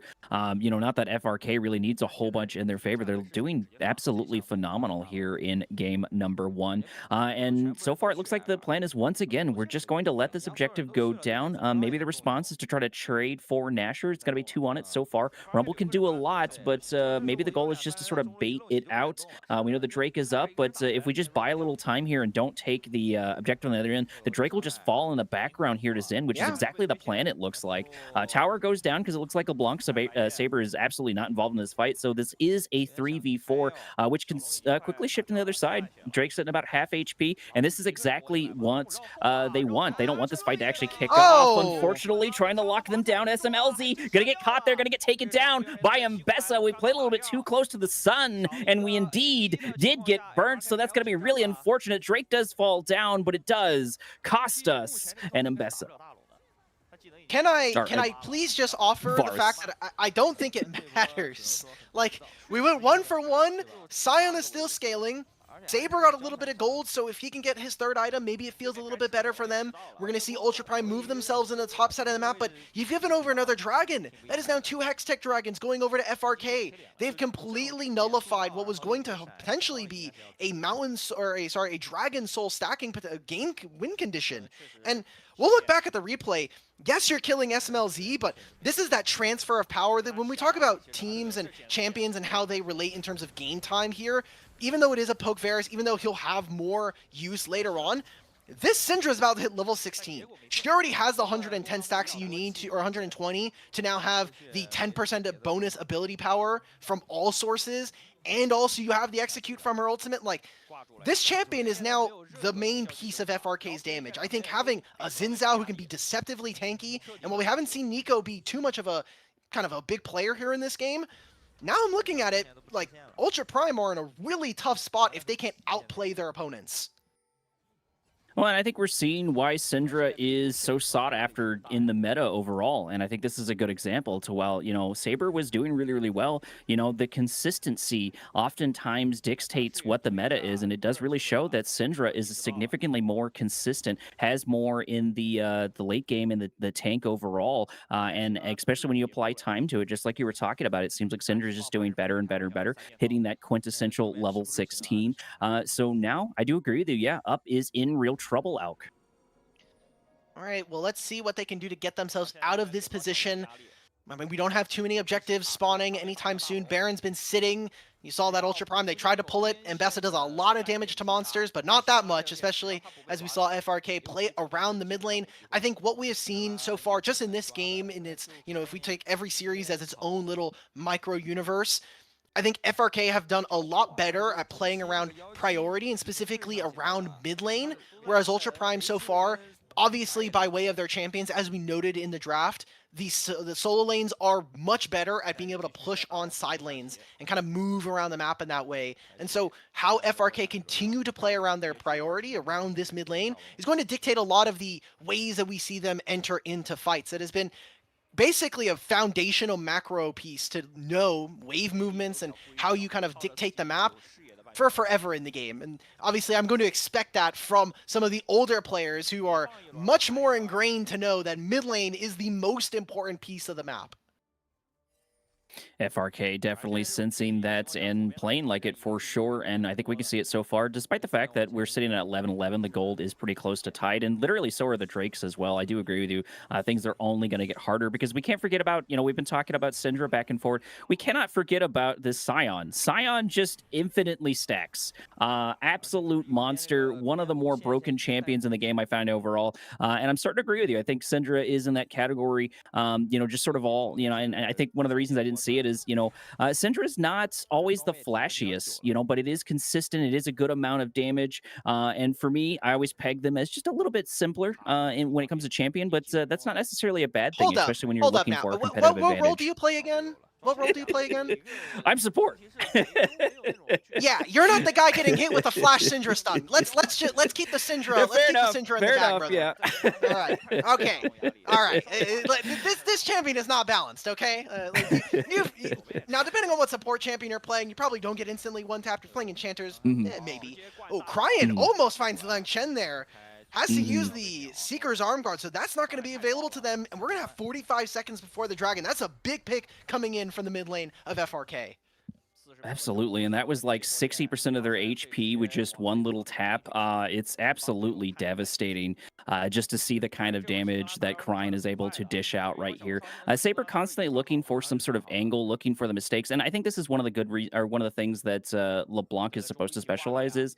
LeBlanc does really well when you are out of step, when you are in a bad position, like maybe Cryan is right here. If we can try to Nah, close the he's got his distance, homie but I don't think though. it's going to allow it to happen whatsoever. Yeah. TP in, so we're going to have really good positioning as this Drake comes up. Saber is sort of the other part of the hammer and anvil. We're going to try to find some sort of angle as we go in, looking for some damage. Have to run away there to the other end. Honestly, I think Up does not want to take this fight. They've already lost a whole bunch. We've got two members at less than half HP, while FRK's barely been touched. Look at that damage from Syndra right now. Over a third of the current damage in that last fight almost picks off the Mbessa.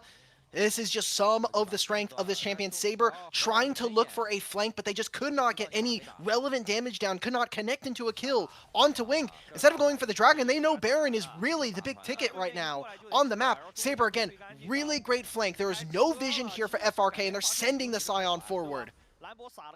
Scion goes forward. Unfortunately, he's not able to fish out what he needs as the curtain call opens up once again, finding some damage over here on FRK. FRK having to do a little bit of a runaway, but we are going to try to get our positioning back. We're going to try to do a lot of this as Saber looks for a bit of a tether on Scion. Scion having really no issue dealing with that whatsoever. LeBlanc's really going to struggle chopping down that tree, and we're still trying to bait out this Baron. I guess more specifically this fight. Oh, there's so many missing ultimates now from the side of Ultra Prime. This is really tough for them to try to go for. You're only looking at Saber, but Baya, no curtain call. There's no public execution. There's no equalizer. FRK, with very little from their side invested, it was the Scion ult, it was the flash.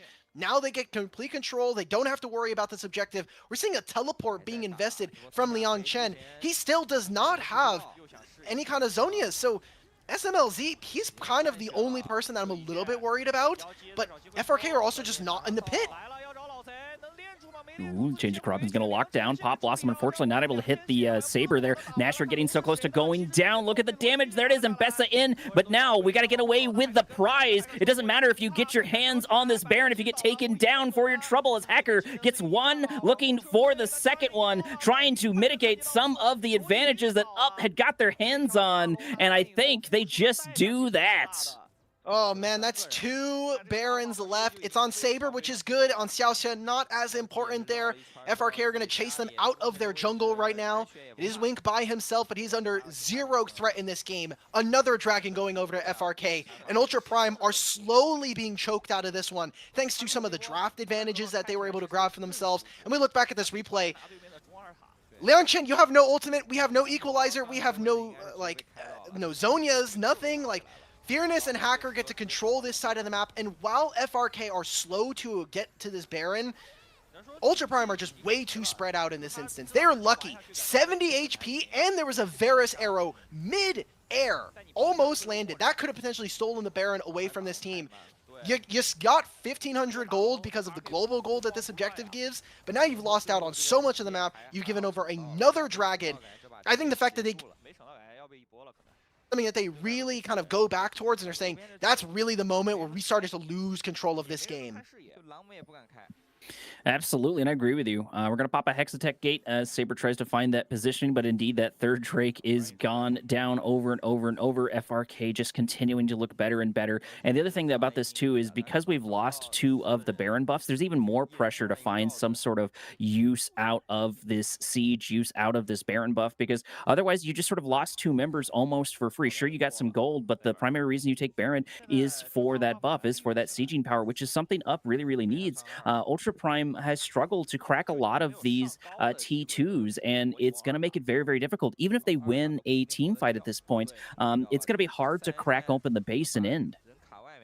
Oh yeah, it's just so difficult. They do have two grubs, which makes it slightly easier for them to take these turrets, but I mean, Scion, look at how beefy this champion is. He has 1,400 HP, and that is just from his Soul Furnace W passive alone. Think about how much HP he's going to have just from items. Now has a Jock Show as well, so he's getting even more resistances available to himself. FRK, if you get 3, 4 now Hextech Dragons, if you get that Soul, then it becomes a question how do we ever kill this tank? And that is something we asked from them in draft. You have a 4-item Jin, kind of has to be your hyper carry in this instance with the amount of AD, just raw attack damage this champion gets access to. But the big problem is, Jin opens up that curtain call. Even if he lands all 4 shots directly into Fearness, that's it's not going to do too much. Even on Jin, right? Like maybe we might be able to find an angle, but I feel like in a lot of different ways, while Jin is spending all that time on that tank trying to take them down, we got to worry about the rest of the team because Cryan now sitting at level 18, an absolute powerhouse. We've seen them absolutely chunk people left and right. They've taken Rumble down by 60% HP multiple times in multiple engagements and just fired plenty of shots over the wall. And then even then, we've also got the Varus steadily building up a healthy amount of gold for themselves and a good amount of kills, sitting at 8 and 4 so far. And the game's getting closer and closer to that 40-minute mark, which means each and every one of these picks is going to matter even more so. That gray screen truly does scale with time. It does not matter, man. It's Sion. Like, I'm playing Sion, and there's a 0 magic penetration, realistically, LeBlanc. Until she finishes either the Crypt Bloom or the Void Staff, this champion is doing nothing. And honestly, you're in a weird spot. You usually want to have a lot of ability haste as this champion, so you're probably going to want to go for Crypt Bloom, but that means you're not getting as much magic penetration. You can see that you have a Fiendish Codex that says to me that we're going for the Crypt Bloom, so the Sion's going to even be more impossible. And just look at the boots, right? Like, 3 out of the 4 members, or 3 out of the 5 members here, they have Merc Treads. That's Liu down. Okay, so I don't think that's game, but if they find another pick, you've got Dragon spawning in a minute 30.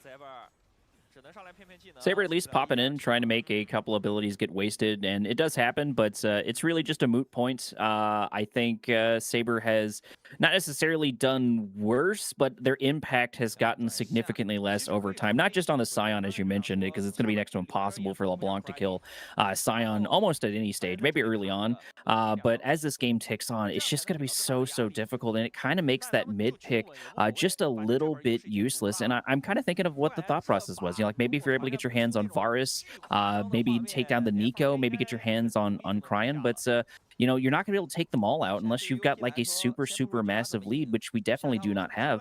And looking at the gold right now, we're sitting at about 71.5k to about 68.5k, so decent lead for FRK. And we've got to remember in the background we also have Autocon. I don't remember exactly how many flowers we were able to pick up there for that, but speaking of Captain Flowers, his favorite thing to bring up all the time is that Autocon's worth roughly around about 1,500 gold or so. Depends on how many petals you can get. Now, 36 to 10 is a fair margin. Once you get above 32 is when you actually get even more stats. It gives you a little bit more out of every petal than you normally would. So definitely the adaptive force is also helping them out in this instance. 20 seconds before either one of these objectives starts to spawn. Saber yet again in a flank, but there's just a Sion. This does not matter. We need to get onto the squishier parts of this composition right now, whether that's the Nico or it's one of these 2 carries, but they both have spell shields. There it is. We go down by a good chunk as the equalizer comes down. Cryan goes down about half HP with Redemption coming in for a little bit of much-needed relief as Syndra stops and engage. The curtain call finally does open up, so we're looking to start a fight here, looking for a statement, but once again, we're having a hard time locking down this Sion, able to take so many shots immediately in the face, and FRK, despite things getting a little bit sweaty for them, just is allowed to kind of walk away. So even if we go and try to take this Drake, the response is going to be able to get in our hands on a Baron. We did get a reset there on Cryan, able to pop back with a TP as Nasher sits about half HP. Yeah. We no longer have Equalizer to pop down in the Baron pit, so that's going to be a tool out of their wheelhouse. We did pick up Baron, but can we get out of it? That's going to be the important thing there for it. At this point, even FRK probably just needs to try to get a reset, and looks like we're immediately doing just that, Alk. They're going to leave. Now we're heading into 7 Drakes. And by the way, folks, this is game number 1 of our second series out of 3. We are moving into 40 here. Our last game, one of the games in that first series went to 50. So seems like we're getting a little bit slower games here, especially from some of our teams that are just a little less sharp than some of the teams we'll be seeing in stage 2 of this tournament. I mean, if they think they're going to be able to get away with this, it doesn't really matter who ends up coming out of this group because they're going to immediately have to play against some of the better teams that we have waiting for us. And that's what I'm worried about now, even if you kind of just look past just this stage. Now you have a Baron. How much can they actually push? I think that this 2-minute timer, unless they find maybe 1 or 2 picks around this inhibitor turret, we might be looking at a 7th Drake. Yeah, I think that's a very clear possibility. It looks like we're getting a bit more use out of the Baron Equalizer coming down, only able to do a little bit of damage, is able to buy time here to try to lock down the Varus. But once again, we're absolutely layering our defense, keeping our squishies alive. I like this coordination here for FRK. Curtain Call is going to open up, but once again, Jin's going to be really exposed as he has to cancel it and walk away as the T3 goes down. And Bessa looking to try to make things something happen, but immediately going to run directly into Syndra. Going to get knocked back as we're looking to take down that inhib. Saber still trying to make something happen, but just really struggling. Right now for Ultra Prime, they're doing a good job of clearing the minion waves wherever they can. The issue is that Saber is constantly looking for flanks, but just isn't able to make it happen. So what happens now is that FRK just gets to say, okay, we'll take another turret from you. We'll start to slowly nickel and dime you out of this one. Inhibitor falls. They're using this Baron. The Yu does have flash if he needs to get out of this one. He'll barely survive from an unleashed power. Still a minute left on this Baron here for FRK. I imagine they're going to be looking to take down this last tier 1 on the bottom side of the map and get themselves ready for what is a Dragon number 7 here in 3 minutes. T2 down, moving into the T3. No reason to not continue our siege. Another Equalizer comes down, and I feel like maybe we're using this a little bit too liberally. That's a very, very powerful ability, and I don't think you're going to be able to lock anyone down too much. Fearness just able to absolutely tank so much as the Pop Blossom KO comes in, able to at least get some, but unfortunately I don't think they're going to be able to turn around as Saber goes in and is able to snipe at least someone. Curtain Call opens up, is up, going to turn this around. This is their best opportunity, but Fearness able to take all of those shots immediately to the back, going down about half HP. This Scion is getting chopped down as we look for kill after kill. Cryin able to do so much for their team, but this can still be anyone's game as we pop a little bit back up and another one goes down up, absolutely wrecking the competition. We stepped a little bit too far forward and we're looking for the full wipe. Saber really wants this kill on Hacker if we're able to lock him down, and yes indeed, we're able to get the entire team for FRK. Finally, this LeBlanc pays off. We get a team fight where she's able to weave in and out of this one. Finally gets all of these kills. It's a full ace off of FRK, and really important spells as we move in a minute and a half before this Dragon. You think there's going to be an Equalizer up, there's going to be a public execution available, and there's going to be no flashes for anybody from FRK. This Ambessa, she sends herself into the backline. That spell shield from SMLZ keeps him alive, but Saber, just like a heat-seeking missile, finds 2 members immediately. He's able to take this Ambessa away, and while yes, Baya doesn't do the most amount of damage as this Jhin, the rest of the pieces are just not there. There's not that front line, the stability of having this Nico and this Varus provide enough crowd control and damage to match. And again, Saber just playing all of this so well. We had a lot of questions as to whether or not this LeBlanc was actually going to be able to deliver. And while there is still a ton of time for FRK to still win this game, this is giving a much needed reprieve over to Ultra Prime. Absolutely. That's going to be a lot of breathing room overall, especially because we're sitting about 40 seconds and we're setting up a little bit of an ambush here. It looks like it's just going to be Saber, so if Scion walks in there and face checks, so it won't be the worst thing for him. But we did see that we finally have the potential to lock down Scion. It does take a lot, Hacker, in a little bit of trouble, going down about half HP just due to one tether. LeBlanc really starting to pay off for sure. Sitting at 8-2 has quite the item diff now, and so maybe things could start looking up as we try to go in, at least forcing out a couple of abilities. About 12 seconds on the clock for this up-and-coming Drake, and what an important one it's going to be, Elk. Yeah, gold doesn't matter as much, and it's all about this vision that we were noting earlier. Hacker trying to clear some vision out right now. You can see that FRK are moving in. Hacker is on vision from this brush right now. He's going to jump over the wall, and he is separated. Saber on one side of the map. There's the Equalizer doing nothing here. Wink on to 3. Pop Blossom as 3 as we lock him down. Curtain Call opens up. Fairness trying to find an angle, knocking up the Jhin. But FRK taking so much damage as Ambessa goes in, looking to lock down 1, 2. Roman going to fall 2 pieces, unfortunately for him, as Hacker goes in. And now going to get taken down. Up, looking in top form, turning this game around. Game number 1 might just fall to up. There is the soul. Liu Yiyu finds the smite. He'll take the objective, and in a massive one that they needed, a delayed soul by so much. Ultra Prime, they got the first 2 dragons in the game, and then they lost the next 3, and were able to grab finally the last 2 in this one.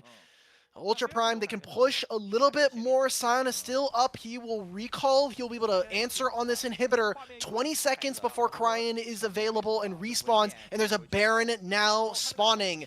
Ultra Prime will grab a lot of gold here in this play. They'll grab a lot of temporary damage onto the map, but we still got a lot of game left to play here, and I mean, it's a 3-man ultimate from Wing, but there's just no one else there to follow. SMLZ and Cryan are just sitting in the back line. This equalizer may have not done enough damage, but it split up the front and the back lines here, providing so much for Ultra Prime.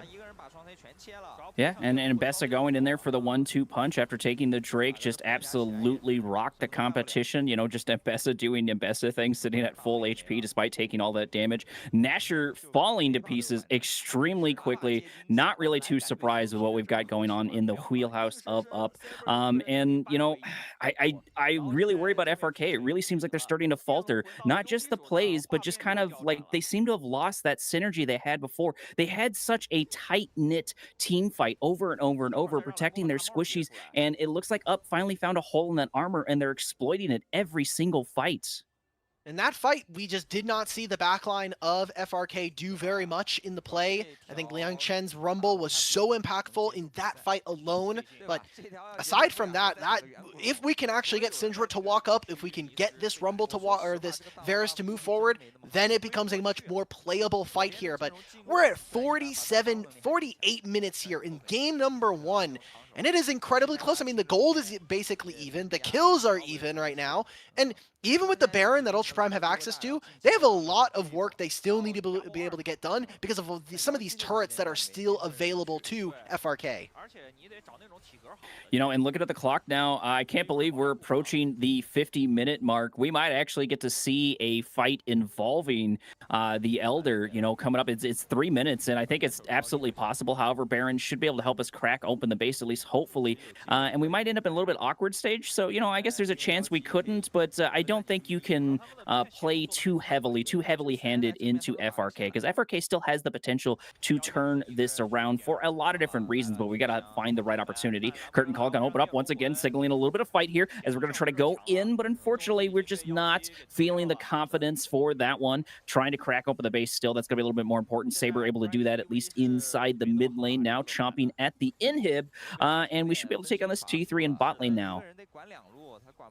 They're getting picked apart at the seams. No ability to clear waves as easily as their opponents if they had the on-hit Varus, but Cryan's getting outranged. Saber goes in, takes half of his HP. Now multiple waves crashing. Another double-stacked cannon minion wave on bottom lane. You have this wave in mid lane. 40 seconds left on this Baron. This has to be the time where Ultra Prime look for the win. They do not want to have a chance where they're playing around an Elder.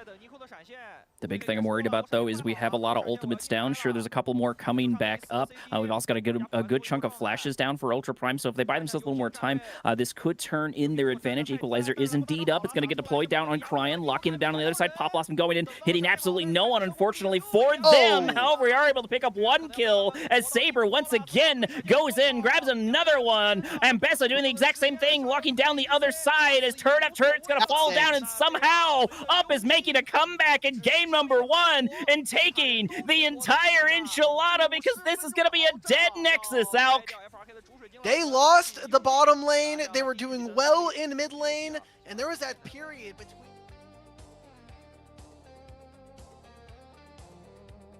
FRK up 1-0 in this series. And then a couple of dragons they were able to pull off. I think the fact that FRK, their two big carries just weren't able to get enough done in this game is really worrisome, because this was a draft that was, in my opinion, very favored towards them. Unfortunately, just weren't able to get it done. Yeah, absolutely. And we were sitting there questioning the LeBlanc the entire time. But at some point, it was like flicking on a switch. We finally found a lot of really good opportunities, and we just laid on the pressure. And Up's entire strategy was just to lay into it the entire time. It really, really worked out for them, you know, because, you know, you don't necessarily need a good defense if you just have an insane offense, or at the very least, you're having a constant...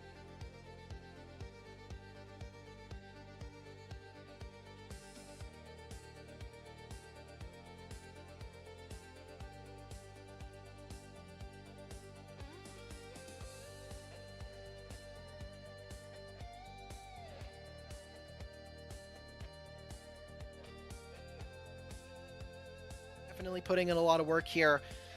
There was a ton of different ways that I think this game could have gone. Something that we saw just from the way that this draft kind of plays out is, yes, Jhin doesn't have a lot of that upfront damage, but the poke that this team has, you have so much range with a Rumble and a LeBlanc. Because she can distortion forward, you can get these deadly flourishes off that setup champions like Mbessa to really get everything that she wants to get done. In terms of MVP, I think it is going to be Saber, but I do want to give special shout outs to this rookie in the jungle, Lil Yu. We saw him on BLG Junior last year. I wonder if this is going to be a mainstay for this team. I know that there's a player in Juhan who is kind of waiting in the wings as to whether or not he'll be starting. A large portion of Demacia Cup is mostly tryouts. It's, hey, we're probably not going to be running most of our main rosters for some of these teams, so for a lot of our teams, not just here in Stage 1, but in Stage 2, it's maybe you won't have a team, like a spot on this team, but maybe on another LPL team, that could be your position. You could be looking for, maybe another team is looking for another jungler, and he's been playing in the LDL for a little bit. We got to see him in Demacia Cup last year. If he can continue to kind of show up a little bit more, I think there are some things that I would wish he does a little bit better. We didn't see too much of the Mbessa in terms of any early game, just because this champion has no crowd control. But team fights were okay. We missed a few ultimates. If we can shore some of those up, I think this could be potentially a jungler that some teams might be looking towards as a project to work for. When looking at this overall, I agree with you. I think this is a good opportunity for them to build portfolios in order to get them their hands on a couple of more teams and, you know, get into LPL proper and looking for those angles. We did mention how this is kind of the prospect team, and I really like this equalizer right here, locking Cryan completely down, giving Saber that opening there for it. You know, I know people joke, oh, zoning ultimate, but I do actually think that was one, and I did mention that poor positioning is essentially how LeBlanc gets that deals, and if you force that poor positioning, that is a really great way, and locking down the Varus is a critical deal in order to grab that one. It looks like we're going to get our MVP, and it is indeed going to be Saber, Alk.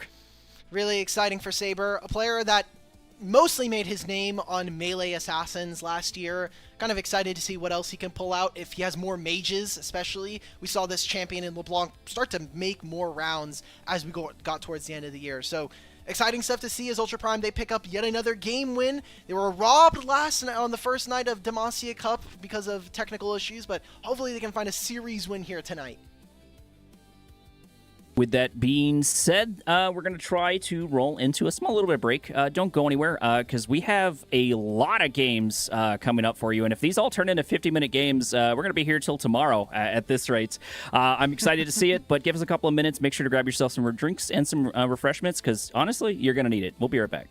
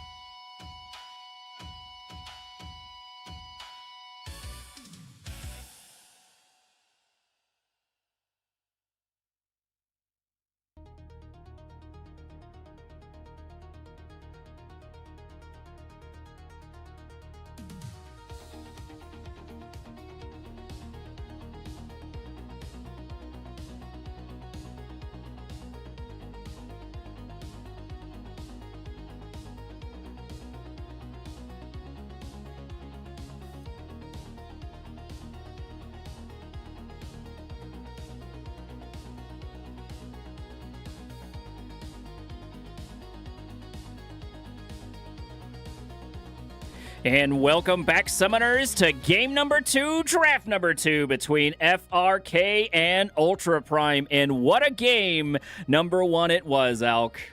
Oh yeah, I mean, we had a lot of really cool things happen. We got to see more Demacia Cup throwing. We got to see a Scion who takes no damage. I mean, what else can you ask for than the more Demacia Cup games that go forever? I mean, we even had the patented couple of tech issues, you know, with our stuff on our end. True, so that's fun too. But it wasn't. You know, it wasn't on their side this time. Yeah.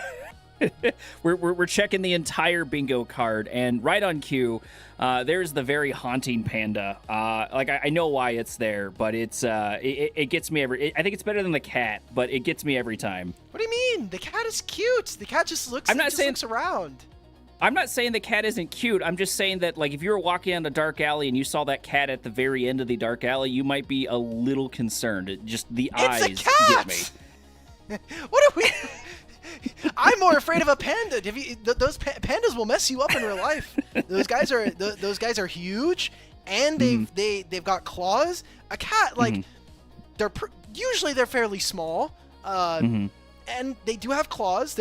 I'm still not gonna mess with them, but I definitely would prefer to see a cat versus a panda at the end of an alleyway. What? True. I don't know why we've got a panda or a cat at the end of the alleyway either way, but this guy's in like Arizona. Like,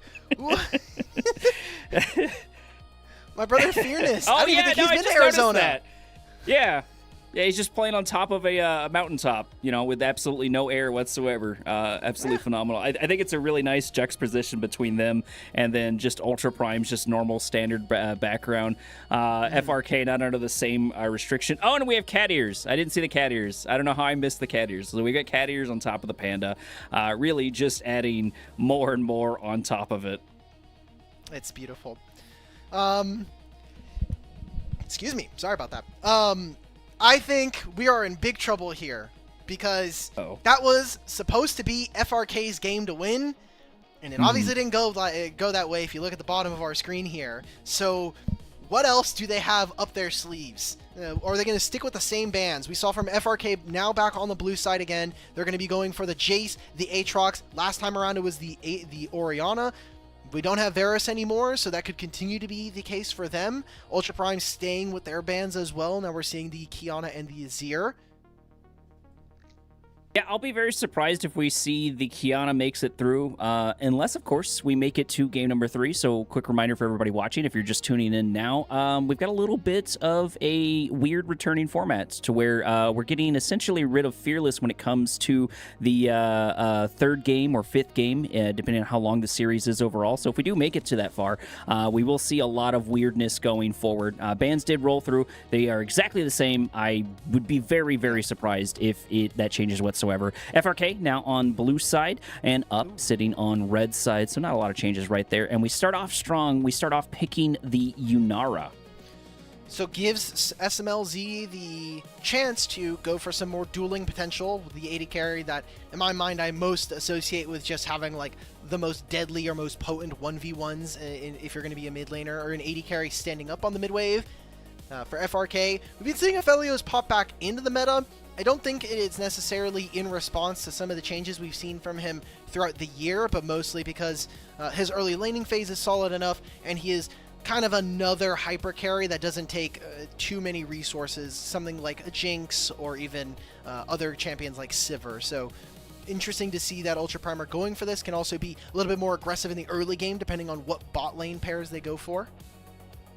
Well, and sort of the nice thing, too, is you can build a lot of anxiety with Aphelios, just sort of not knowing what's going to be necessarily up next. Obviously, the T1 players aren't going to have as big of an issue as you might with solo queue, because I consider Aphelios sort of the chess player of bot lane, just when it comes to not only what you have, but planning for what you're going to have. And I think that makes for a really interesting dynamic. And going from the Aphelios, looks like we're going to pick up Vi there for the jungle. Very, very solid. Always happy to see a Vi super, super great in the punching departments for that one. And we're going with Nefiri for Hacker and Rise going forward. Okay. This is the duo that took over the league when Nefiri was broken and split 2 of LPL.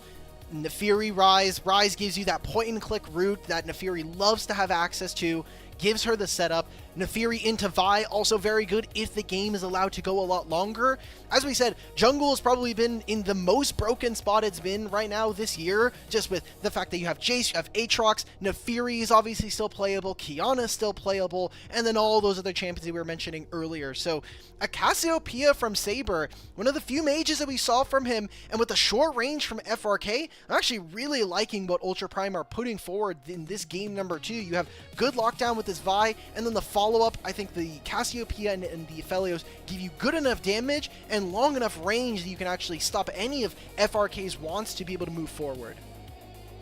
And I'm absolutely ecstatic. Cassiopeia is one of my favorite mid laners and has been for a long time, and to see them playing into Ryze, what a classic combo, at least for some of the older players. Always excited to see that one. But the other note I wanted to make here is doubling back to the Yanara.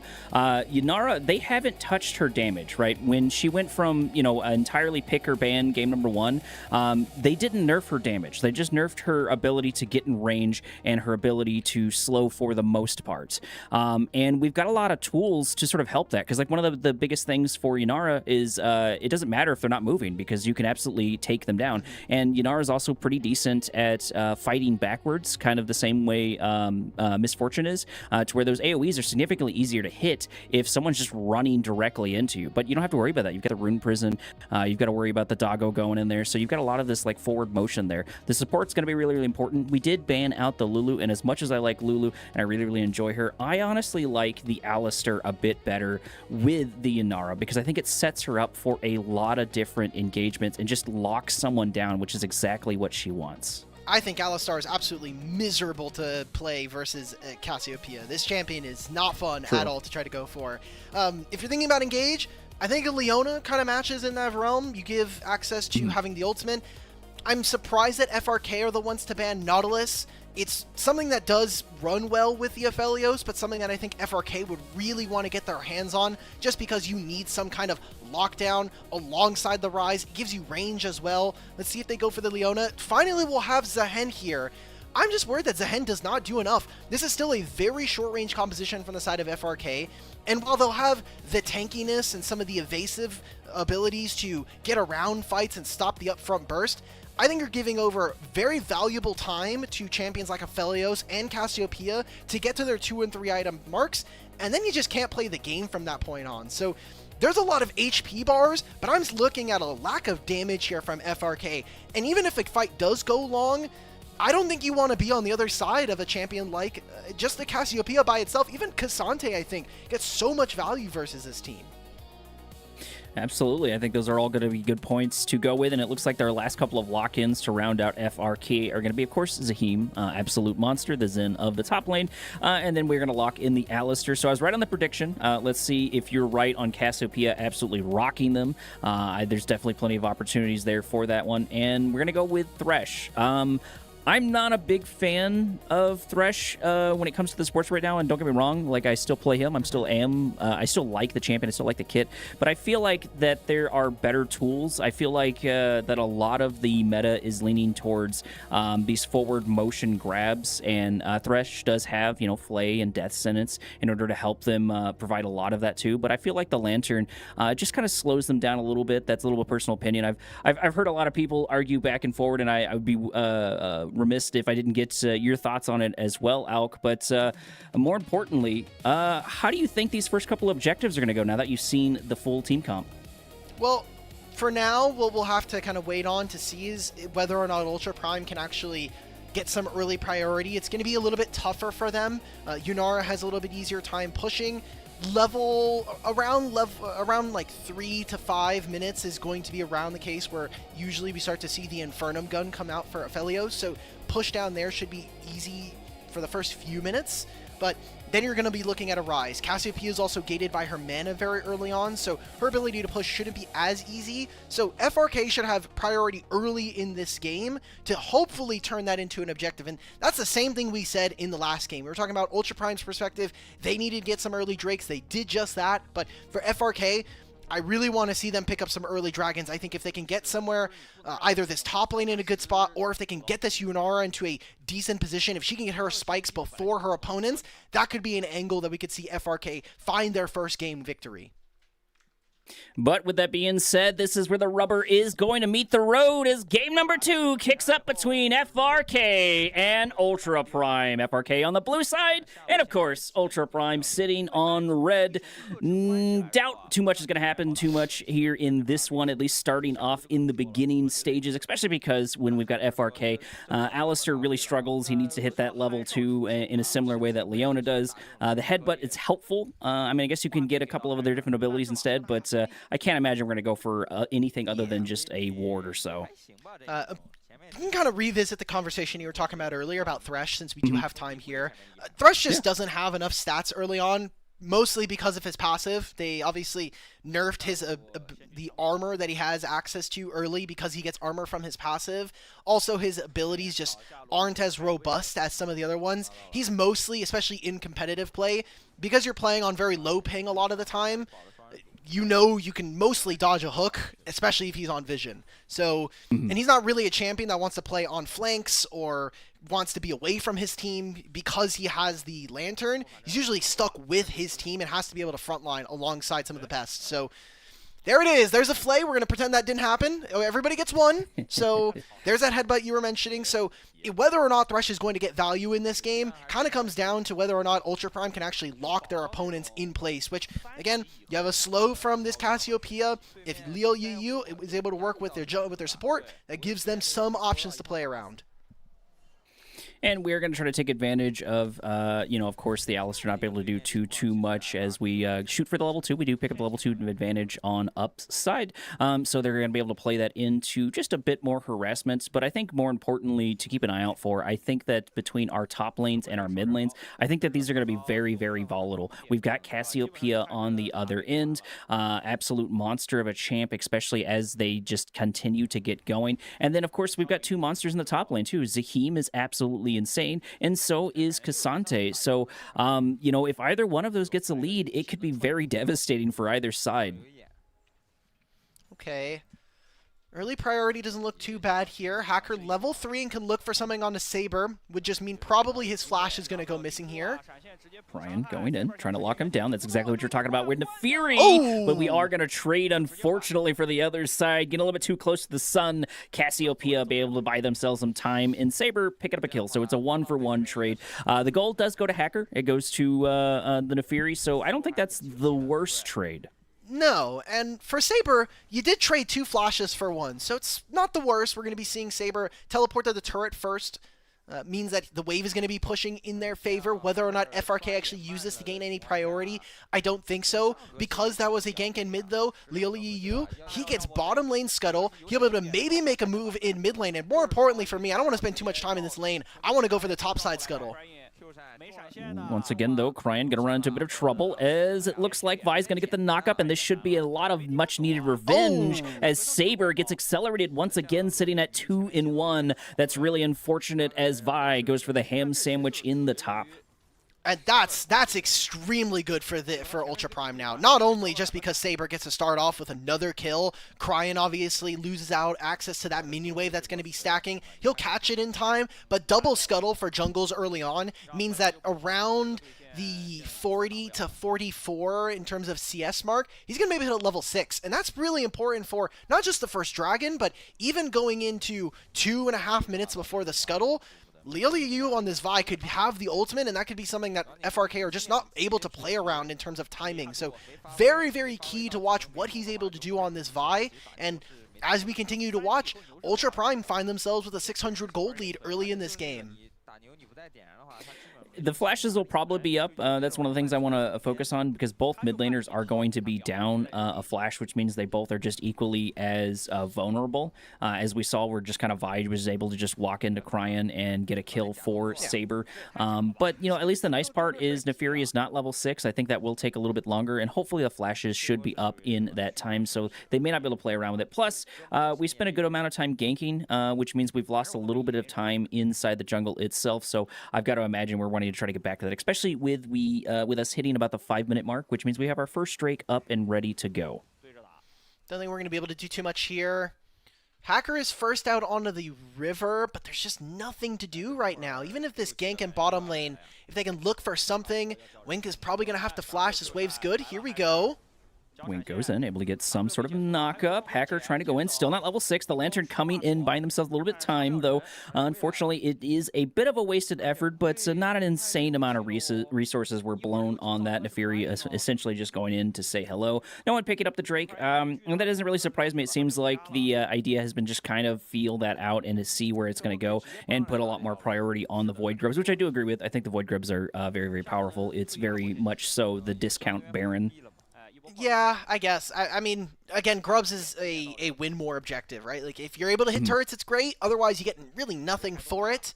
It is going to be the Dragon being started. Just a few things happening all at the same time. Hacker makes that play on bottom side, but Ultra Prime, they get a timer now to move into the river. Also, Cryan had to go for yet another recall here, so that means that their mid lane was never going to be able to move in time for this play. Dragon's going to be taken by Ultra Prime, and this is worrisome for FRK. They need to be able to steal this. Fortunately, they're not able to get what they need off. A Okay. little bit of back and forward. They're FRK able to get their hands on it, so that's going to be nice for the Nefiri. They essentially leashed it for them, and that's going to buy them a little more time to get those levels. We're getting really, really close to not only Vi's level 6, but the Nefiri, and I think that is going to show at least a little bit of tempo shift, especially in these ganks. Both of these junglers are going to want to really, really close that distance, and they have the abilities flank for it. from Xiaosha, he's going to go. They're going to keep going for this. They should. TP coming in. Not a lot of reinforcements so far. K'Sante looks like they're not going to respond, but it looks like we're going to try to look in for the Death Sentence. Death Sentence is good. We should have a flay here in a couple of moments, and yes, indeed, we're going to lock down one and pick up another kill for Saber. Saber sitting at 3-1, picking up the first little feat. 20 CS up already, and he's going to get access to this mid lane wave. I mean, Cryan is just getting absolutely tossed around here in this game. A great find from Ultra Prime and their support utilizing that spell book so well. That teleport flank basically makes that entire play happen, and while they aren't able to start up the Grubs just thanks to the timer, spawning in 15 seconds, now they have the ability to roam around the map. Saber could actually go for another recall here and teleport. He has his teleport coming up soon, and they can still make a play for the top side of the map. I think this is such a big win for them, especially because for FRK, even if Cryan's not going to be good in this game, we need to have Nefiri fed, and she's just starting to get all of her camps contested, some of these other objectives. It is a complete Hail Mary, the fact that they were able to grab that first dragon thanks to the steal. Absolutely, and now we're looking for an angle as the 8-minute mark does hit at that one, so we do have Void Grubs up and ready to go. Philios looking for an angle here on SMLZ. Oh! Just one, we do actually get it. Okay, so that's nice, and I think what's important about this one for Philios picking up that is that does diversify their gold, because I was going to bring up the fact that, sure, we have Saber with a lot of gold, but it's a double-edged sword. If you're able to take down Saber, that's the majority of the gold there for your team, so I think that's going to be a good angle. Ooh, trying to look for the angle, but immediately we go in as Saber. It goes in for the damage. The cow has to run away from the snake. A little bit of a weird conundrum. Are we just going to try to tower dive him? Okay, we do back off, but that does mean the objective should fall squarely in Up's hands. 3 Grubs, and they get all of those kills. I'm struggling to see where FRK can win from this position. So I know it's only 9 minutes into the game, but SMLZ getting solo killed in bottom lane, not what you want to be happening as FRK. And he got access to some turret plates there. That was 2 turret plates going over. Like you had mentioned, Saber now even getting another kill here. So while the gold might be diversifying, FRK are just kind of struggling to move around and use these lanes in good enough positions. And yes, Cryan is 0-4. This is becoming a massive pit. I mean, this is a 9-minute Rod of Ages done for this Cassiopeia. Absolutely, which gives us even more time to start building those stacks, which are going to be so important for them to get their hands on. We've still got some time, at least until the next couple of objectives. We're getting close to that 10-minute mark as we roll in, so now we're going to try to fight over a couple of these blue buffs. Not really the best thing. I'm not sure I'd be taking this risk for FRK, but maybe you're just trying to get some sort of momentum back for your side. You really have lost the rhythm, so I don't blame them, but the response for Ultra Prime has just been absolutely solid. They've got 4 here on the defense. distance, and they're actually looking for a kill. Wink getting really, really too close to the sun, I feel. But most importantly, I think Hacker, FRK is getting more and more separated here. This could be an angle to lock them down. Flay, unfortunately, hitting absolutely no one, as we do have control of the ambush. Wink goes in looking for the damage there, but unfortunately able to find a whole bunch on the other side. Destin's pulling them back in. They thought they were out. Nefiri going in, but also going to get taken down as Hacker falls to pieces, goes down on the other side. Crying here, trying to dish out the damage here with the Rune Prism, but unfortunately it's not going to be enough. This Aphelios just hits way too hard, and Saber is still uncontested. Our score at the 11 minutes is 1-7. All right, this game's cooked, ladies and gentlemen. We spent 50 minutes just to be done with this game number 2, 10 minutes deep. 4,000 gold lead. This is way too much at this point. Wink, that flash, I think, is incredibly exploratory. We're going to be trying to go for a dive here. We're just looking for more kills, more gold into Baye's pocket. Let's give him some turret plates as well with these 3 grubs. They're just way too far ahead at this point. I mean, it's almost a 2,000 gold lead in mid, 1,500 in bottom lane. I love the way we saw Ultra Prime play this, and FRK are just slowly trickling gold over to their opponents, kind of for free at this point. You know, and I feel like every time we go back to that top lane, we're thinking meanwhile back in top, because just not a lot of actions happen there, especially considering all the action on the other end. Unfortunately, there it is. There's the missed play, Alk. I mean, sure, I guess, but like, we're a minute and a half before Dragon. I think the idea of looking for things is fine as FRK. You want to get some summoner spells out. You got Cassiopeia's flash. That should have been as good of a play as it's going to be. Maybe you just let Hacker die by himself, and then you try to retake, because you have all of this vision that you can try to go through. This is going to be relevant for the Dragon, but now you're going to be down spells, you're going to be down ultimates, and you're just so far down gold, you're never contesting this Dragon now. So FRK put themselves in a deeper hole, and Ultra Prime are going to continue to scale in this game and continue to mount even higher gold leads. I mean, finished across the board, almost completed first items here for all of Ultra Prime, and we're still talking about scaling 2 and 3 items here for their carries.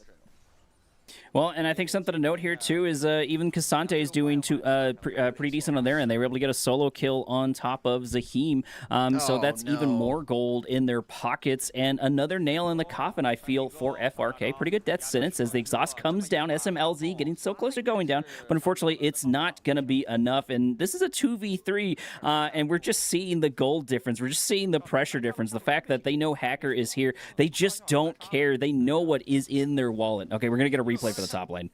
This looks like a pretty dry solo kill. Okay, yeah, he just landed Q2. He has his ultimate. We are pressing buttons. Yeah, Fearness got pretty owned there. There's not much to say. Like, Cassante landed 3 Qs in that fight, and that's all that he really needed to do. Plus, he got the ult off. So, great play coming in from Liang Chen, a player that, again, we were talking about for Ultra Prime. This is basically 4/5 of the BLG juniors from 2025. Obviously, Baye and Xiaoxia come in midway throughout the year. Saber has been the franchise player for Ultra Prime for multiple years, playing in their academy team. And more holdovers. Liu Yiyu playing over on BLG Junior, same thing with his top laner. So there's some good things happening here. Hopefully they can kind of develop these players, and which one is going to kind of be the next star, or maybe a player that they can kind of flip in terms of maybe getting another team to be interested in them. That's really what Ultra Prime and some of our other teams are looking for, is developing some of these other players from the LDL. And what's a little devastating to look at this right now is take a look at the gold. There's a 2K difference between the bot lane, despite there not being an insane amount. So I'm guessing maybe we got a shutdown. CS obviously is an important factor. I guess it probably also has to do with a lot of those plates, since Aphelios basically got the majority of those plates solo. So that's going to be a lot of much needed gold there for their end. And, you know, we cannot forget about Saber. Saber sitting here quietly on a good amount of wealth for them as well. 1.5K on Cassiopeia, while Rise is really, really struggling even just to get Rod of Ages out. Oh yeah, you had to stop for the tier. Doesn't go for the Merc Treads, which is fine, obviously, but does mean that you're going to be even squishier up against this team. I don't know. I'm struggling to find ways here for FRK to really come back in this game that don't involve a massive throw, and we've seen plenty of those here in Demacia Cup, so I don't want to hold it to not be something that happens here in this game, but if everything goes to plan, Ultra Prime, they're already in position for this Herald. You have 2 members of FRK sitting on this bottom side. Hacker's going to path up, but they have no vision under this play. Maybe they just go for the Rise. Cryan in a bit of trouble. Not even really too worth casting that one. That's a pretty easy death. Lantern there for the safe. And now we've got a very clear path to taking down Shelly, able to grab a kill. Cassiopeia is going to push everything into the tower. There's a chance that Thresh does get caught here. That could be a bit unfortunate, but he is still in a pretty decent spot. He's got a lot of team. He can throw a Lantern over the wall and turn things spicy really, really quickly, as Shelly dies pretty quickly on the other side. And there's just nothing here for FRK to go for. You're going to maybe contest for these Raptors. Saber's going to pick up an entire turret for himself. And while it isn't turret plates, I think the player gold being toggled here is really great from the production team. Like, 4/5 of this team, it's just Xiaoxia, and you really don't care about support gold. So all the relevant members of Ultra Prime are very meaningfully ahead of their opponents. And there is just not too much scaling. We talked about some of the range problems that FRK were going to have here in this game, and we're just seeing kind of a mechanics diff as well. Mechanics diffs, wallet diff, tower diff, hands diff. I think we're seeing all of it right here, unfortunately, for FRK. Really sputtering out in this one. There was an opportunity. Cryan running directly into the monster and running into that creature. Going to try to ult to safety, but it's just not going to be enough as Cassante picks up another kill, diversifying the gold portfolio of Ultra Prime even further. FRK looking for something. I mean, we're watching Hacker's POV at this point, but they're trying to find a pick onto Liang Chen. He has no ultimate. Might be a flash, but he's already out. I mean, you could walk into him even if they get this kill. I gotta say, this does nothing for the rest of the game. He gets out, they teleport it away. Cassiopeia now gets to catch this bottom lane wave, and who is going to match her? Because now what Ultra Prime can do is they have complete control of the mid lane. I like where Xiaoxia is sitting in Fog of War on the bottom side of the map, and it is impossible for anyone from FRK to be able to match. More gold going over to Ultra Prime as they take this mid-tier 1. Mid-tier 1 going to get cracked as the Death Sentence comes in, going over the wall with a bit of flay. Now Yanara got to worry about a good chunk of damage. SMLZ returns a little bit of an exhaust, but unfortunately it's just not going to be enough as more and more get taken down. Wink actually going to go down there in that one, trying to look for an angle as Fearness goes down. So that's going to be another 2 kills right before the Drake pops up on the map. Oh, man. More kills, 2 going over to Ultra Prime. Control of the bottom side jungle as the dragon spawns. Nothing for this jungler to do. Hacker is just dead for free. A red buff will be their next prize. The dragon afterwards. And now we'll just have to watch how Ultra Prime finish this one out as they're getting close to a 10,000 gold lead at 18 minutes. Let's hop right into this replay, but this is just highlight reel after highlight reel. A perfect hook from Xiaoxia. And more of that Calibrum combo from Baye. I know we always talk about all of these different combos, but I really feel like Calibrum is one of his most important spells. The range that you get and the interaction not only with just Crescendum and all of those chakrams, but just the things that you can do with this, especially like green and blue. There is a lot of really funky stuff that Aphelios players have started to tech in as this champion has gotten older. Yeah, absolutely. We're going to see. Look at the damage on Alistair, by the way. You mentioned it was going to be miserable, and I didn't think it was going to be this bad. Cryan also going to run directly into the snake, which is not what going to do. The Rune Prism going to come down, but Cryan is the lesser for it. Ward is going to be down there. We should run directly into it. Rice does finally pop it, but honestly, at this point, if they get caught, this could be a potential bad situation as the Sultan Battery goes in. I don't even think we really need it. However, we do take a good chunk of damage on top of the Vice. The Saber is still here to try to lock them down as Hacker going to get taken down. Redemption coming on the other end as Thresh looking for another death sentence, but it looks like Aphelios is there to pick up the kill there for his team, for his side, as Cassante continues to knock at the top door. And just look at the map now, like Saber teleports mid, he's going to pick up this wave so that SMLZ gets nothing for free, maybe even a mid-tier 2 if they really want it. Baye is going to pick up the gold on the bottom side with another wave coming. Everything is going right for the side of Ultra Prime, and cool. Fearness, are you going to be able to pick this one up? No, it's a solo kill again onto this Zahen.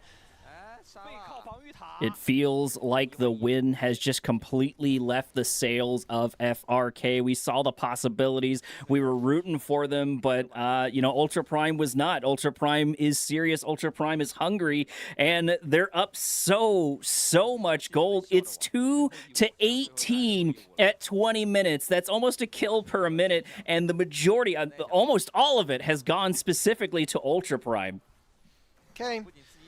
they get to just take everything, man. Like, top side, guess what? There's an Otacon, and you have a Cassiopeia. Like, look at how fed this champion is right now. You have a 3-item Aphelios. We've spent a lot of time talking about these guys. Saber, he was not impressive on any of the traditional mages. His Talia was iffy, his Ahri wasn't great, his Orianna was kind of questionable, but it was these melee assassins that I thought he was so impressive at. And he's just continuing to pull out really niche picks into mid lane that, hey, look, like, that is a great way to get around not having some of the more meta mids here. So I love this from Saber. Whether or not he'll be able to show this against some of the better competition, not just in this tournament, but in Group Nirvana later on this year, is going to be something that I'm going to be looking forward to for Ultra Prime. Absolutely. I think Saber has been a big contender of this team overall. We're going to walk directly into our own deaths. We're going to try to chalk down the Aphelios. This could be a good angle, but unfortunately, I just don't think we have the damage. We are able to at least pick up something for our side, but what can we do? That TP coming in, but not a lot of follow-up because, you know, Cassiopeia is just allowed to take down the top tower. So while this fight's still going on, K'Sante going in, looking for at least one kill. Got to grab it there. Thresh popping down ultimate there on their end, but unfortunately, it's just not going to be enough. Hacker goes in, only to get taken down, and it doesn't really matter that we're outnumbered because the wallet diff is absolutely insane. There it is, another kill, a triple kill going over to Baye.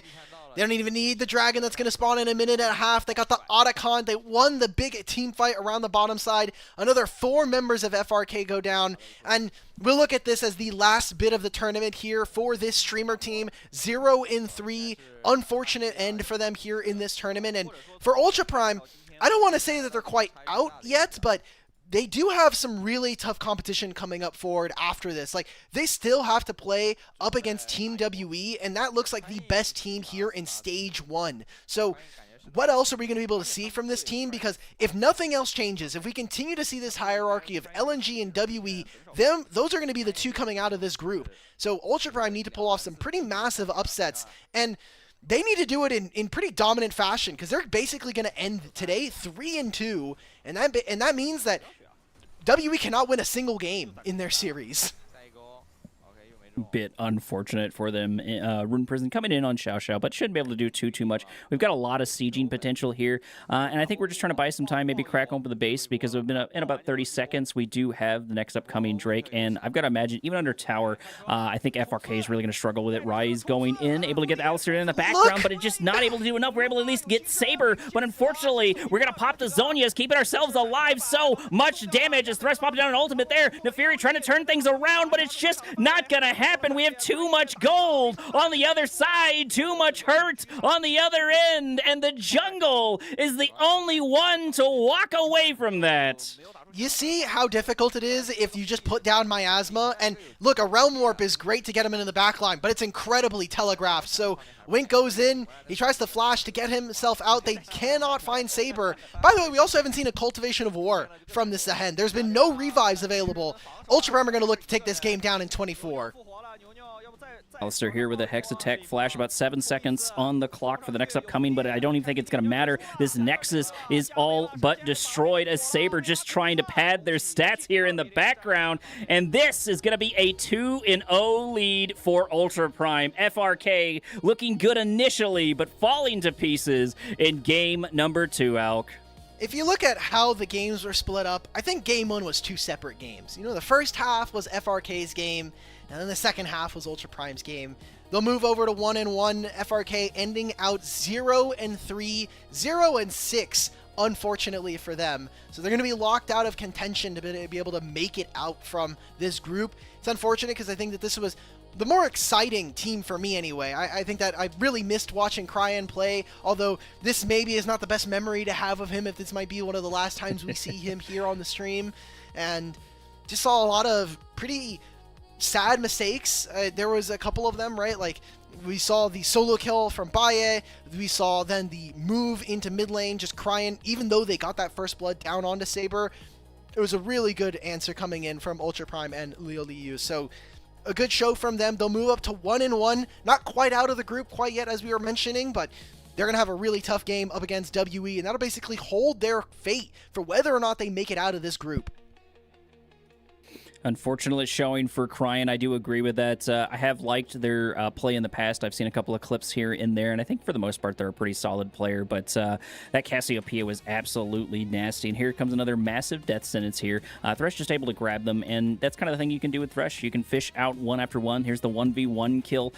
Phileas just able to get, I believe this was early on in the game, which is a bit frustrating, unfortunately, losing that 1v1. But it's not the only 1v1 that was lost, because we saw the same thing with Cassante and, of course, Zahim in top lane. Yeah, the Zehen didn't obviously work, but if you're Zehen, if you're both top laners in this game, everything happened in the other side of the map. You're just sitting there farming. You're like, oh, cool, I'll show up for team fights. One player, Liang Chen, got to say, cool, I got to show up to team fights, and we won the team fight. And everyone's like, awesome. I lost the game before I even really got to play. Doesn't help that you got solo killed twice, but you know, when it goes bad, it goes worse. It's a bit of a snowball. Absolutely, and there's that solo kill that you're talking about. Another good death sentence comes in, but honestly, at this point, this is just the final nail in the coffin. Sure, we get a exhaust down, but immediately get out with the Lantern. And, you know, Alistair just gets absolutely chunked time and time again. Every time they go in, just not able to do it, and then Zahim thought he was out and then immediately got murdered. It's just, you know, constant, you know, death after death after death, unfortunately, for FRK. Mm-hmm. It's unfortunate, but these streamer teams just in general haven't really found too much success in Demacia Cup. We saw last year they were able to win some best of ones, but this format is not at all helpful to them. Like, best of threes are obviously significantly harder to find series wins. ZSM found the only streamer team win in a single game, but even that I don't think is going to be super replicable. Like you were mentioning earlier, and like we've talked about on the stream, I think just the lack of ability to just stay constantly locked in for them, they can take this a little bit easier. They're obviously just streamers at the end of the day. Saber with 2 MVPs. A lot of this may be due to his jungler coming in and helping him, but he definitely played some really good games here in games 1 and 2. Well, and I don't think you can deny their plays. I think more specifically on the LeBlanc in game number 1, they really showed how they can shine overall. So I'm excited to see what they've done so far, and I'm excited to see what they're going to do further on in the Demacia Cup, whether I'm you know, casting them or not. I did mention that Ultra Prime, you know, in sort of that unfortunate day number 1 game, is starting to slowly warm their way into my heart, and I'm starting to root for them. I'm really hoping to see great things for them. I do agree with you. They do have a lot of competition, and there's quite the steep hill to climb, but I think that makes the story all the sweeter. With that being said, we've gone through the MVP. We're going to roll into another break, but keep in mind we're going to be right back because we have another great game, another great series just on the horizon. See you in a few.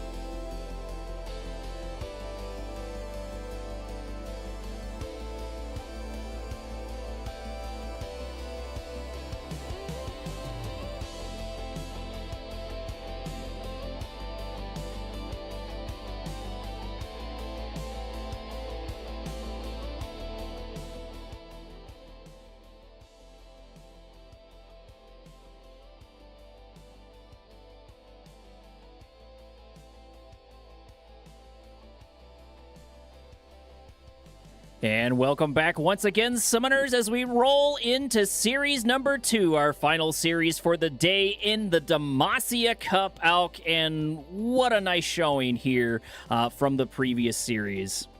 Yeah. Look, I'm just really excited. I think all the fans at home, if you've been watching the last 2 games, or last 2 days of Demacia Cup, you're looking at these 2 teams as the favorites coming in from group number 1. They just happen to be in the same group. LNG and WE. WE keeping a large portion of the roster, but getting in some different imports. I think in particular, their bottom lane about seems like a really promising AD carry. And for LNG, going for a really big rebuild this year and trying to make up for what, in my mind, was a pretty big waste of time in 2025 for their lineup.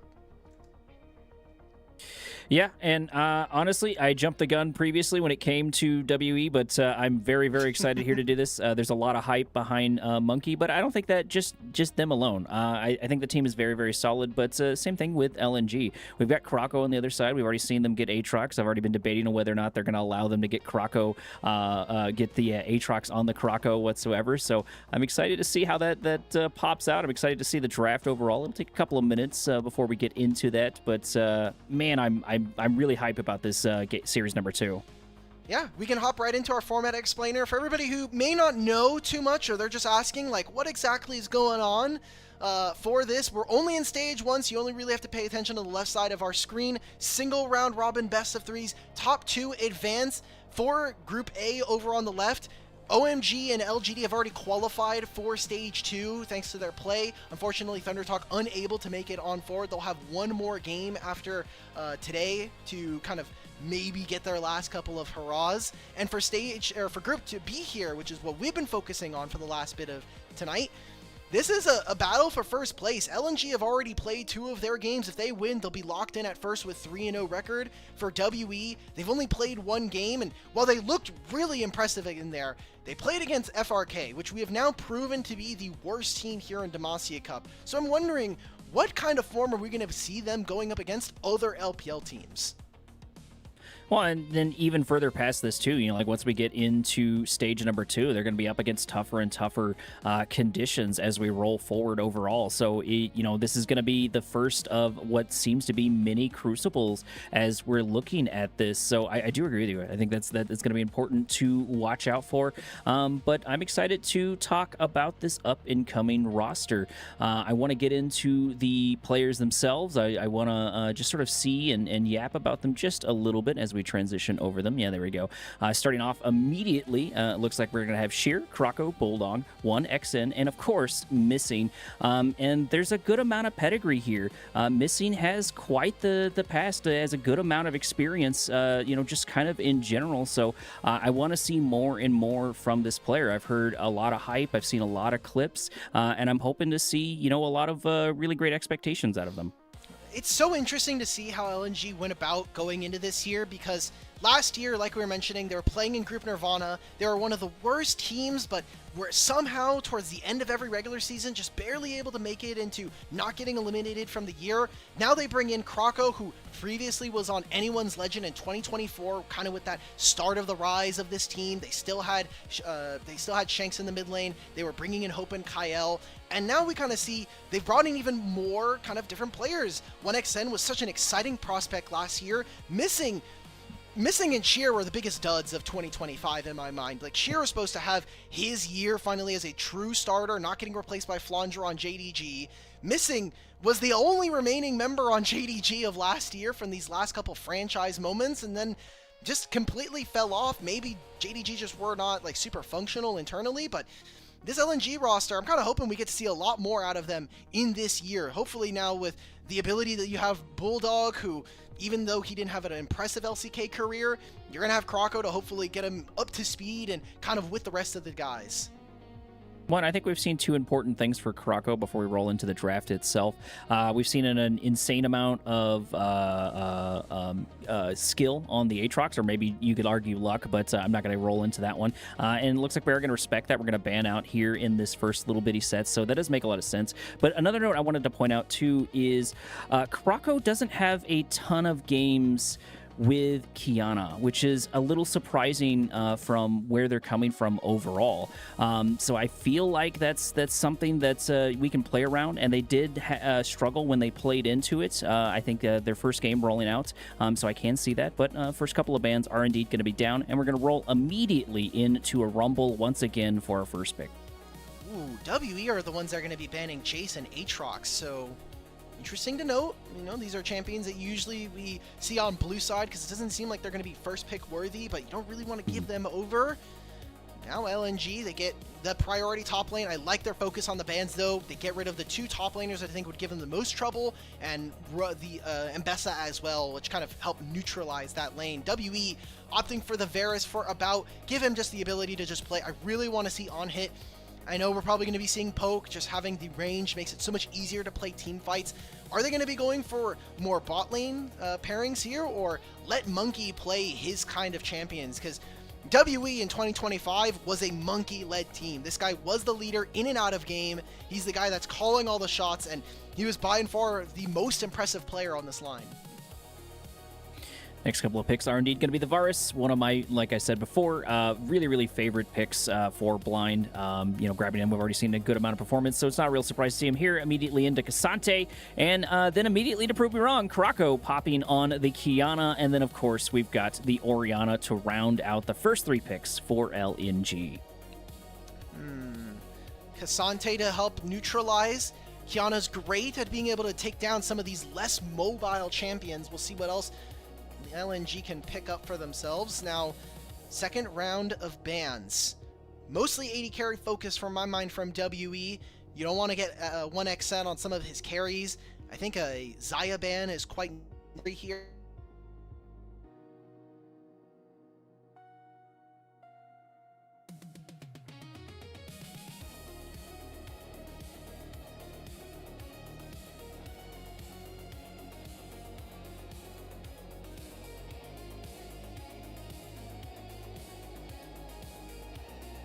Couple of picks. I'm having to run off of the stream itself, unfortunately. First ban is down, and just like you were talking about, looks like we're going to go with the MF ban there for that one. Rolling into our next hover, sort of waiting on that too, and it looks like we're going to go with the Pantheon.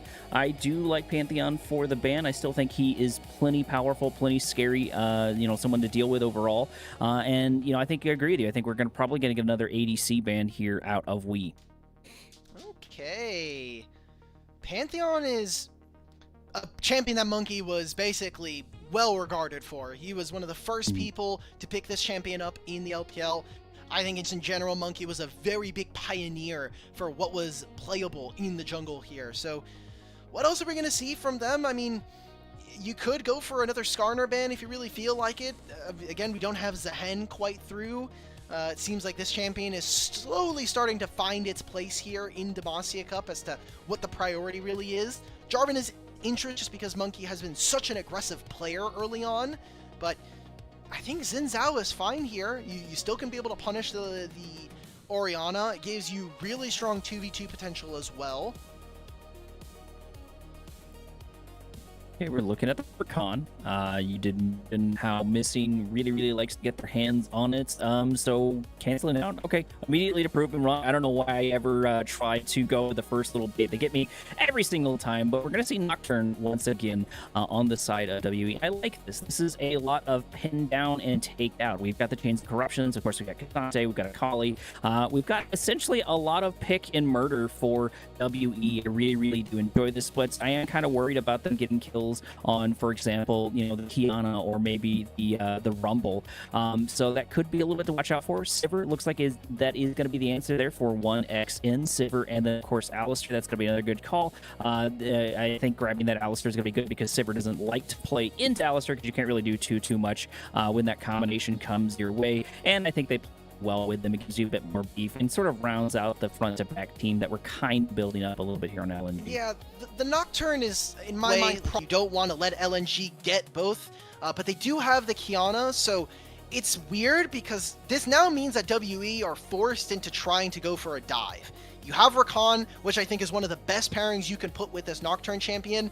You have to be able to go forward now, but when I look at what LNG are showing, I mean, you can really stop a lot of really important abilities here from LNG side.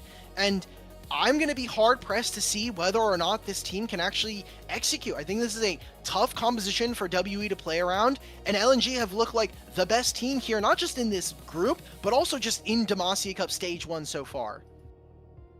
And I think that's a good point to talk about too, especially considering what we have on the map. We've got a Sivir, right? Sivir still is very powerful at that 4-item.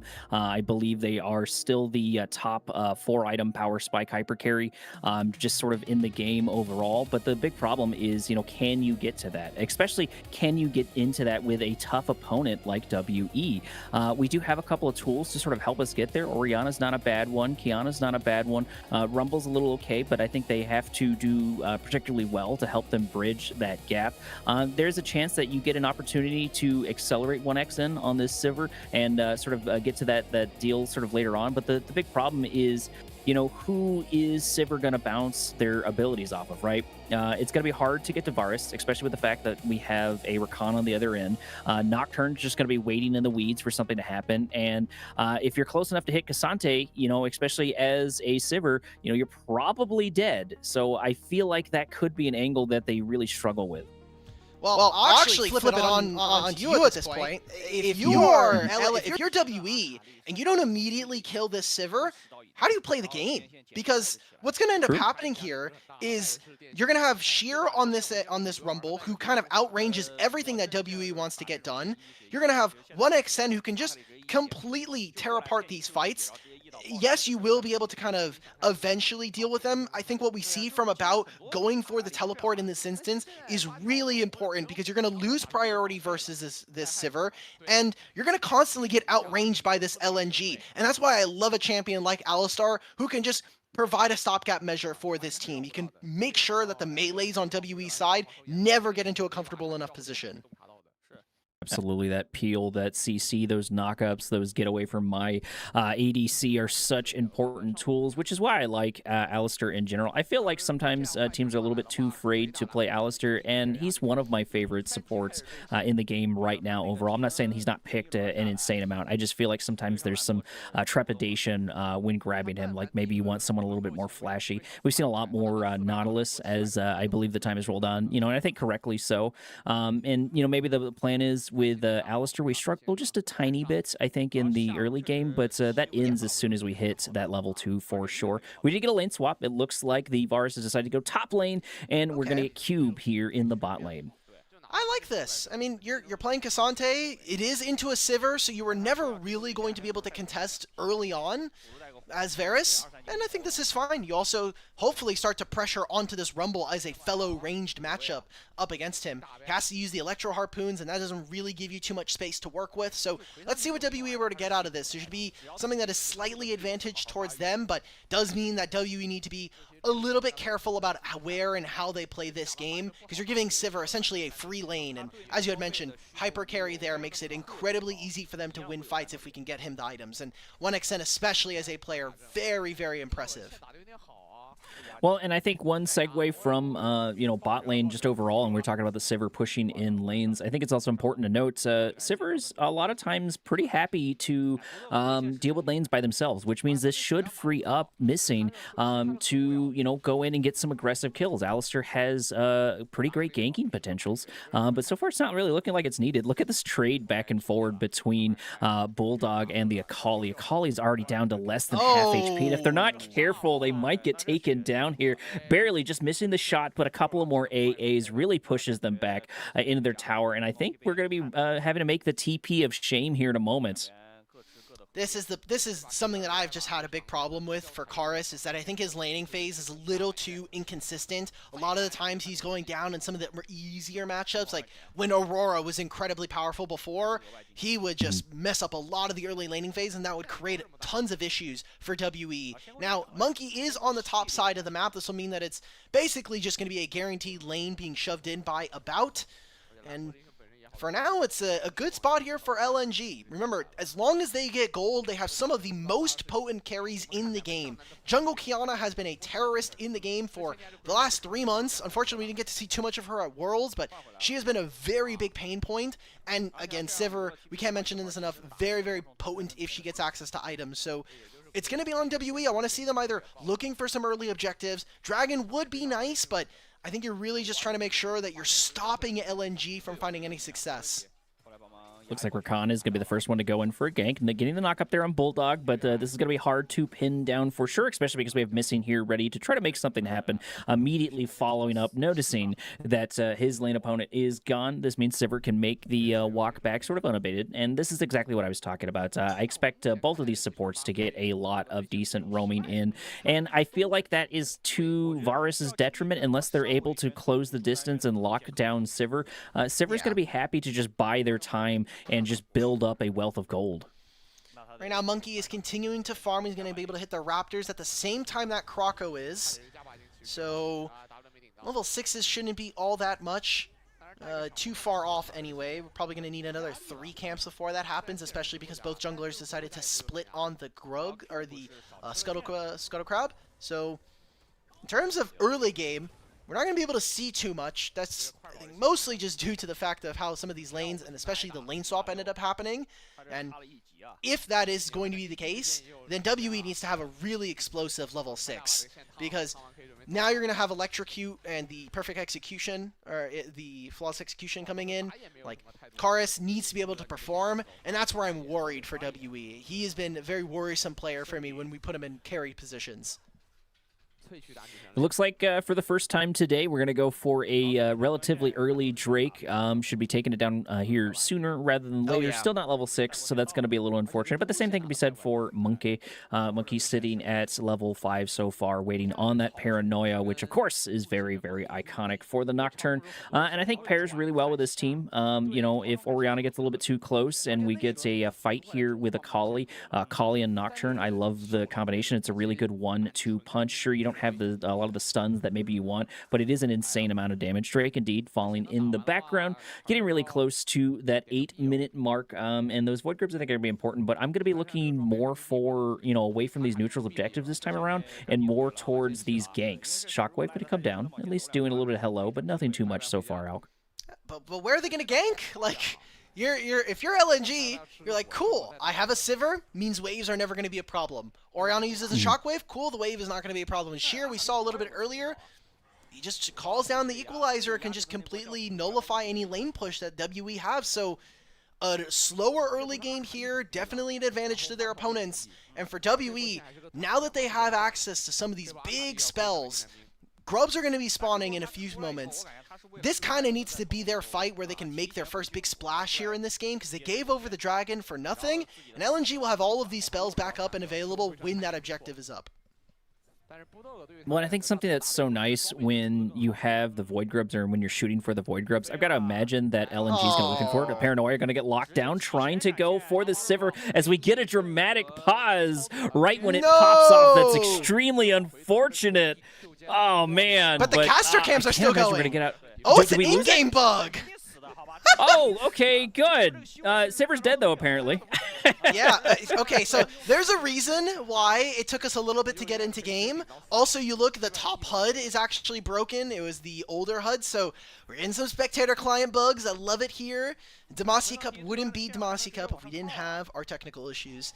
We said it was on our side, now decided they wanted to match us. They wanted to say, look, let's not, they don't want us to steal their thunder here for this game, so... small spectator client bug. It was the flash being invested by both 1xN and Monkey that is First Blood going over to Team WE, and a very big investment because Cube teleported away from this objective.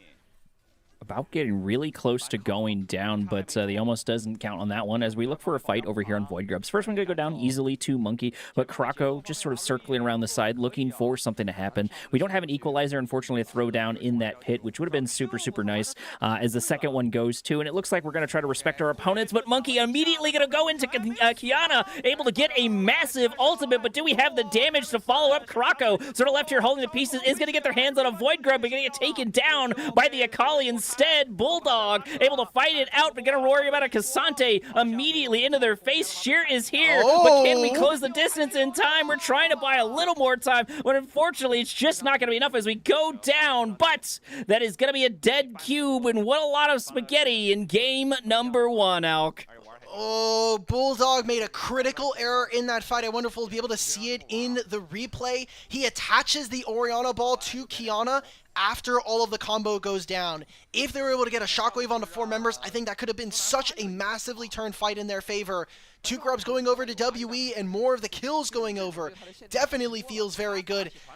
You think about the line of play for that. Cube teleports bottom lane, they make that pick onto 1xN, and then they have the time now to move Cube up to this fight and make good. So you get all of those summoner spells, a ton of flashes burned by LNG. I just want everybody to be watching Croco and Bulldog, because right here, this is where you want all your bread and butter to be made. But this shockwave only lands on a 3. That could have been a kill on a Monkey, and maybe more if you had some of these resets.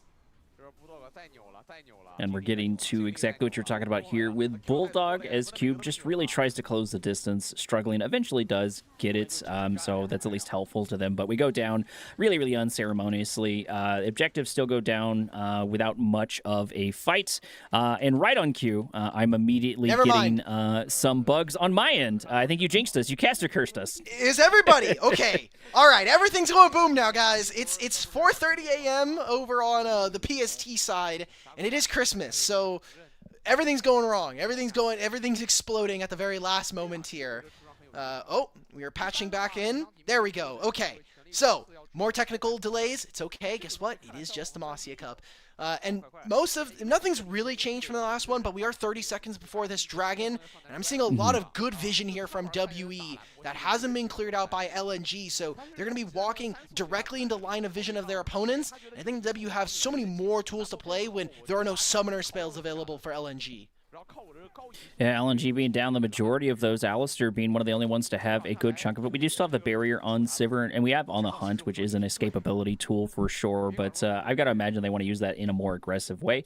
Looking to try to make a move here on Monkey as they move into the jungle, looking for something to happen, maybe trying to find some sort of pick. Not able to find too much, unfortunately, there for them. Almost 12 minutes on the clock. We're sitting at 1-3. You just mentioned all of the flashes being down pretty much across the board, and that does make sense. We have 2 exhaust. It looks like we're going to be at 2 unseen spellbooks here, unsealed spellbooks, where we're going to grab exhaust for each side. I think that is going to be a good call. We've got a lot of champions that really, really want to get in the face, and now we're going to start our first fight over here for the second up-and-coming Drake. It's a pretty important breakpoint coming through for WE. Experimental Hex Plate done for Monkey. It isn't a Hydra. Oh. Opportunity, trying to lock in the Orianna. Shockwave going to come in, but Monkey does not care because with the Akali, that 1-2 punch I was talking about comes in, and now we have the advantage for this Drake you were just talking about, Alk. Hey, look, you just don't have flash on Bulldog. I think this is not a fight that you want to be taking as LNG, so they're going to have to give up this objective.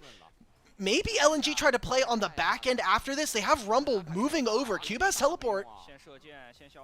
Yeah, able to get at least a small W in, but I can't imagine we're going to spend too many more resources on this. LNG maybe just trying to bait out a little more than they can, and they did get the TP, just like you were talking about, as Cube comes down just to say hello, but that is also to match Sheer, because Sheer is getting a couple of plates there in response, and I do like this. At the very least, they're trying to get some sort of gold, some sort of advantage, but just really not worth it, as the Drake ultimately falls to WE, and they continue to look in better and better shape. The biggest difference, at least so far in gold, seems to be between the Akali and, of course, the Orianna. But you could also say the same thing between the Rumble and the Cassante. The gold lead is pretty identical between those 2 sets, but reversed. Yep. This is what we expect from the Rumble, especially because you have First Strike. You're going to be able to just squeeze a little bit of gold out of almost every interaction with the tank, and hopefully that means you get to maybe 1, maybe 2 items a little bit quicker than your opponents.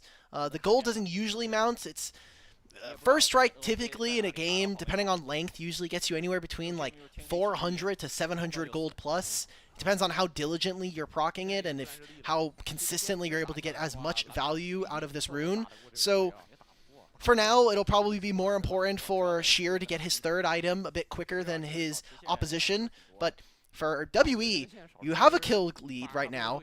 You also just got the second dragon of the game. You have 2 grubs, so you're feeling very good about your spot here in this game. Like, yes, there's scaling elements here for LNG, but Nocturne can be very difficult to deal with, and as long as there are flashes down on LNG, this Akali is going to be an issue.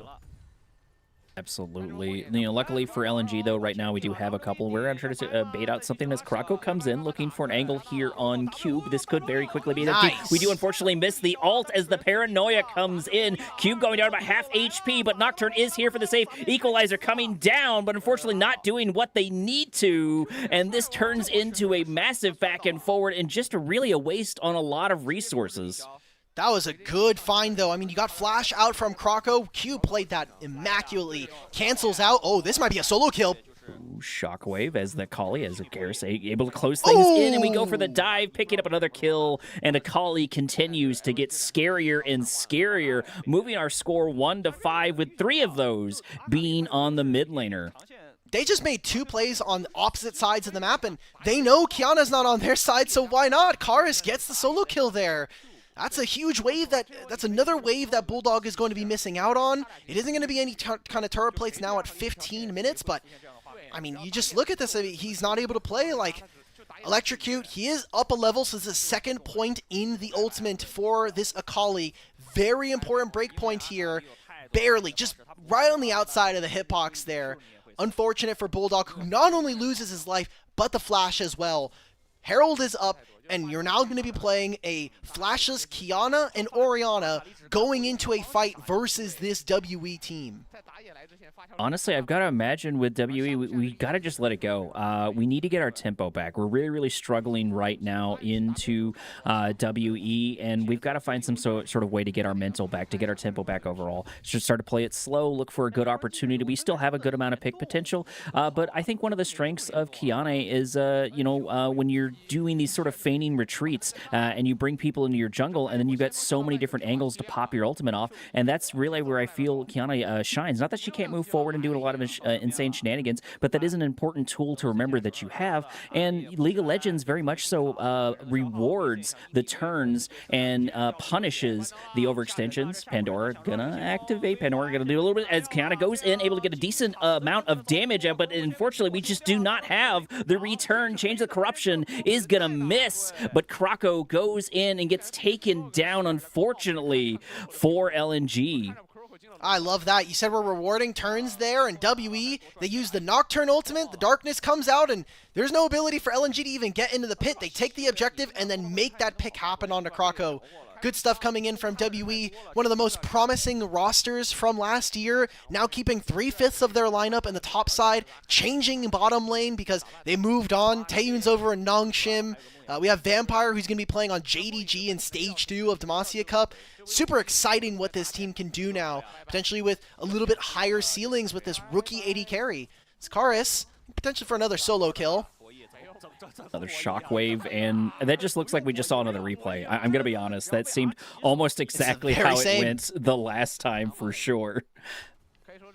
No flash, no life, and might be another dragon coming on through. Monkey's not quite in the area, but Cube is so damn tanky. He has Merc Treads upgraded, tier 3 by the way, and he also has the Force of Nature. He's completely immovable here between an Alistar and a Rumble. Karis has Teleport and will be able to take the first turret of the game. WE are in such a good position here, and what I want to call into question was, how good was WE when their first opponent was FRK? They looked really solid in that game, but it's hard to take notes when not only the sample size is low, but also just their opponents were obviously not as formidable. LNG, they've had some questionable games here in the Demacia Cup, and this is the battle for first at this point. Like, WE have only played one series, but if they take a convincing 2-0, then that calls into question whether or not this is just the best team here in Stage 1. Well, and it's a little surprising because if I remember correctly, both Krako and Bulldog are coming from the LCK, coming from like really, quite a gauntlet. So it's a little surprising to me to see them struggling right now. And I think we're sort of seeing that. I did mention that Krako doesn't have a ton of games on Kiana, and I think we are kind of seeing that. I don't think all of this is on their backs, but I do think that is a note to telling this story. WE just really in a good position to grab this Drake because it's already sitting about half HP. Monkey very, very happy happy to just go ahead and take this. And it looks like it's going to be a Mountain Soul for them overall, which I've got to imagine is just going to make Karis even scarier. Oh yeah. We're also having some great HUD bugs here. I'm gonna ignore the fact that we have two top score lines up there. Just don't look at it too hard. Demacia Cup. I know it's really tough because I'm seeing multiple dragon icons. Thankfully, the overlay at the top is just the right shade of black in terms of opacity, so you don't really see too much behind it, but just enough there. It's a bit of a tease. Herald's gonna be spawned, and that's another turret being taken by WE. It's a 2,000 gold lead, but not only is the kind of the objective advantage going over to their opponents, but I just feel like the ebb and flow of this game is being played very, very well by WE, and LNG are just constantly tripping over themselves, and especially this mid jungle just not working here in this game number 1.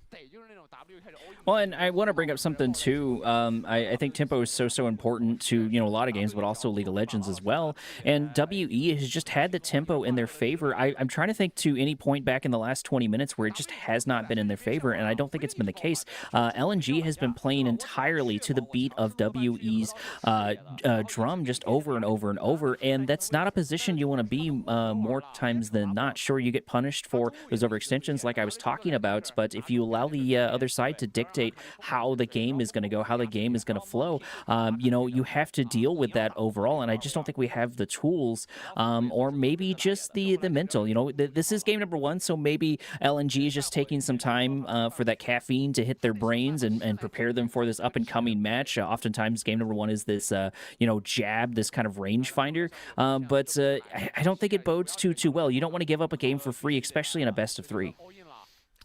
I just think that WE are kind of making their own wealth at this point. They're the ones that are constantly making the first play. We're seeing that Monkey is obviously dictating a lot of how this game is going from the jungle position, and he's setting up his lanes for success. Obviously, then we see Karis doing that by himself, solo killing the enemy mid twice in a row.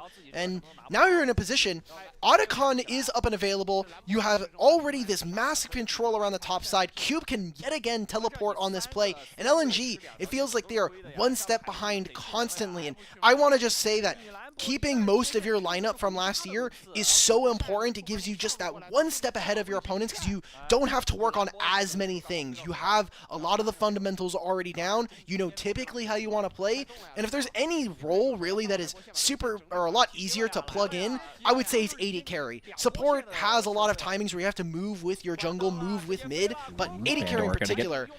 Activated as Kiana tries to buy a little bit of time. It looks like the exhaust coming in. Karis looking for an angle, looking for that damage. What? We're trying to return it, but Krako goes in immediately and just gets punished for it. That's really, really devastating because SantaCon is just waiting to be taken. This should be free for WE, and I don't even think you want to respond as LNG. Look at the buffer there from Cube. He gets it. Even Kiana's over the wall. He's already put the spell in. The input goes through, and that just turns into another kill. Krako 0-3. They're going to teleport Bulldog away to hopefully grab themselves the bot lane tier 1. But let's just take a look at how much experience this WE team's going to get. It's 12-9 in favor of WE for the Soul Petals. Now they're going to get enhanced. And... okay, 24 is not that much, but still, you've now doubled the amount of experience and adaptive force you got access to. We're going to take a look at this flank from Cube. The teleports have been on spot here for WE. And how are you supposed to play with no vision? I mean, Missing's trying to be your front line. He puts, yes, like the input's already put through, and you can't cancel it at that point. Usually the only way you can get around Cassante ult is you have to make him lose vision. Wasn't the case there for Krako, was not lucky enough. And LNG are now just getting snowballed on at this point. Like, it's a 4,000 gold lead, but it's going to feel like 6 because of the experience differential. Just look at mid lane. Absolutely pushed in. Most of the T1s are down. And something you briefly mentioned before is I think the cross-map plays for W have been very, very solid. They're always doing stuff on multiple sides of the map, just continuing to push LNG on their back foot, continuing to keep the tempo in their favor with so many different tactics, so many different strategies, and it's working well. This feels like a well-oiled machine. WE doing absolutely phenomenal, and everybody just playing to their roles. No one being like insanely flashy except for maybe Karis, but I think everything has absolutely worked out in their favor. It's really tough now for LNG to find much more. Good use of vision. Pandora in. We're trying to look for a fight once again, but I gotta imagine this should go over really quickly as Karis able to get 1 and 2 kills there, grabbing a double kill, taking down the tank, taking down the cow like they were absolutely nothing, and we can transition that into our third Drake, Alk. Dragon's just not going to matter in this game, I can tell. Like, yes, they get the soul, but when you look at just how this game has been going, the flow of this one, it has been WE constantly making good picks. I think the vision has been super impressive. And another player that we haven't really talked about for WE is their support. Yao Yao took an entire year off of playing competitive. Last time we saw him was in 2024. Now he comes back in. I had a lot of questions as to whether or not this bot lane duo is going to work, and still got a lot more of the year to play through. Karis now level 16 in a 2v1. Ooh, look at the damage on Rumble as we go back in on the other side. Karis now chunking missing as we try to go in for a little bit of gank, but it looks like we return the damage instead. Heal coming in, buying themselves a little bit of spacing, and we do manage to escape out of it, but that is a perfect example of the goal diff right now. That was a 1v2. Otherwise, you know, that could have been a dead Akali, but just we couldn't do it. And also, we're just looking at the stacks. 18 stacks on the Magi Soul Stealer. If he gets 20, you get more movement speed. So it's only going to get bad to worse here for LNG, who, I mean, now you have 3-item Sivir. This is really the big breaking point for me. You also have a Seeker's Arm Guard done here for Sheer. This has to be the next few moments, the next few minutes here for LNG are going to be essentially the pinnacle of their power, and it's going to be where I need to see them actually stand their ground and find a good team fight win. I mean, maybe you get level 16 on Bulldog, that's great, but really the game's already gone by you at this point. You need to be able to do something, whether it's around the Baron, whether it's around the Dragon that spawns in 3.5 minutes. I need to see something, otherwise this kind of felt like a game where LNG basically had the game dictated to them, and they were like kind of passengers in my mind. Well, and I think switching away from that passenger and putting yourself in the driver's seat is going to be easier said than done for a lot of different ways, because even if we win a fight for LNG, right, say we take that and we get our hands on Baron, we'll probably have to reset just because of the entire goal difference, and so that'll give time for WE to come back if they die in this hypothetical situation, time for WE to come back and to stop a lot of the aggression, because not only does LNG need to win a team fight, an objective, they need to win a bunch in rapid succession and then have a lot of good success. Maybe Baron is a good way to do that, and get your hands on some, more of these towers, which could provide a lot of the much-needed gold. But it's going to be hard to do because this Baron's got to be pretty close to gone. Baronori going to get activated once again. Nocturne looking for an angle to go in, but thinking better of it. Choosing a good time, going to lock in on Krako. Krako in trouble. The exhaust coming down as unfortunately our ultimate hits absolutely nobody. Sivir trying to find the damage. We're only going to find death instead as Cube absolutely picks them off, grabs another kill. WE just not letting up the pressure whatsoever. Karis finding a nice pound of flesh to go for. Bulldog in trouble, able to buy a little bit of time and spacing, just barely able to get out of that, but you know, what do we get out of it? Not too much. That was a 2-for-1 trade, and we still have plenty of good angles here for WE. That's so tough. You got Monkey. We doubled the amount of kills you had as LNG, but cool. Like, no Baron was taken. Replay, we go right into it, and just look at the lack of damage that LNG have. Even with this poke Varus, you're just able to just dish out so much DPS. And I love the connection. Yao Yao in the backline, rooting up 2 members, gets 2 of them locked up alongside the Chains of Corruption. And while Monkey falls, you're getting so many really important summoner spells out from your opponents yet again. And while it isn't the Baron, it's another team fight win. And now you can, as WE, you can straight up go back into the bottom side jungle now and set up for what is going to be your Mountain Soul in a minute and a half. It's going to be an important one for sure, but just like you mentioned, I don't think it's going to do too much for them, which is kind of silly to say. I think Mountain Soul is one of the stronger souls, and the fact that it's just not going to have a massive impact on it, it's just going to make things even harder for LNG to walk up. But I do think that it could be a good opportunity, right? Like, that soul's going to be really important, and LNG knows that they're probably not going to be able to win a straight-up 5v5 fight. So what I would like to see them do is I would like to see them mash all of the G.I. Joes together together, press all their buttons, and just get one kill. Just get one objective. Take down one tower. Get something in return for all these constant losses. Try to lock down some of these bounties. Do something. Try to get your tempo back. All of these little bitty things add up and matter, and I would really, really love to see LNG do it, but that's easier said than done because, you know, WE just hasn't allowed them any kind of opening whatsoever. They've been continuing this cross map like we're seeing right now. Mid in the bot lane, top in the top lane, still continuing to push, buying time, waiting, adding more and more pressure here as this Drake ticks down. 20 seconds on the clock till it's up.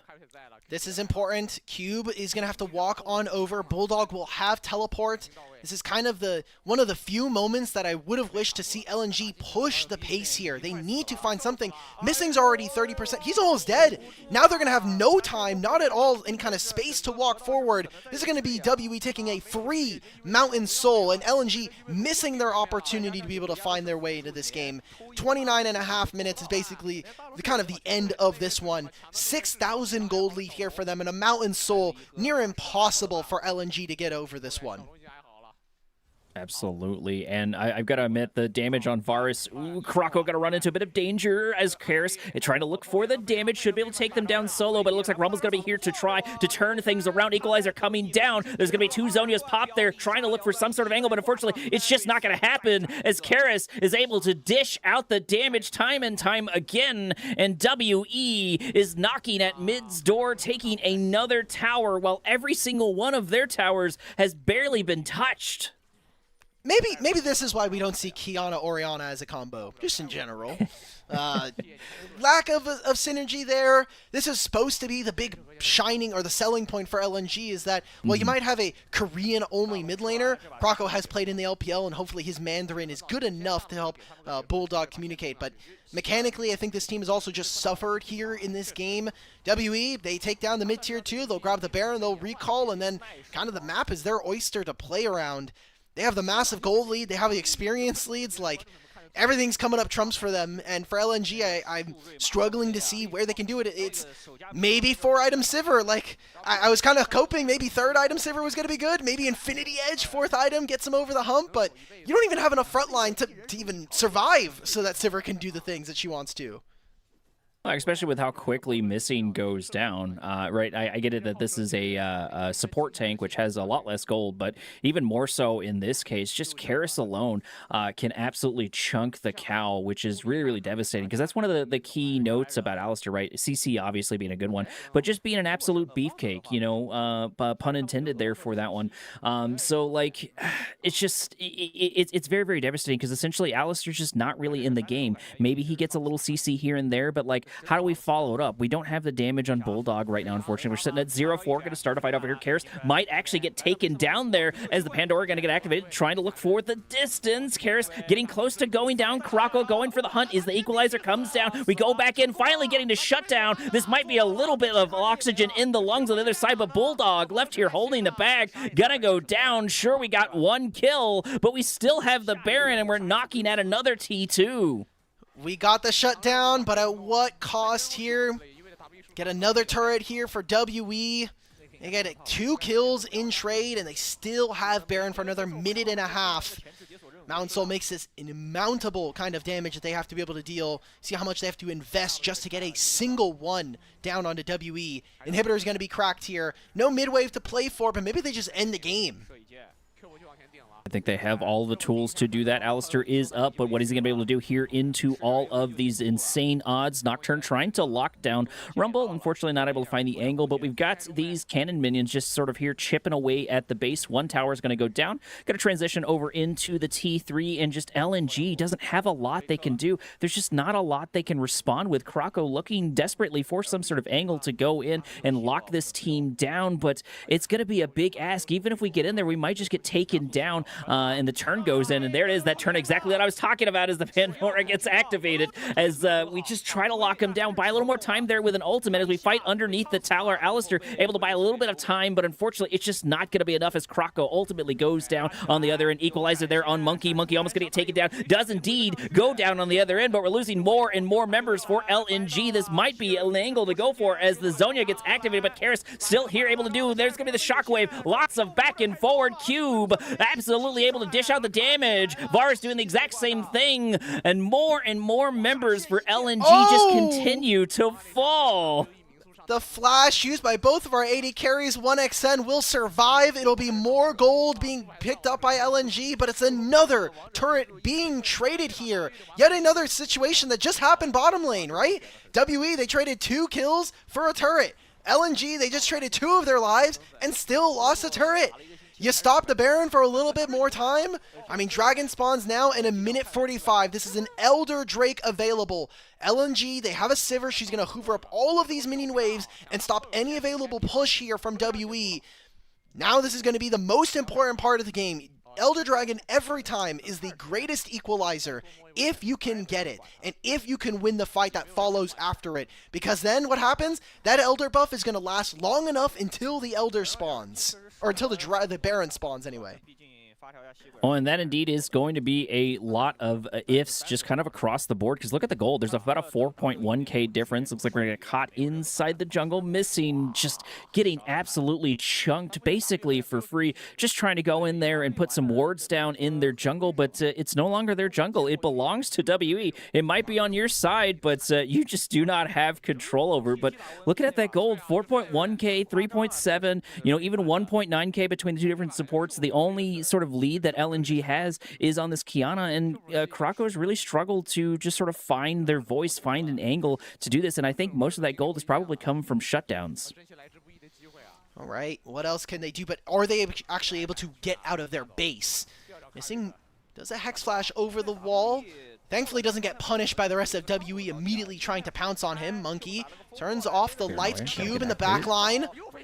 Krako going to get isolated as we start a fight over here. There's an absolute cuddle puddle here for this one as we try to lock down and deal a good chunk of damage. Karis able to absolutely rock member after member. There's only 2 left here for the defense, and we're trying to go for the whole enchilada. Grabbing another one, and that is going to be a full ace for the other side. Double kill for Karis, and it doesn't matter because game number 1 is going to be over. WE taking this first point, taking the Nexus. Wow, that was a massive flank yet again from Cube. A middle of the pack player who usually doesn't get too many flowers for his performance on tanks, but really was kind of coming into his own as we got towards the end of the year in 2025. That right there, I mean, he doesn't land the Q3, but he gets a massive W that knocks 4 members into Yao Yao, who has a grand entrance that kind of just ends the game on the spot right there. So really good performance from WE, one where from minute 1 it felt like they kind of were able to dictate the game to their opponents. LNG felt a little lost here in their first game of the night. Well, and I think despite the fact it started off really, really slow, that 1-2 punch that I was talking about between the Nocturne and the Akali, I think had a really good effect. Here it is. We're just sort of picking on the Kiana over and over as we roll through a couple of these replays. This is one of many solo kills in the top lane, really just repeating itself over and over. Very, very solid, just barely grabbing it, just like you mentioned the previous time we go in, and we immediately go into the second one to mirror that. So I do like this comparison because it's basically the same fight. Yeah, Karis did a very, very good job. Just in general, I think that this mid-jungle duo worked so much more in tandem, and that is just going to come with the fact that they had more experience together. Like, they spent all of 2025 playing with each other. There was maybe a few weeks where we had Tianzhen from their academy team playing, but that very quickly got solved with Monkey joining the team, and after that, they really got to learn and build a team together. Now you're coming in on a second-year project. I think that kind of helps them with figuring out how they want to play the early game and kind of their vision for playing League.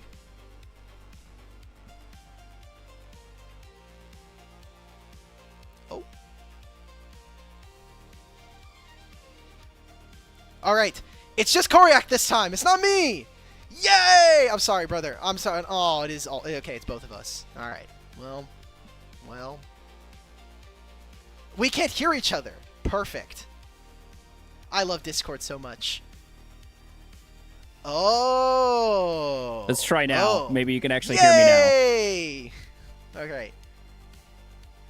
All right, Once again, we're it good. wouldn't be LPL without the issues. Here's Bulldog True. once again going down, just sort of getting isolated. Here's the last little fight that kiting around that you mentioned. Just the absolute grouping right there. The Zonia's there. They tried to lock down Karis. It just was not going to be enough. And it just turned into absolute spaghetti. Missing goes in there trying to do the Alistair thing, but just immediately falls to pieces. And we just divide and conquer and pick off a member after member and then just win the game overall. But that is going to be game number 1 there for that one. Karis, no surprise for player of that game whatsoever. I think you could have made an argument that Monkey didn't do too bad, but the performance on Akali was absolutely phenomenal. I think 2 solo kills earns you MVP. Usually not the case. Generally, when you have the context of knowing what Monkey provides to this team, I would say maybe. But his individual performance outside of those first 5 minutes, spectacular. Really great job from Karis, and hopefully we get to see a little bit more of that coming into game number 2. Oh, we won't know until we get there. We got to wait for the rubber to meet the road. Give us a couple of minutes, everyone, as we wait, try to herd the cats, herd the players into the next couple of games. But don't go anywhere because this should shape up to be quite the nice series. We'll be right back in a few minutes.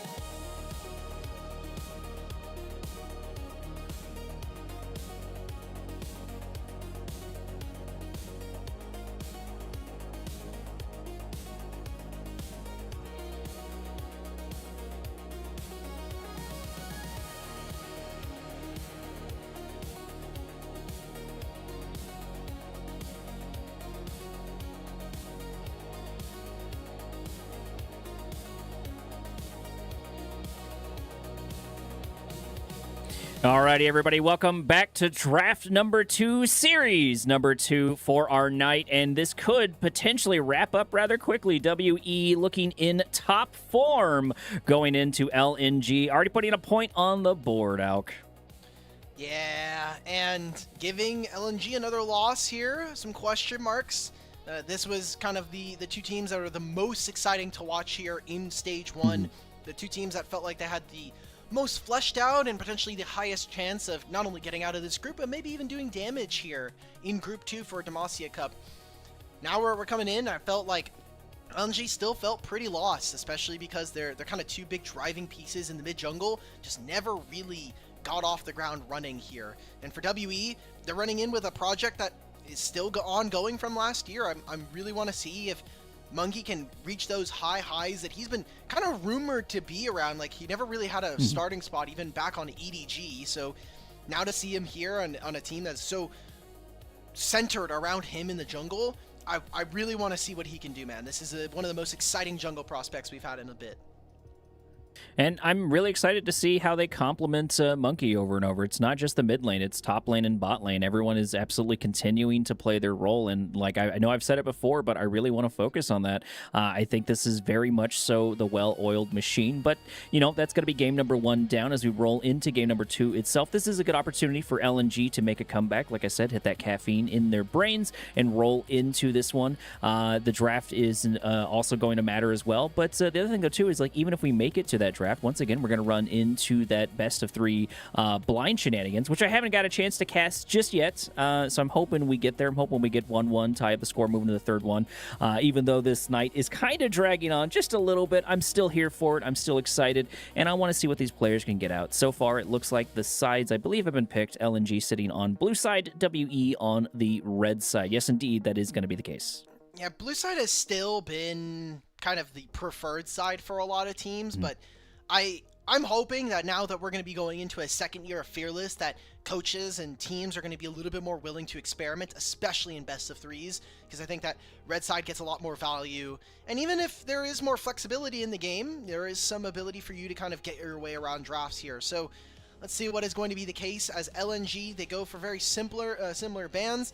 No longer are they going to have the Ornn and the Mbessa. They're going to go for the Pantheon and the Trundle, 2 champions that, again, Monkey made his name on in 2025. Absolutely. And I think that's a little devastating for me because I wanted to see a really, really solid Trundle. I've seen Trundles flounder or just sort of do okay over time. Not that he's not very, very powerful. He indeed is. But I would have really loved to see it directly from the man himself. First couple of bans are indeed out. Aatrox finalizing it and Pantheon right there. And we're going to lock in the Zaheen. Okay. Nice. I'll hover it. Okay. Can we get it, though? All right. It's locked in. What is going to be the answer from WE? They went for very similar bans. Mbessa seems interesting because she can be a bit of a lane bully even with some of her nerfs that we saw, kind of taking her down a little bit. Also could be just a jungle pick. We've been talking a lot about Mbessa jungle as being something that's a little bit more viable now. And jungle in general just sharing so much of the top champion pool. Wouldn't be surprised if this is an Mbessa lock-in and then you take another 80 carry here, or even just another mid, right? We have a Kali and Orianna already taken off the table. You still have things like Ryze you can go for. Talia is obviously very potent. It's going to be the Yunara here for a bout. Indeed, locking in that last little bitty one, and I'm more interested to see what LNG is going to draft here. I think it's going to be a bit more important because it will really set their tempo. We're going to go from that into the Zen, so essentially we've got Zen twice in the top lane and in the jungle, and then Bulldog is going to get their hands on Talia, so we've got a control mage, and we've got a decent opportunity to try and do some juggling. I do like this. I think this is very much a lock-in, and what's nice here about Kurako on the Zen is that Crescent Guard is such a powerful tool, both offensive and defensively, so able to play it in a couple of versatile ways there. And looking for our last little pick here for WE, trying to round out the team in total. Ooh, are we getting Malphite jungle? Please tell me. Or this could be Malphite top, but Malphite jungle has been seeing a little bit more experimentation. We've getting some sauce here, and definitely very good into what is a very low-range composition from LNG. Zaheen and Talia offering, I think, important strategy or strategic value with being able to control the battlefield, but a lot of good damage and a lot of strong engage here from WE, especially with about having the Yunara. Also a good takeaway from 1xN as we see the second phase of bans and Kai'Sa hitting the table. Kai'Sa indeed is going to be the locked-in ban as we look for a couple of more. I would be looking to try to focus a little more on this top lane, maybe than the ADC. Even though, the bot did have an impact, I feel like the main focus was on the top 3 players, the jungle, the mid, and of course the top lane. So I would be trying to focus on that. It looks like we're going to go for the mid instead. That does make sense. We do not have the mid out just so far, and Azir is still very, very solid and very frightening to deal with. What else? I just think you can kind of play whatever you really want to in mid. Wouldn't be surprised if maybe they just go for a support counter pick on 5 for Yao Yao. You also have to think about other mid lanes you really don't want to play against. Ryze is something that's a little bit more interesting. That is seemingly like what LNG is going to be looking for. And if you're LNG, what are you picking for bottom lane here? Because, I mean, Misfortune is good for the laning phase, but doesn't really offer all that much. I think not great into Malphite and Hibessa. You typically would want to see something there. Maybe you're looking for a Xayah. Xayah offers a lot. Also can do a little bit more skirmishing. It's going to be the Lulu instead here for LNG. Okay. So that is going to set them up to look for something there in the bot. I think it's going to be really important to watch what WE picks here for their last pick. Looking at... Okay, I was going to say, there's no way it's Sylas there. But so far, a bit of flex pick between that and the other two. Looking at the Ryze, this would be a nice pickup. They did hover that, so that does indicate that LNG is potentially worried about, and they're going to go with the Syndra instead. Also a really solid choice, just kind of in general, because of that consistent damage. And I think it pairs really well with the Malphite and the Ambessa. And of course the Yunara. There's a lot of sort of AoE and things to watch out for. And yes, I'm really hoping we're going to get this one out. I love to see Corki. Corki is one of my favorite ADCs. I know there's a lot of contention on him back and forward, but always just one of my favorite ones to see. So please lock in the Corki. You can lock in the Corki. I think you instantly lose the game from this point on. Like, who on LNG is getting in range to deal with Syndra? So we talked about Scatter the Weak being very important. I think Rel doesn't offer anything in this lane. Like, you have a very potent 2v2, depending on what the support matchup is going to look like. There's no Alistar anymore, so Rel definitely gets a lot more value, but things like Braum become very problematic. I think if you're trying to, like, completely shatter the draft, LNG, if you're WE, you pick something like a Janna, and the game kind of essentially ends on the spot for LNG in most instances. Seems like we're getting a remake of the draft. Maybe the Corki might not necessarily be exactly what they wanted, so we'll see exactly what's going to be happening for LNG, but from the point at which we saw, even if we get rid of the Corki, Syndra, you have stronger laning phase versus Taliyah. You're going to be able to stop something like a Xin Zhao from getting on top of you. Again, range is so important in this game, and just not having access to it or having an enemy team that has a better way of dealing with you is incredibly problematic. And it sounds like Corki might be in for a bit of trouble here in this one, but I'm still going to be keeping my eyes on Monkey. I'm still going to be keeping my eyes on Karis. And I think Cube has been very, very solid, too. I would like to see a little more performance out of Sheer. I don't think Krako's done, the worst, but we can see what Krako can do on a good day. Bulldog's really been struggling for sure, and I think most of LNG has been struggling across the board. I think that's probably a little bit of an understatement. So I'm really, really hoping and crossing my fingers that we're going to see something. I'm also crossing my fingers because I'm a little worried that our draft got interrupted, Alk. Hopefully we'll be getting back into it soon. Just more tech delays. It's okay. More issues. It's okay. It's important for me to watch if LNG can kind of get their stuff together. This is their last series they'll be playing in this group. Even if they don't win here today. Something that's also pretty funny is that WE versus Ultra Prime. In the world where WE win, depending on how Ultra Prime does in that series, LNG might just get knocked out of the group, regardless, because then they would be 2-1, they would have the head-to-head, and depending on series score, depending on how well they do, that opens up so many different avenues for them. So if you're an Ultra Prime fan, which I know you were saying you're kind of getting close to maybe that happening, you're really hoping for a WE win here tonight, because they still have the potential to get out of this group. You know, and it's sort of a building thing for me too. And you know, gee whiz, I'm a Cowboys fan, so I'm pretty used to having disappointing teams for a while, and just sort of building up my expectations, only to let me down there right there at the end. And there is a dreaded pop up as we've got to had wait. a problem with the pick ban. Okay. Ooh. Okay. Question is, Now, where do we Koryak, go? How's your Mandarin? Damn.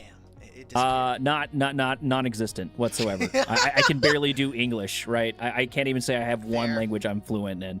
Okay, we're gonna go back into this. So hopefully that's just a small little delay. I'll take those. That's better than delaying it an entire 4 hours. So if we just have to do draft again for the second time, that's not the worst thing. I do indeed think we are back, prod, as they throw a message to us in the background.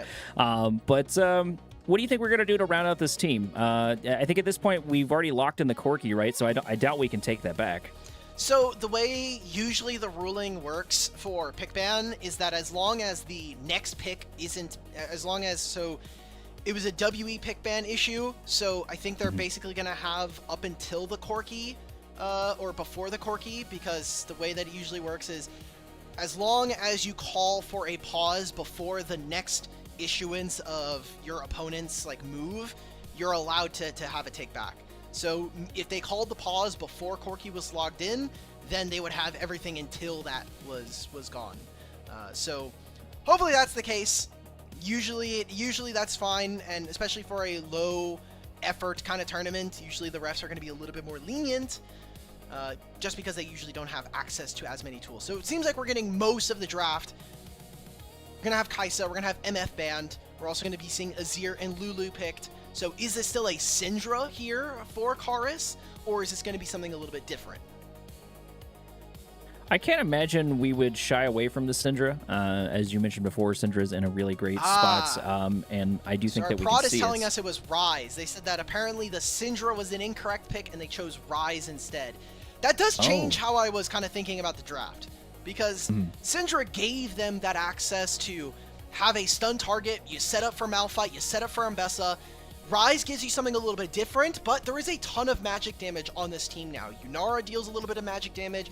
Obviously, Malphite and Ryze are going to be in that camp, so Bess is going to be a little bit different. I like the pivot from LNG. We're going for an Ezreal and a Braum, potentially. Ezreal is going to be a little bit more fluid as to where he can stand. It gives him some more range. The consistent damage is where I'm a little worried here. You could say the same, though, for WE. And we're looking at Bard. I'll be excited there for this one. This might be one of my first Bard cast for the LPL. I'm always excited to see a good Bard, and I think we will be able to see that here from Yao Yao. And, hopefully they're not trolling me. So far, every single time I've said, we're going to lock in this champion, they've immediately proved me wrong. And finally, things come up Korax in as we get a Bard there on the other side. No Corki, unfortunately, for me. I still want to see it, even if it doesn't make a lot of strategic sense. But it's not my game for sure. But we get a pretty rounded out team here. I like what we've got for both sides. I think there is a good amount of versatility we can play in. What are you expecting for this early phase right up until the team fight phase, Elk? I really want to see WE play it's the way that their composition is going to work is they kind of have to wait for some of their items to deal damage. They have some good base damage available to them, but 1 and 2 items, I think this team completely pops off. And when you see LNG, they are still operating at very low ranges. They also don't have the most consistent DPS. It's all about the burst. It's all about if this mid jungle with a Xin Zhao and Talia can find 1 or 2 players out of position, get those knockups, and hopefully make it a numbers advantage fight, because they don't have the ability to kind of turn around and have their Ezreal really do a ton of damage. It is a champion that 1xN has really excelled on, but not really a draft that I think gives him very many options to play. So LNG are in a spot where I need to see them just play really intelligently in team fights, take control of space. Talia's perfect at that, and Ezreal gives you freedom in that manner. Whether or not this Zahen is actually going to be able to do anything versus the Malphite is another big question for me.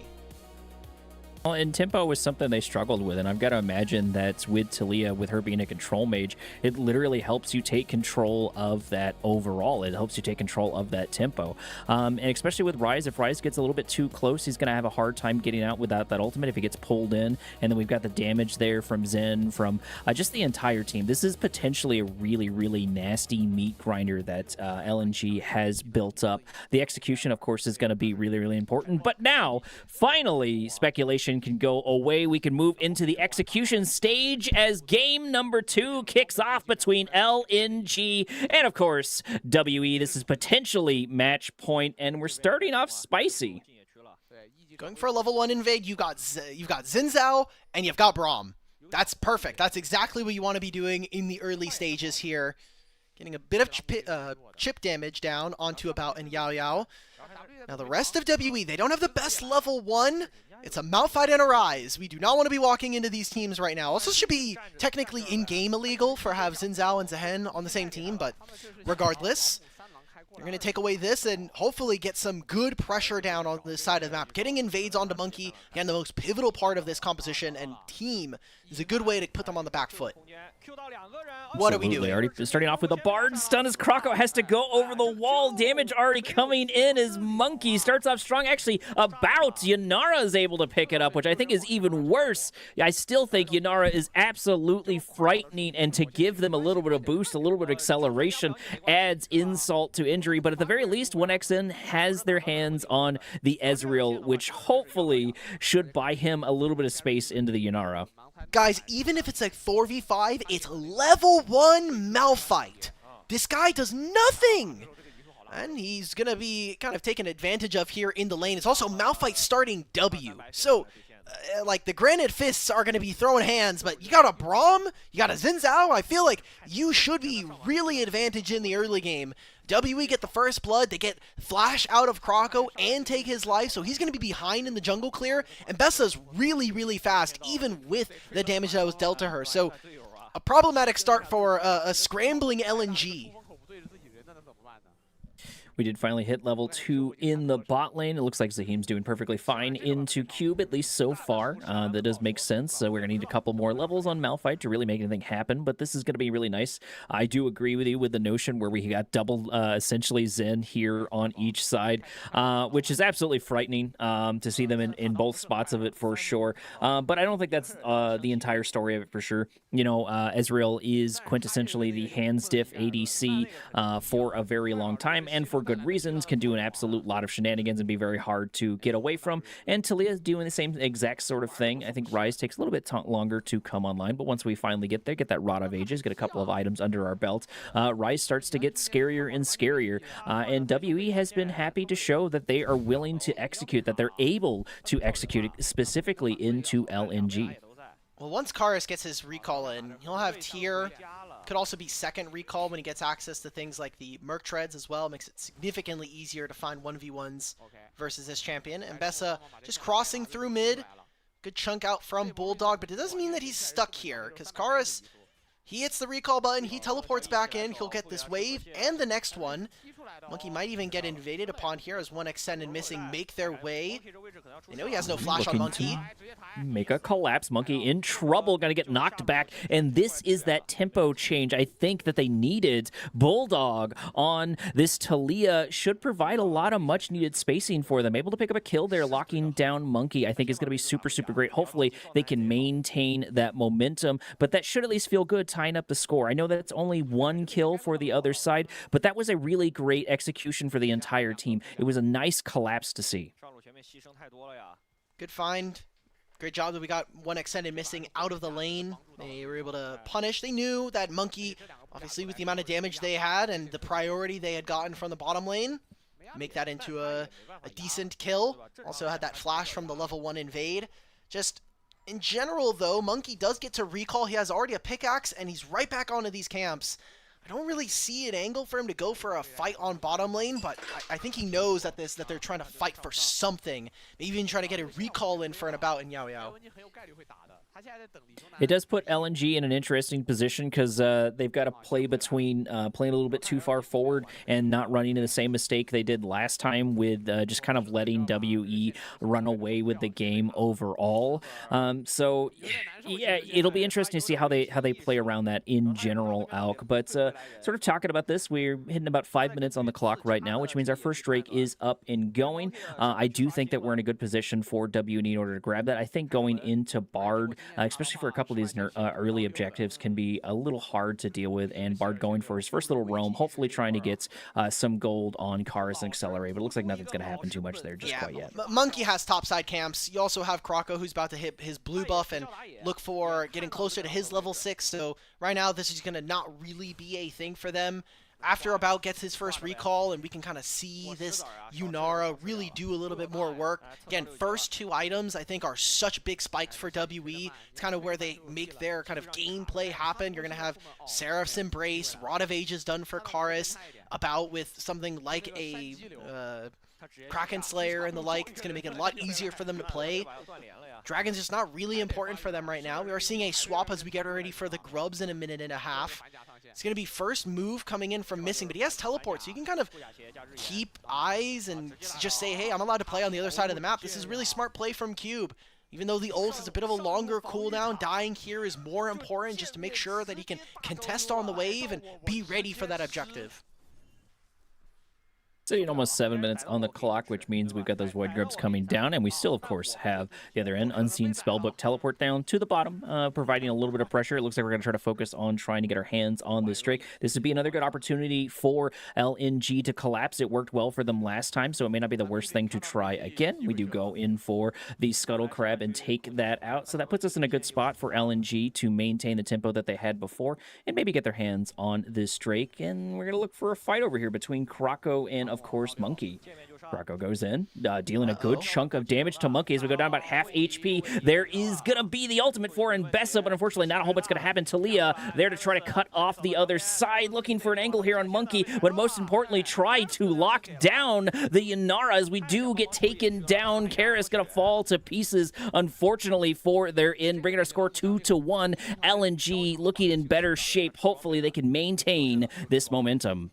There we go. Okay, we're making good punishes. Bulldog is moving on appropriate timers, gets the ultimate down, and is able to move first. Karis realm warps, but it's not meaningful, right? Like, Monkey's already kind of out of that position, and so you now traded the enemy mid laner for the dragon. Good punish coming from LNG, and something that, even with the level 1, which I was very sad and disappointed with, I kind of already mentally getting ready for LNG to continue their losing ways. They make good on this game number 2 and are at least able to reset mentally and keep themselves here in this game.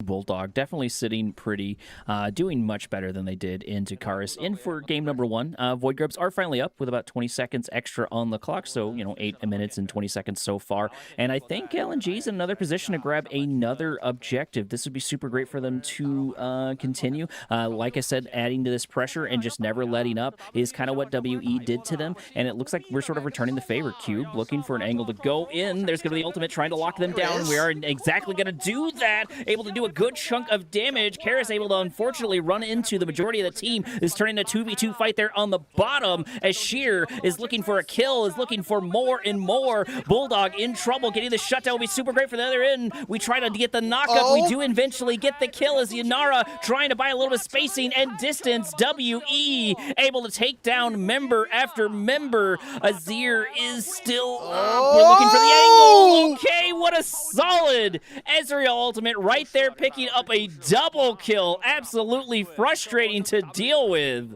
And Zahen, the cultivation of war, keeps him alive. 1xN with a downtown snipe from the bottom lane means that Krako will still get 2 of these grubs. That WE will still lose out on the fight, and they get so much gold right into the good pockets of all of their carries.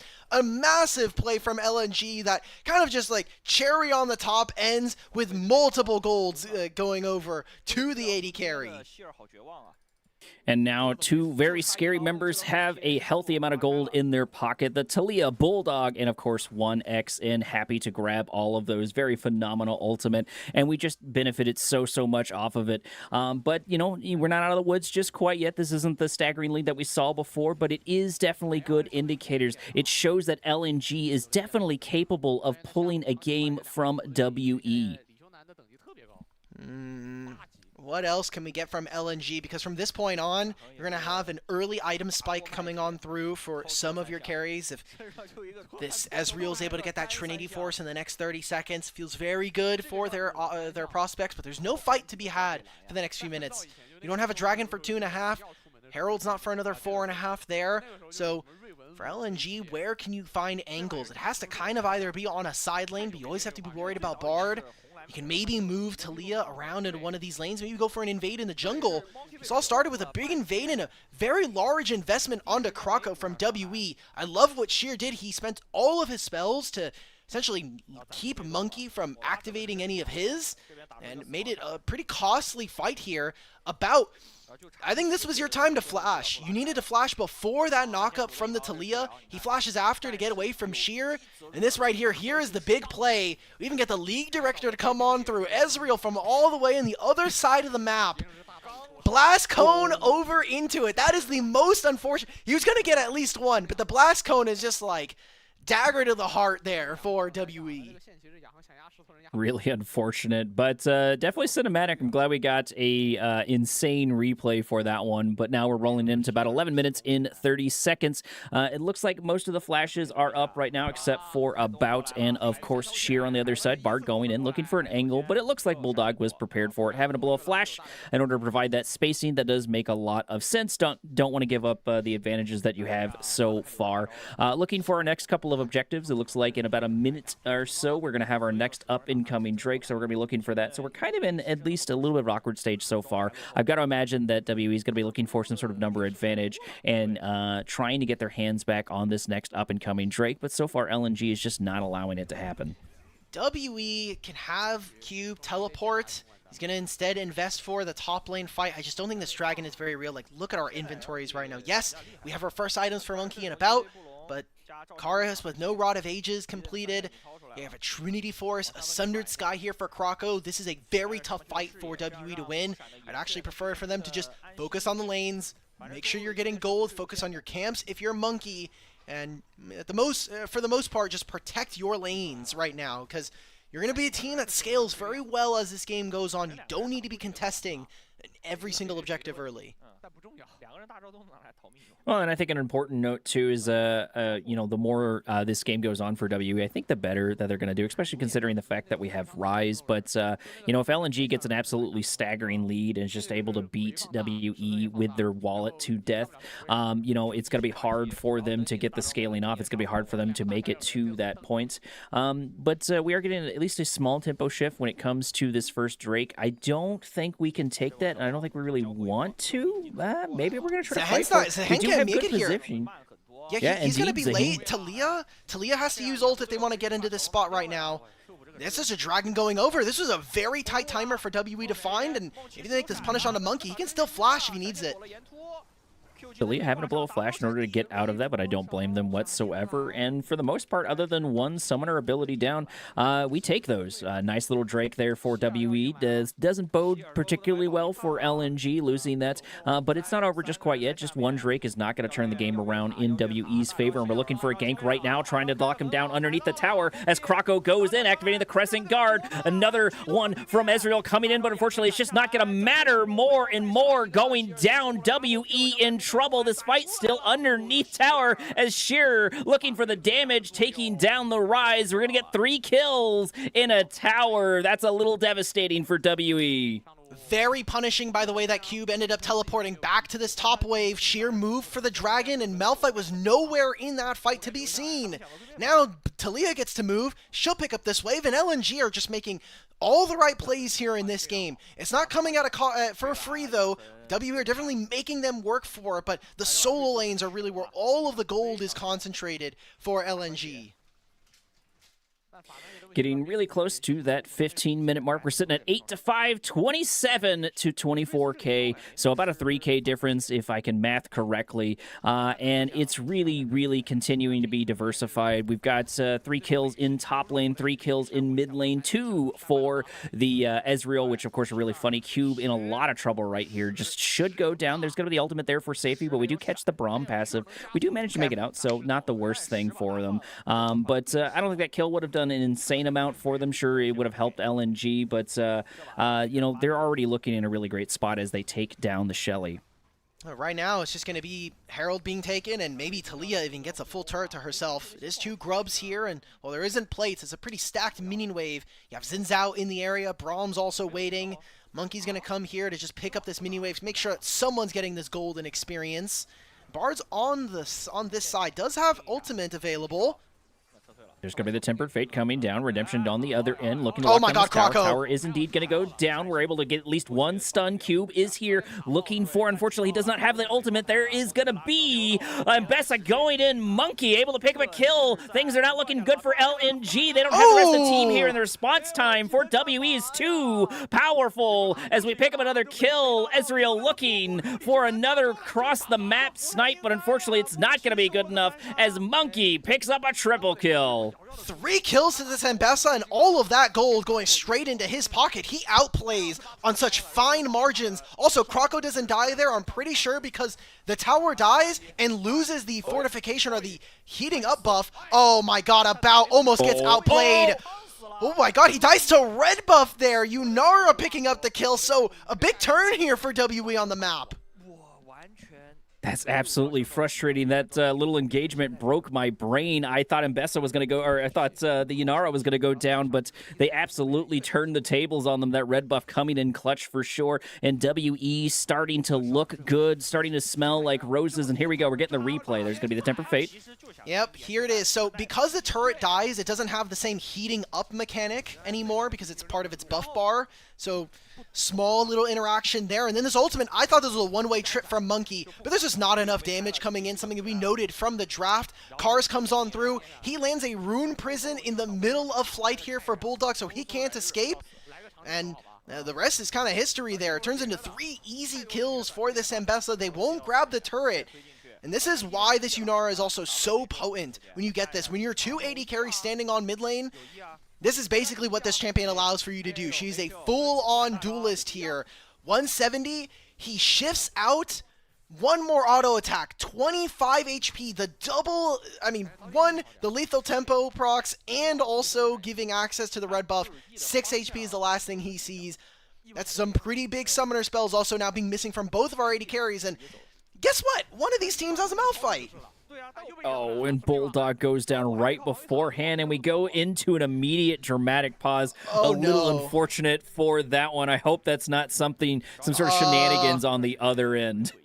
It looked, so right before we went into this break, and before we pulled up the cast player cams, Bulldog disconnected from the game. And for all of our Asia Star Invitational, the ASI games, if you remember, there was a game where there were some last-moment disconnects from some of our teams, and unfortunately, because this is a remote tournament, access to Chrono Break isn't super available. So it is likely that that is just a death from Bulldog that they're not going to be able to get back, which definitely stings and starts to kind of wear on you. As LNG, you already lost the game 1 in a pretty disappointing fashion, and now you're going to be coming into game number 2. You had a really good early game, now you lost out on the top play. Your mid laner just disconnected and died for free, essentially, under their turret. A lot of factors going into this that make it a little less enjoyable here for LNG. And I think that's a good point, and I think that's also going to affect LNG's tempo. That's got to be frustrating. I would definitely be tilted, especially if it's out of your control. And, sort of the nice thing is, we're really completing our entire bingo card when it comes to just weird shenanigans tonight, Alk. Absolutely going back and forward over and over and over. A little frustrating. Hopefully we're able to get back into this sooner rather than later. I still want to see how this goes. I still think LNG has an opportunity to turn this around. I don't think it's entirely grim for them, but that well-oiled machine that WE has been showing us, at least in that game number 1, is starting to show up once again, especially in the hands of Monkey. Yeah, my issue that I see with this game is that now they've given over a lot of gold in the interim, and part of the reason why LNG looks so good is because they had these leads, right? Is because they were finding wins around these objectives. They had really strong setup, but when you are WE and you start to kind of take gold away from your opponents, problematic. We talked about it in draft. We said 1 and 2 items is really where the big spike is going to be there. If you can kind of skip some of those steps and get to that part a lot sooner, then you're looking at it from LNG's side. We don't have the most consistent damage. Also, team fighting, we haven't seen a big 5-on-5 team fight. And in theory, WE with this Malphite is just so dangerous to play against if you don't have Flash as a Talia, even as a Zehen.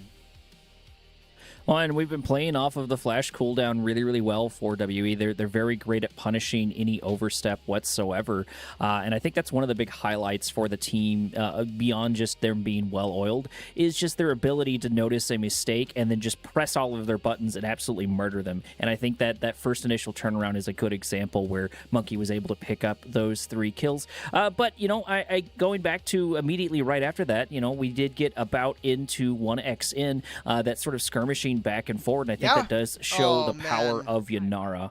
Okay, we're going back into the game. It looks like Shelly's already going to get deployed down. Tough, man. They don't even get the turret here. They'll get it afterwards. They'll be able to push them off of this. Dragon spawns in 20. They need to spend some of this gold for it to be worth it.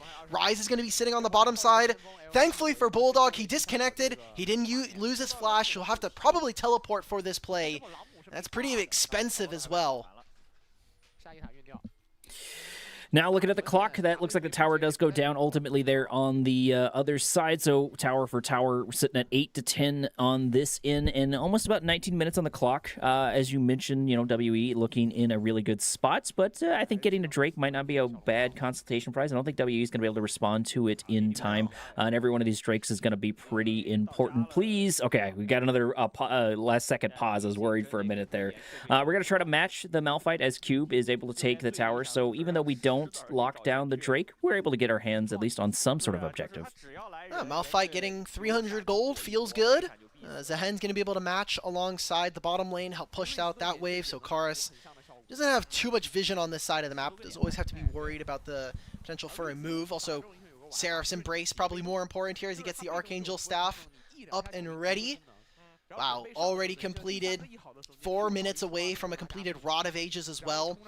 One thing that we will need to take a look at are 80 carries, 2 items, but 1xN not at all anywhere close to finishing his Muramana. So this is a very important spike that WE can try to play around. They have 2 items. This is exactly where we wanted to see them kind of push the pace of the game. And the Otacon is spotting on the bottom side of the map.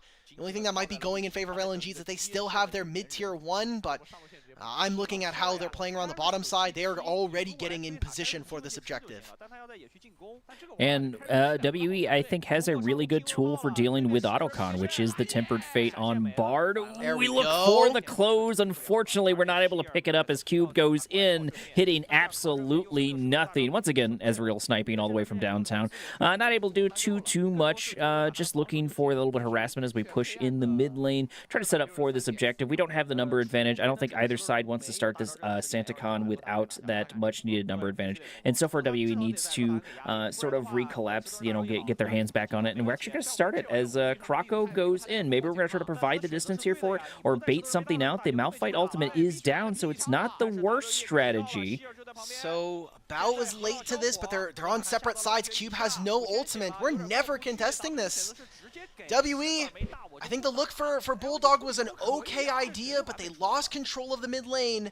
Zehen's actually just making a very short distance TP to get him back in the mid lane, and this gives a position here for WE to look.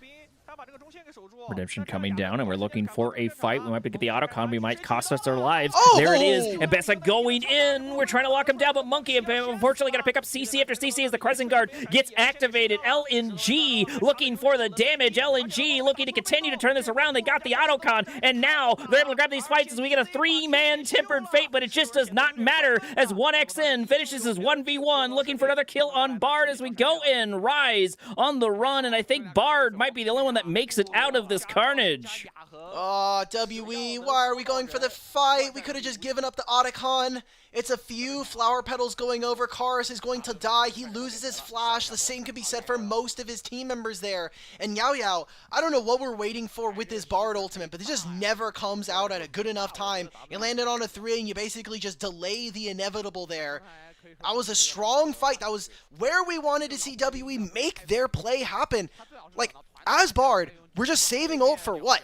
What's happening here in this play? I know we only have vision onto missing here, but we have to do something. We know that Bulldog has no flash. Something needs to go and happen.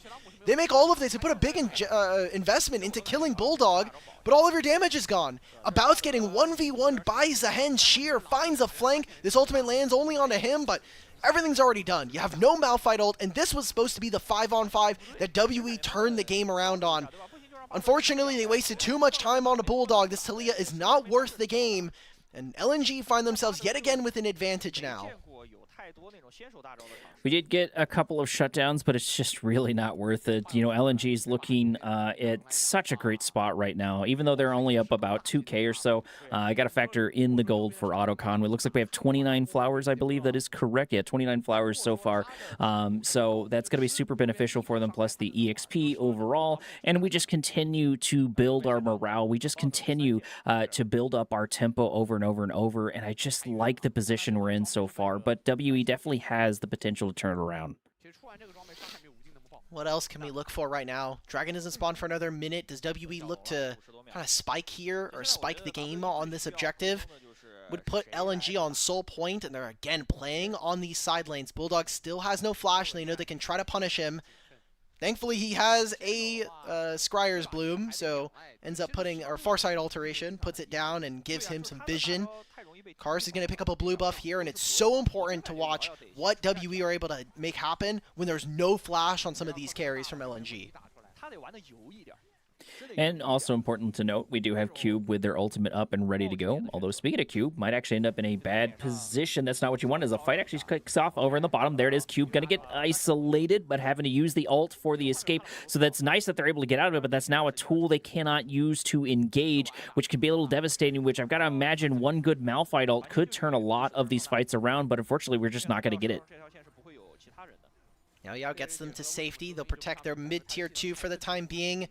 Cube has teleport, but he has no ultimate.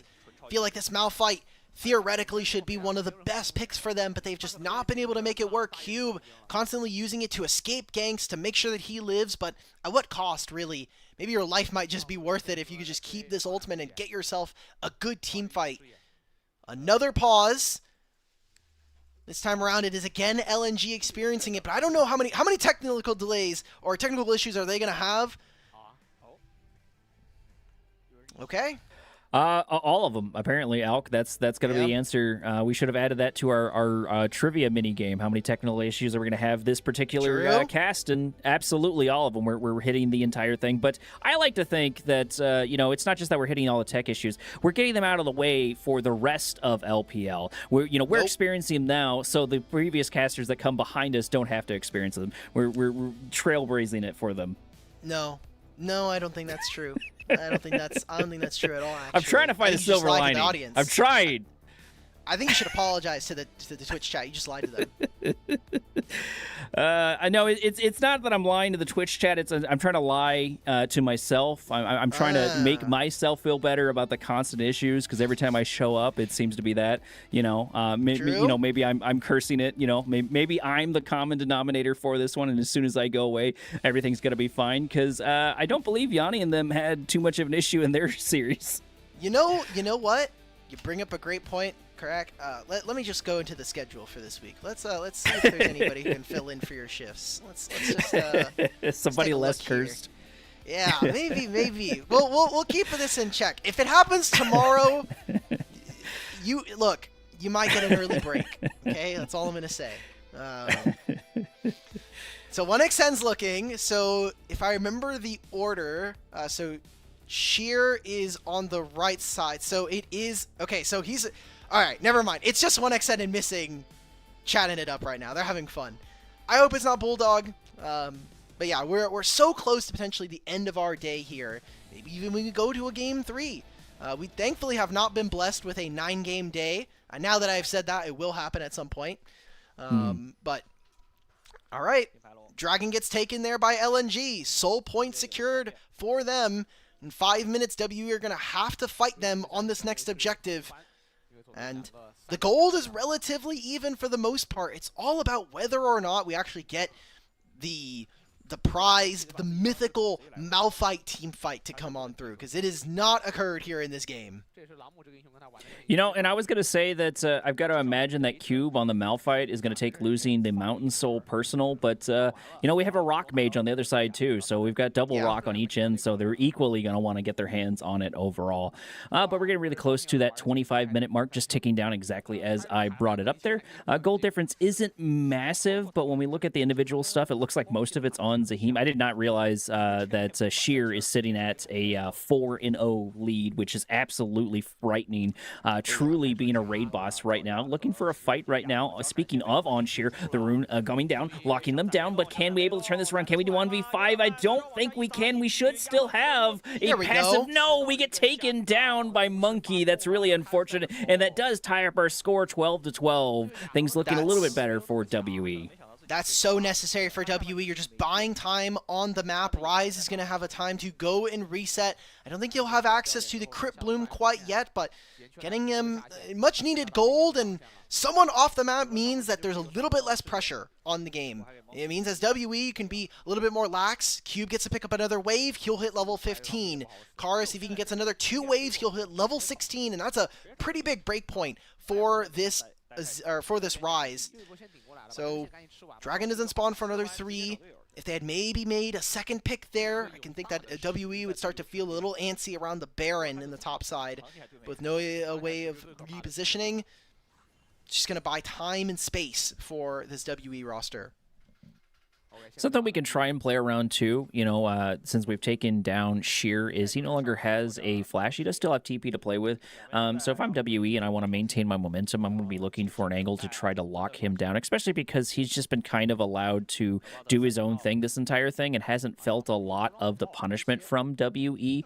So I think able to put that, put their thumb essentially on that player would be super, super beneficial because you know, Ezreal at the end of the day is Ezreal. He's going to be hard to pin down almost no matter what. We've got flash and we've got Phase in order to get away on top of barrier, and then we've got Bard constantly, or not Bard, Braum constantly sitting there for the defense. So this Ezreal's going to be very hard to pin down, but Sheer maybe not so. What else can you do right now? You've got 3-item Ezreal. If you're LNG, you also have a Seeker's Arm Guard done here for Bulldogs. It's pretty important itemization. Means that Talia's tough to take down. Same thing with Karis, though. Just has access to a ton of HP. They're going to make moves on top side here. Karis recalls and looking for a teleport. Malphite wants to pick up this last wave and then move over to mid lane. It seems like they want to try to make a fight happen within the next few moments. Again, Dragon spawns in a minute and a half. If they can get a flash out from someone like 1xN, maybe they can pick out Kroko. That'll be their game to play.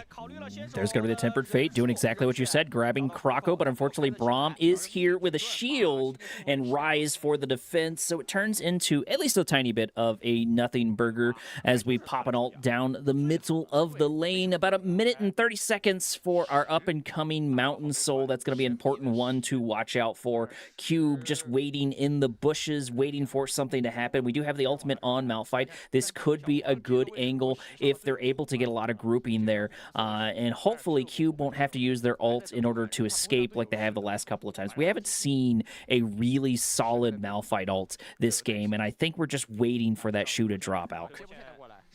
So what's necessary right now as...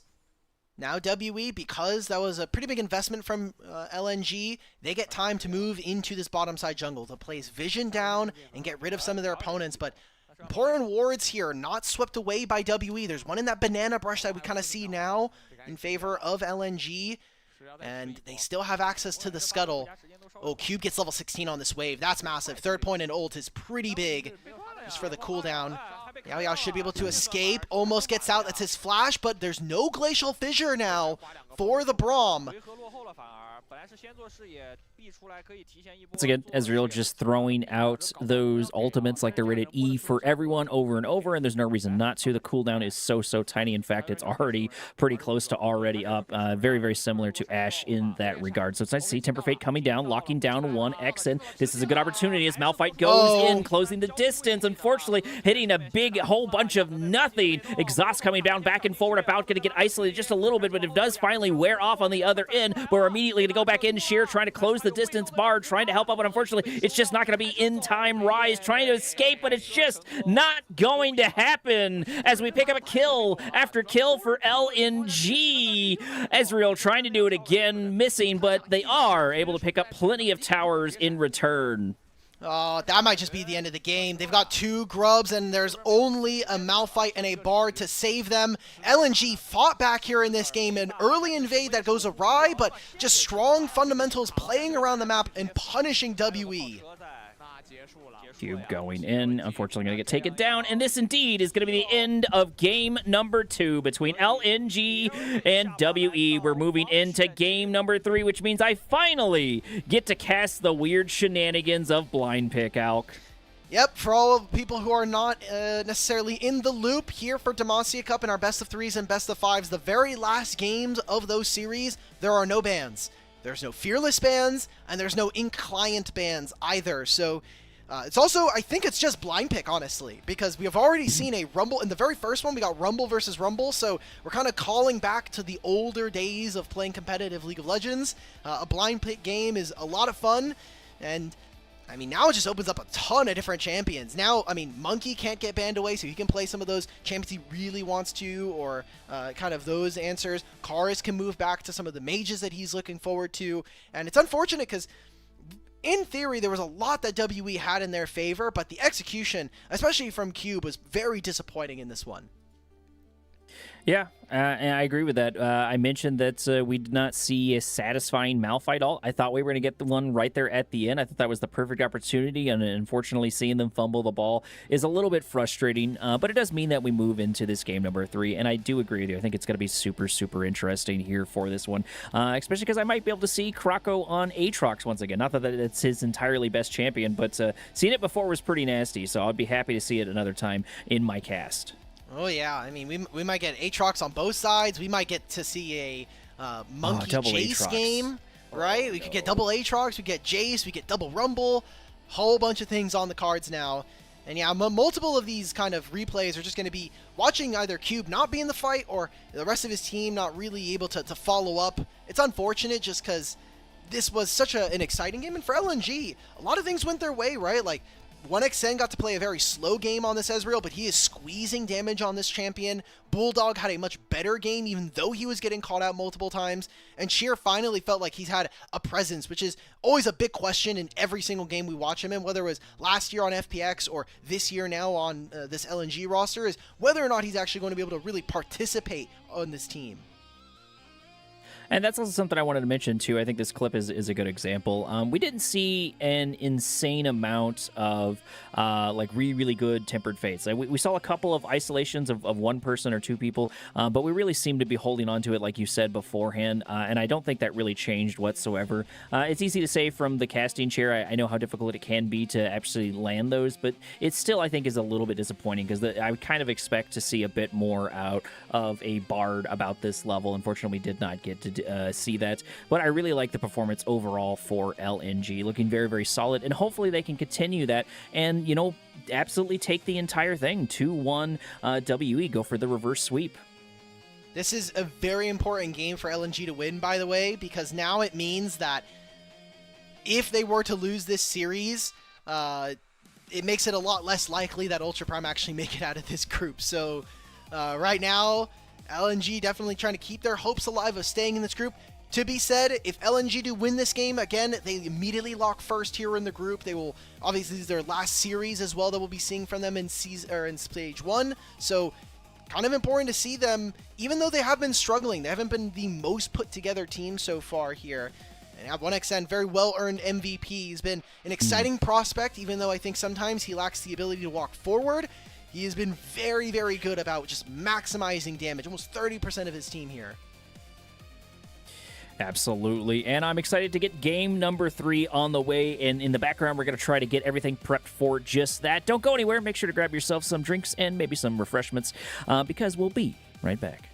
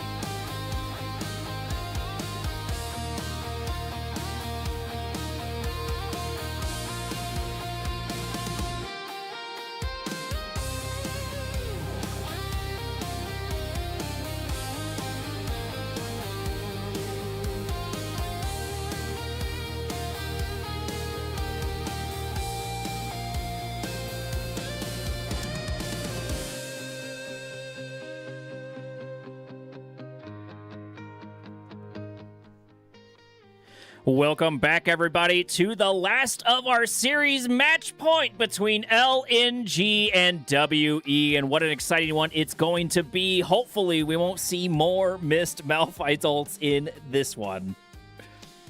Well, you know, now that we have a blind pick game here for this last game, anything's possible. Maybe Cube is feeling like he wants to redeem himself. Maybe Monkey feels like he can play the Malphite better than his top laner. So anything's possible here in these last games of the series. There are no bans available and everything is reset. So let's see what these two teams go for. I mean, you can go for, like we were mentioning before the break, you can have double Jaces, double Aatrox. Everything's available. Oh, double Cataclysm, double Mel. Yeah, I guess I got too used to Fearless. I forgot what the shenanigans was like, you know, when it comes to blind overall, because I even haven't played an insane amount of blind on my end. So this is shaping up to be absolutely spicy, but here we go, picking our first couple of picks already. We're starting with Sion, and of course, oh my god, are we picking at the Rumble. same time? Oh, yep. This is awesome. And Double it's double Jace! Jace! Nice. What do we got next? Who we shooting for mid? Akali, okay, and then, okay. All right. I mean, Galio basically gets to eat this matchup alive. We're going for double Varus, double Jace. Thankfully for you, Koryak, these names are very easy. If we had some of the names from some of the earlier games, we'd be in deep trouble here. But absolutely.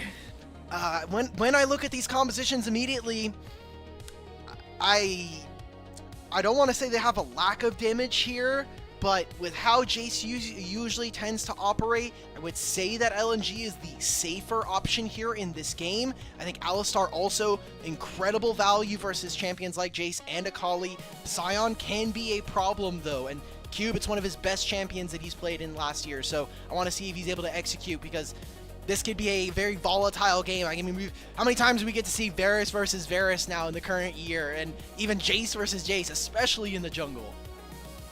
Honestly, when it comes to bot lane, I think we're going to get some samurai endings. We're going to get some lots of kills back and forward where they launch their shots and they both take each other out. I'm happy to see that. I think that'll be super, super phenomenal. Sion, I'm expecting to see just traditional Sion stuff for sure.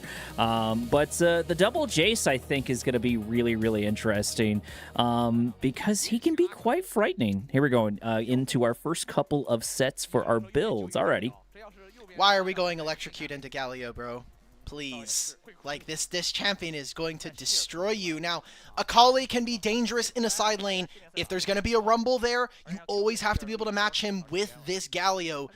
And if that's not going to be the case, how are we putting this Akali down? Because Akali is kind of the X factor here in this game for me. She can bypass the Galio and get to champions like the Varus and the Jace. And we're going to see, oh my god, look at how I love the mirrors, especially like double Arcane Comets. We have Unsealed Spellbook for both of our sports, which isn't all uncommon, and then First Strike for both of the Jaces. I'm excited to see this one. I think this has probably been the most hype one for me between the two most hype teams, in my opinion. Although I still hold a special place for Up right now. I think they're slowly building. But those comments already coming into play. We should have a bit of advantage right now for WE for level 1 at least. But Varus on both ends is going to make it hard to go in. Trading pretty solid back and forth. The hook coming in is missing. Takes a little bit of harassment, but nothing really to write home about. Don't expect too much to happen here, especially in the top lane. I don't think we have as much volatile stuff. I think if anything's going to happen, though, my estimate's going to be in the mid lane, because I don't think you can forget that Galio can absolutely eat Mage's lunch. That's kind of what he does. Yeah, and especially when you pop the smoke as Karis or as this Akali, the Galio can just put the taunt right in the middle of the shield, and you're kind of in a pretty tough spot. Karis doing some pretty decent damage, but Bulldog, I mean, yeah, he gets to bully this matchup, and especially with the phase rush, it's just a lot easier for him to get a full combo off and then walk away. It is on cooldown right now as we're waiting, but as we watch, WE are getting priority in some of these lanes already. The Varus and the the Nautilus is already doing some work down here, and Sion is getting some slight advantages in this Rumble, at least for now. We'll see what happens when the level 3 ticks over. And a quick item of housekeeping for y'all watching right now. This is going to be LNG in red. I know we've got a label up there, but I think it's important to point out because we sec on blue side for most of every single game. And WE, speaking of, being on that quintessential blue side. But I want to double back to the mid lane. I want to double back to Bulldog, right? So Bulldog is obviously supposed to win this matchup. This is supposed to be kind of like the dream fight for them. But I think that puts a little bit extra pressure on him to perform. Because if you don't win this matchup, you sort of like get rid of one of your major advantages into Karis, and we've seen what Karis can do on this Akali. Oh, for sure. And it's also a matchup that's like not necessarily based in skill, at least for the most part. Like Galio has a lot of ways that he can just nullify an Akali right there. You can see the electrocute proc. Thankfully, the shield comes up from Bulldog, so he gets a little bit of help in this lane. Interesting decision here from Kroko. I think he recognizes that he didn't have very much priority, so he instead recalls for double longsword here. And now he does have access from the top lane as well. He's going to lose out on this top side scuttle.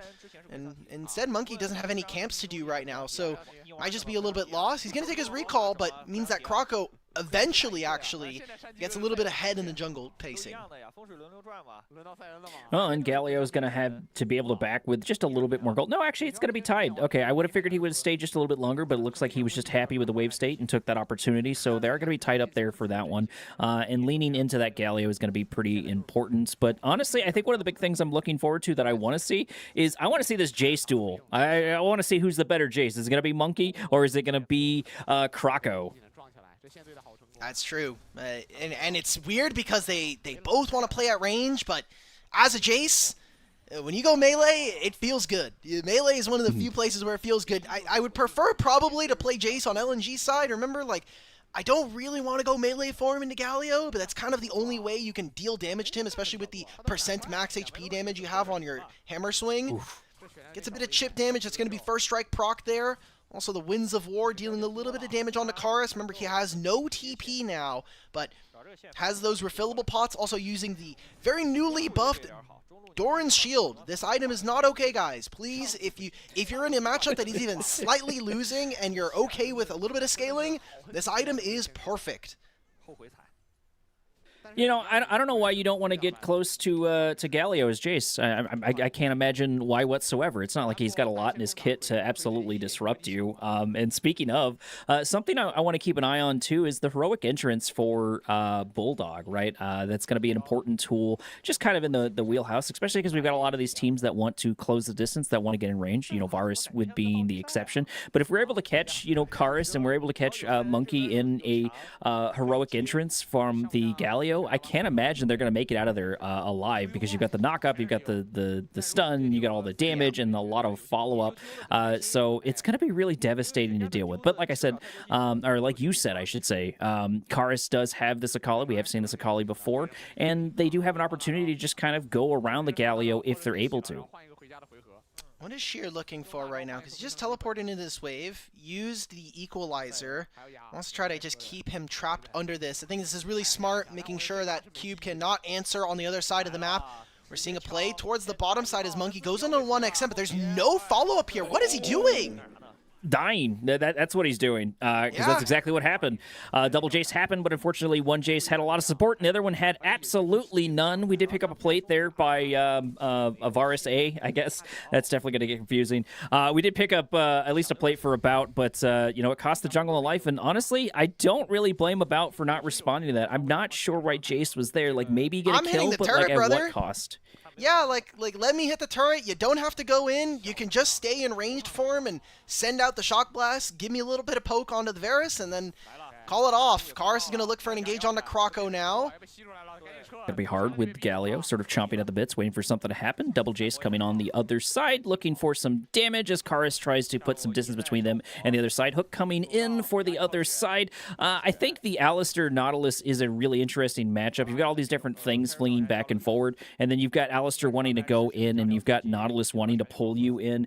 Really interesting dynamic there for the bot lane, and just not something I had to think about before with double Varus. Yeah, in general, I would say that it is a slightly Nautilus-favored matchup, just because you just have better ways of interacting with the opponents. Like, Alistar has to go in, Nautilus can, from half a screen away, just press his ultimate, and that's really all he has to do for the most part. So, and you can also stop Alistar in the middle of his combo if you just land the hook, or if you somehow auto-attack him midair. That one's a lot more tough, usually because Nautilus doesn't have attack speed, but it's something you can do. But as we saw in that fight, not only was it a plate for a bout, but he also lost his flash because he didn't want to get stuck under turret with the Alistar combos. So WE in a bit of a really tough spot. They're not going to be able to play for these grubs right now. You see that Jace is moving up. They've already shoved about into this top lane right now, but they're going to have to kind of find a way to get the Varus back into this fight because WE are deciding to play for this objective from mid lane. WE not in the greatest spot as Bulldog comes in looking for their knockups and their taunt. This should be a dead Nautilus, which means we can transition this easily into a couple of Void Grubs. Might be able to snipe one or two considering we have a Jace on the other end, but I think it's going to be a risky play. At this point, you may as well just try and give it up. Maybe we can try to go for that Drake instead. That's not the worst trade whatsoever, especially Ocean is still very, very powerful, as Karis just still continuing to struggle into the Galio in mid lane. And looking at the CS2, it's really beginning to show that 70 to 82 so far. I don't think this dragon is very real. Like, they've already finished the grubs. They have no damage on this side of the map. Even if he started up the dragon, by the time he finishes it, I think he loses too much value on the rest of this map. He also has 2 of his camps right now. You see that LNG are pinging. They know because they have vision on the top side, Monkey's probably sitting in his side of the jungle right now. And because there was no invade, look at Kroko. This guy's getting paid 2-0, already has the upgraded Yomus, so he's going to be able to move around the map a lot quicker. And while this item doesn't usually give you a ton of damage in terms of the stats, the out-of-combat movement speed and the active are really, really valuable for kind of trying to cheat timers and be places where you shouldn't be, maybe 5 to 10 seconds earlier than your opponents are expecting. Now LNG, are they going to really get their cake and eat it too? If they find this pick onto Monkey and onto Sion, they can grab Dragon after. Starting a fight on the Rumble. Rumble does indeed go down as Sion provide a lot of space in here for Monkey, and we're just sort of allowed to get this kill for free without really a whole bunch of response, missing, at least throwing a headbutt in there, just saying, something. Galio into the... Okay, I thought we were going to get a kill over there. Monkey going to get turned around on immediately, really suffering that bit of gold difference as Kroko tries to close in the distance, looking for the kill. Still can go either way. Unfortunately, it's just not going to happen. There it is, Kroko absolutely chunking the other side as most of WE just sort of gets caught here inside the jungle, but about looking for an angle, trying to lock down Kroko. This would be a nice shutdown on the Varus, and he does indeed get it, so at least we're able to get our hands on something. Oh, and sheer TP to the other side of the map. I wonder if that was because Karis was up there. Karis ended up TPing away from the fight. That's such a good squeeze from WE and evens it out, but Missing makes really good plays on that part of the map. I mean, interrupts the Sion Q so they can't get the knockup. Eventually it turns into a kill onto Monkey anyway, but Kroko is very, very fed. Good job from LNG to be able to fight back, and WE at least finding some headway here in this game. I like how they're just playing around death brushes. Sheer not using the flash is a little questionable for me. I feel like if he just survives for a little bit longer, they can turn this into a 3v2 and they win this. But then we see the extended part of this fight. Yao Yao feels like he's kind of throwing away his life. As soon as this happens, and especially because they don't have vision of this brush, this is never a play that we're chasing for. We have no damage outside of this Jace. Varus is stuck in mid lane right now, and yeah, Missing right here. This basically helps break the play open in favor of LNG. Once this teleport comes on through, well, what? Yeah, wait, Sheer is still in base. He could have teleported to this play. That's a little frustrating right here. We could have gotten 3 kills! Rocco.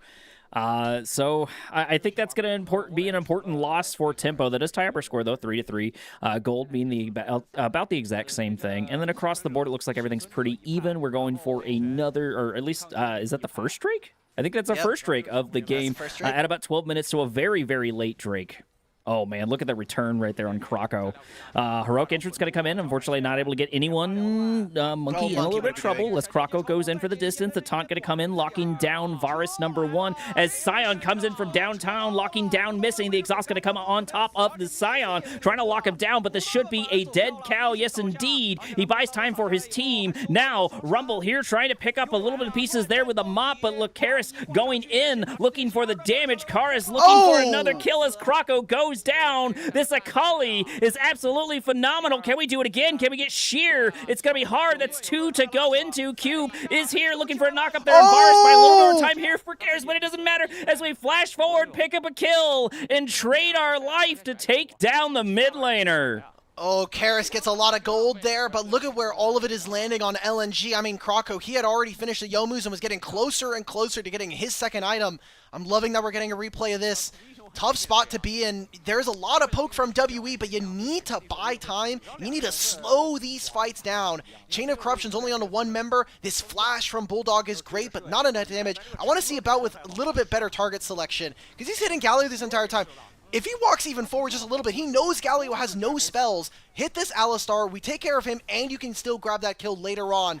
It turns into an even fight because Sion eventually makes his way over with this ultimate, but Karis, man, Karis is having to do basically overtime in all of these fights to make it even for his team.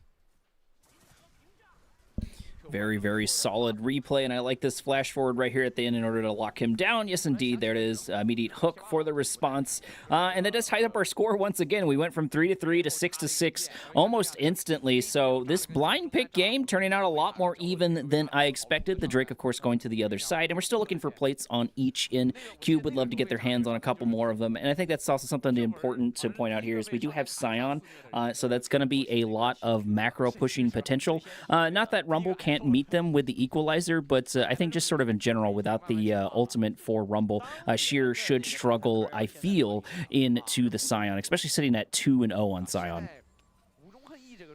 Sion's going to always be a problem in this game, but as with any kind of composition where I kind of name it as like a crab shell composition, the outside's maybe a little bit tough, but you know, you want the insides, you want the crab meat.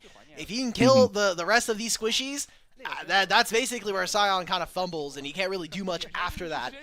And while he's scaling, look at his opponents right now. Like, Galio's going even right now for the most part. You're fine with where our two Varuses are, and my Jace, if I'm LNG, is better than your Jace right now, at least from what we've seen. I don't think that Monkey is putting too much time. He's half a level up right now, but most of that I think is coming from the fact that he's been able to take some of the minion waves from his team, as well as just the way that the gold has crumbled here for LNG.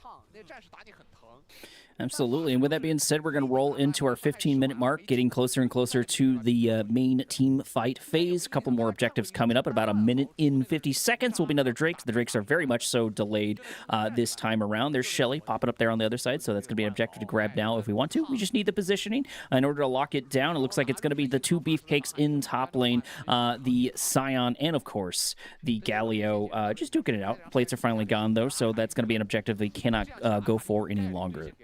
Oh, Missing really wants to take his recall. He has no wards anymore, and there's just no possibility for them to contest. 1xN does teleport back into the mid lane, and Sheer can answer.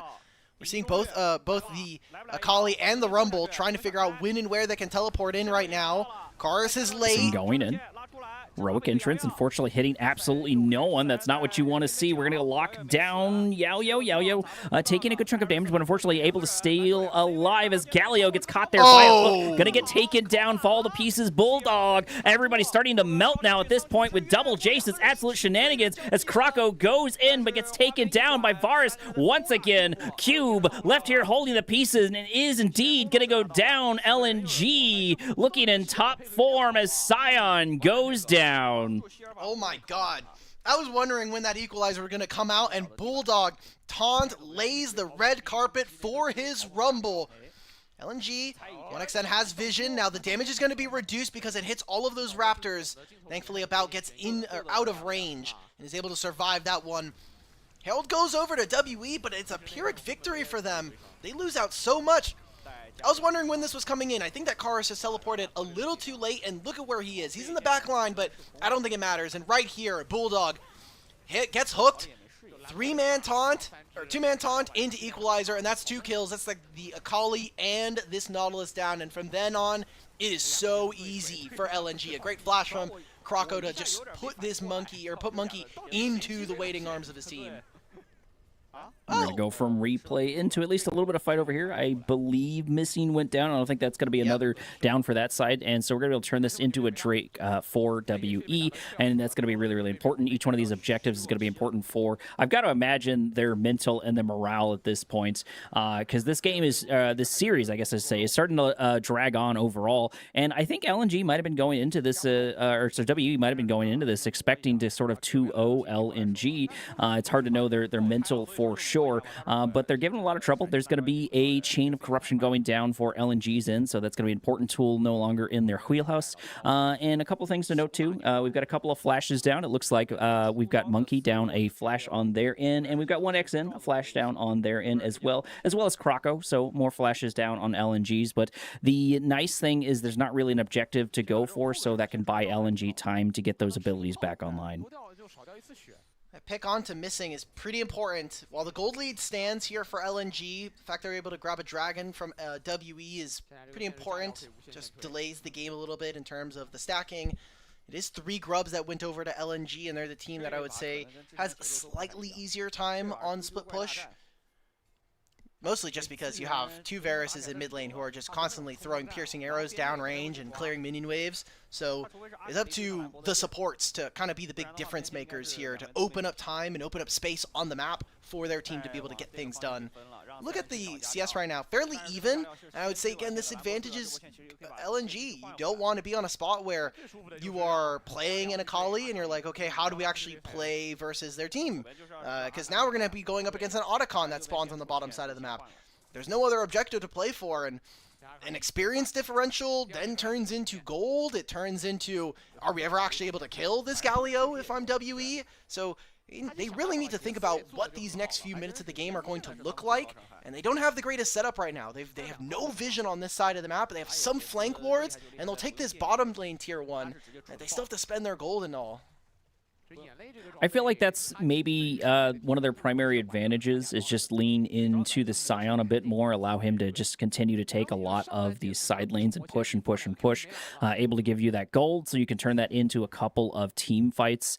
Because the thing I'm worried about here on the Akali, right, is not just the fact that we've got Galio, right, but if you're Karis, if you're the Akali, you're like, okay, who do I go for? The squishy targets are going to be, of course, Varus. We could probably get a kill on Croco, but after we get those kills, like, what do? How do we get out? Right, like as soon as Bulldog closes the distance, we're gonna try to pick up a taunt or something, and you know, Sheer can melt the Akali if they have the range, especially because that AoE flamethrower does a lot of work for them. So you know, you go in and you need to find that escape plan as well on top of that. So even if you get a kill, you either have to have follow-up or just some way to get out. Controls the mid lane. Croc gets a little bit of poke damage. This is as important. Vision is basically the make or break for a poke composition on both sides, because Vision gives you the ability to land all your spells. It gives you the ability to kind of get around your opponents, and more importantly for me, we're walking into an Otacon and potentially a Dragon in 2 minutes where there's no flash for 1xN. That's basically the biggest difference between these two. So if we can catch 1xN either before the fight or during it, that makes it a very easy pick, a very easy target for WE to focus. And we're still trying to find that positioning. The vision score is going to be so important leading up to this objective, because, you know, if we do win this fight, we can turn this into 2 objectives. The Equalizer coming down on Cube. Cube just refusing to take damage whatsoever. Missing, able to provide a lot of spacing, pushing Cube directly into the other side. Scion finally going down. That's going to be the kill. That's going to be the number advantage that we need for LNG. WE looking in not the best spot, as we do start Otacon, at least trying to push the other side back, but at this point, just wait for the objective and maybe try to go for it. I guess we could be up at that time, but that's going to be nice for LNG. It looks like they want to get a recall in. Missing wants to reset and get some wards right now. W are keeping it leashed, but it's such a easy position for them to play. You have Galio in mid. He can keep this wave versus the Varus. He can actually even maybe force a summoner spell or 2 out from him if he feels like he's being aggressive. And if there's ever a fight, you don't even have to use the summoner spell. You just use the hero's entrance, and suddenly you're there before the Varus is. It's not going to turn into any kind of objectives, but that's flash and a kill away from Cube. Some big mistakes coming in from this top laner, who last year was basically the way he made his name was just playing all of these tanks. His Ornn, his Scion, his Cassante. These were champions that he really excelled on, and I think in critical moments he ended up kind of falling a little bit short. I always think of the last series we saw for them in the playoffs, where I'm watching him play Ornn and he's just missing spells and he's not showing up to these team fights. So if that's the reason why WE end up losing this one, it's a really big pain point for them, especially as we expect that this is going to continue to be the case going into next year.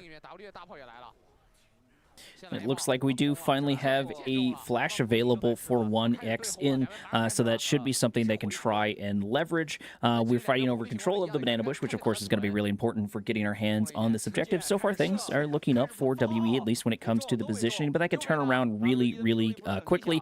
We do have a Kali trying to make some sort of in on the other side, as Yao Yao gets sort of chased out of the objective, and we lose that positional advantage quicker than we gained it.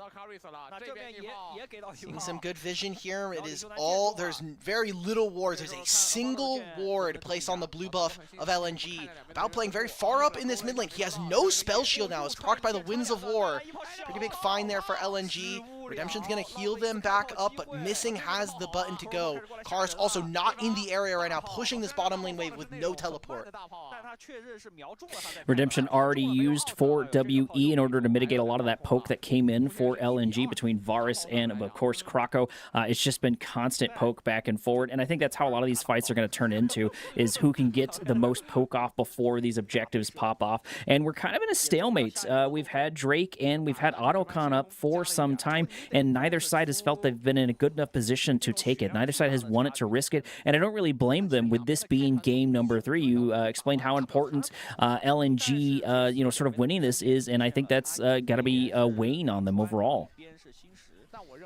What else do we see from them? Control first in favor of LNG. Side lane control is going to go over to LNG as well. Galio gets to first touch this wave on the bottom lane. Wards are being cleared out. It's all in favor of WE right now. Still that flank ward behind them, and they know it's there. Banana brush control going over to WE. Missing going on to Sion. Sion losing at least some HP, no longer having a ultimate available. Looks like that's why, because we had to get out for about TPing, and Bulldog looking for an angle to force something to happen. Karus is here. Krako looking for an opportunity to lock him down. Unfortunately, it looks like they were paying attention. Positioning now much better on LNG. Still poised to take this objective, but we've seen this before, and it immediately turned back on the other side. It was just turning this into a tug of war. Oh, it's so important then that we watch the actives of these two teams. No wards for Missing, still there available for Yao Yao. He loses one of them now. Redemption was such a good usage to get them back into a healthy spot here.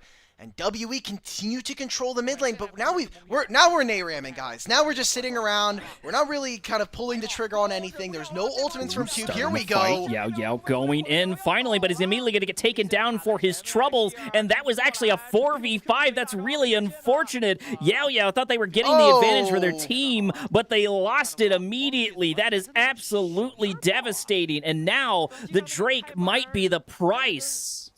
Yeah, they go immediately towards mid lane. There's no Chains of Corruption. That was a big miss from About as well. No mid turret, and you still lose a dragon, and you lose your support's life. Big losses from WE, and LNG are happy to take and prey on these mistakes that this team is making. It's 3/5 of the roster we saw from last year for WE, and for LNG, this is 5 new players, some of which weren't even playing last year in the LPL. I mean, Missing, after Split 2, he got replaced by Dwo, he got replaced by Wink, and we didn't really see him for the rest of the year. We thought maybe that might be the end of his career. Now he comes back, he's playing on this. LNG's playing with a very hyped 80 carry prospect. Yao Yao just goes forward, thinking that he's just there to hook to hopefully protect his 80 carry and his top laner, but too many mistakes coming in from WE. They've lacked some of that polish now coming on through, and it's LNG who control the entirety of the river with Otacon in tow. And once again, we're maintaining the tempo on LNG, but we've seen how quickly that can turn around. Still no advantage in order to try to lock down Santacon. We're sort of playing with the leash back and forward. And that reminds me, we're getting close to 27-minute mark, and not a lot of objectives have gone down. We've been very, very slow and methodical on both sides. Once again, I don't blame them. We are finally going to try and start Santacon. This could be an opportunity to try to turn things around, but the problem is we're getting a massive reset here for WE. Sion is here, Karus is here, but I gotta imagine this Autocon's gonna die so quickly. Yeah, we're just going mid. See them right now, they're moving into mid tier 1, taking control of the bottom side jungle. Smart, it allows for them to continue to play on this wave. Maybe they look for a turn onto this Gallia. Oh, Missing. Missing. Majority of his health. Uh-oh. So getting so close. No way we live from that. Flash over the wall. The cow so far out of the danger, at least for the current moment, but we could be pulled directly back in. Speaking of pulled back in, massive hook pulling in the Galio, absolutely nuking him, and not a rod of return from LNG, missing, having to blow everything before that. Probably got Bulldog killed, unfortunately for them. Karis forces the recall to get canceled there. It is that kill that you were mentioning, wasn't onto missing, but ends up still going onto the Galio. Not too much invested there from WE. It was the flash and the teleport from Cube. And kind of similar there for LNG. There's a lot of ultimates being used by their side, but not something that's going to be mattering too much. Dragon doesn't spawn for another 2.5. We still have Baron up. I gotta say, Krako feels like he is the better Jace so far in this game, even if Monkey is getting an individual advantage. I will say that's probably due to the fact that I think that LNG's front line is a little bit more robust, and Krako just in general seems like he's having a bit of an easier time playing this champion from this spot. We are looking at, we're looking at Jace first strike gold. So this is, okay, so we're looking, okay, Krako's gotten the better of the first strike advantage, but he's missing out on the experience. We gotta do a little bit better. We're almost down an entire level, and we're the team that got Otacon, by the way. And taking a look, looks like our biggest difference right now is between the two Varuses, sitting at 1.7, well now 1.9k in the favor of WE. So that is something that can try and play up, and I think we are seeing that. We were kind of worried about, you know, WE breaking through this Galio because of how beefy he is, and I do think we have an answer to that. I feel like at this point Varus is that answer. And then, you know, in with Jace, you know, we've got an insane amount of poke, so that pull came in, and Galio just absolutely melted, unfortunately for them. I also just think 1xN is a better like on-hit player in general. He has better spacing in that kind of sense. Ezreal is maybe an exception to that rule, but generally I would say I would prefer to have 1xN on champions like Jinx, on champions like on-hit Varus, even things like the Caitlyn, which we didn't really get to see all that much. Yunara is also one of them. So we're going to get to see whether or not... This is the fun part of having these like blind pick game 3s or last games of the series.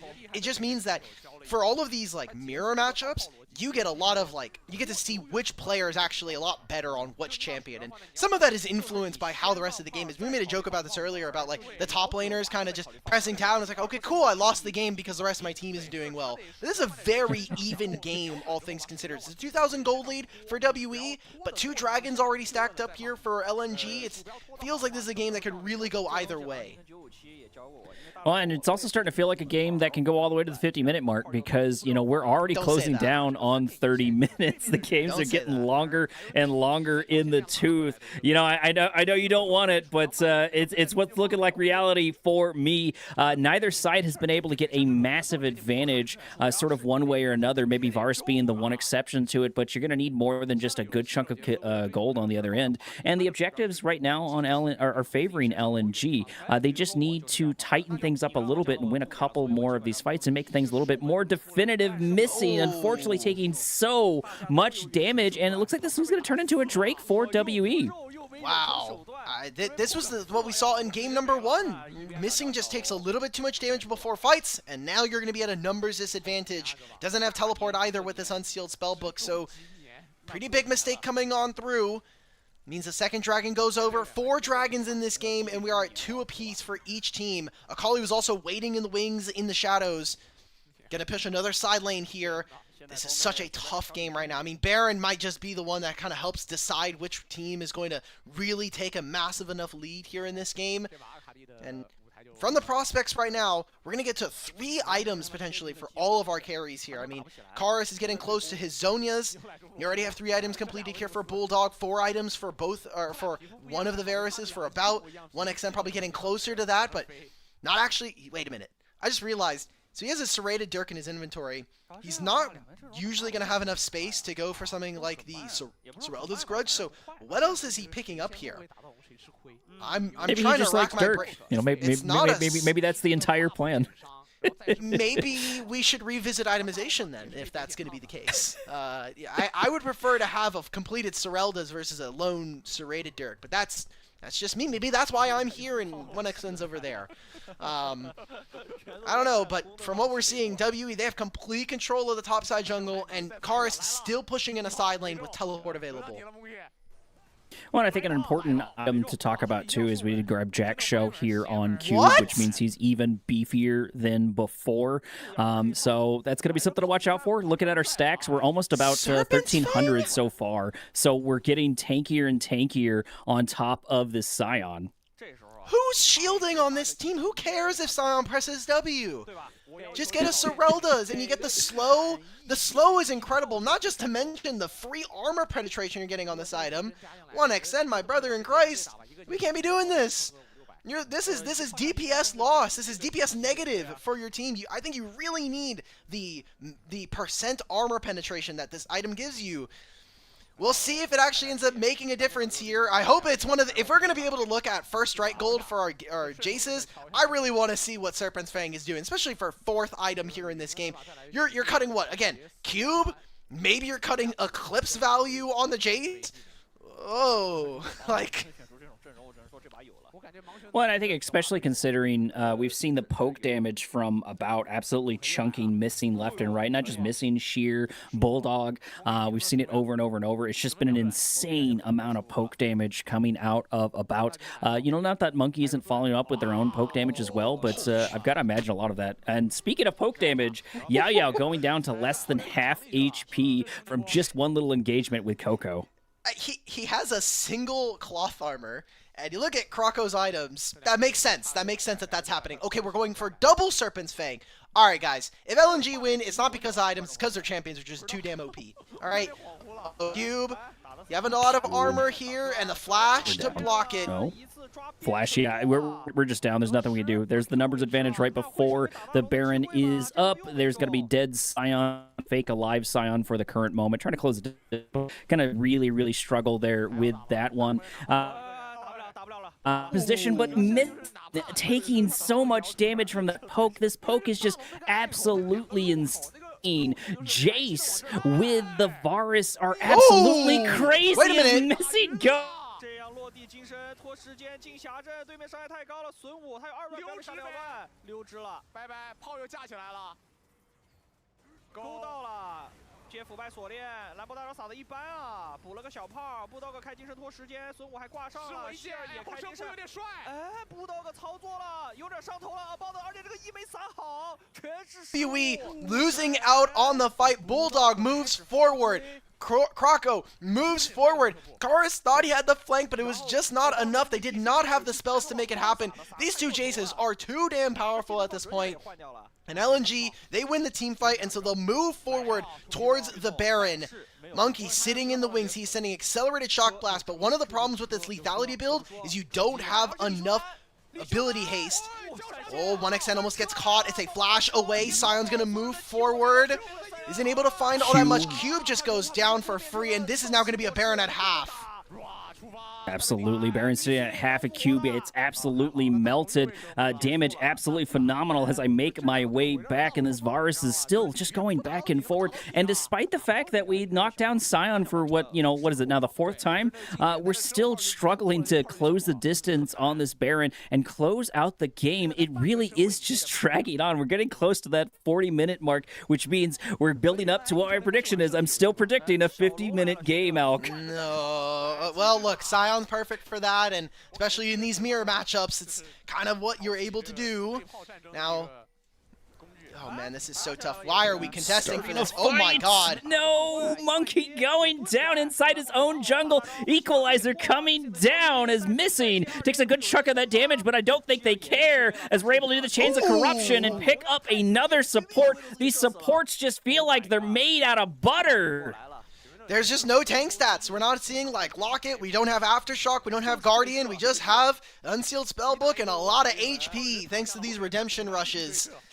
Yao Yao goes down. Missing goes down. Bulldog and Monkey fall for either team, but as another Dragon here for LNG.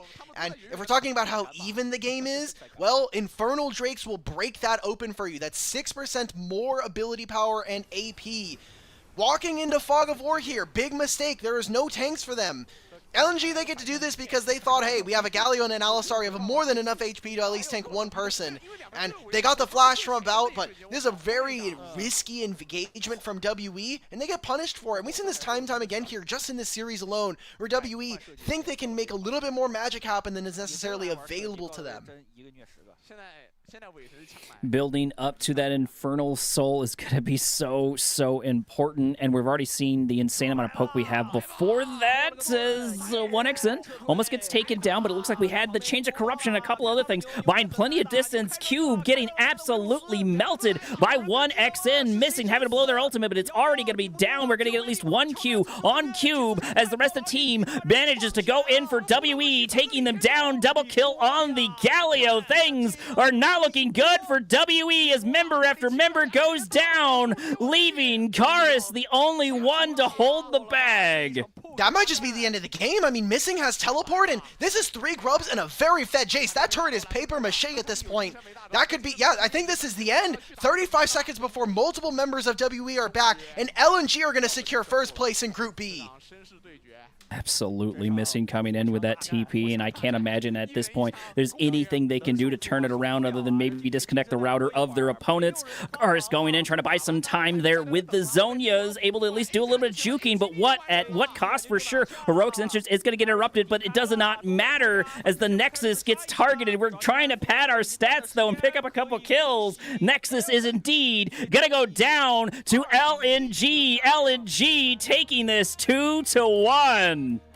Who needs multiple disconnects from some of our players, some solo kills going on in some of the solo lanes, when you can just straight up outfight your opponents? And in a game where we had 2 mirror matches, it just felt like Kroko was definitely a little bit more prepared to play this Jace, and 1xN, well, he fell down in terms of the gold. I feel I could always trust this player to be able to carry in some of these fights. Absolutely, and what a phenomenal experience to watch this one and to cast this one. I was a little worried about LNG when I was watching them into Up, because I feel like Up just was absolutely taking down all of this experience that we have on LNG, and that they were really floundering and really struggling, but I think we finally found our stride, especially into such a tough opponent. WE getting 2-1 is a little bit devastating. Man, look at that damage sitting there in the background.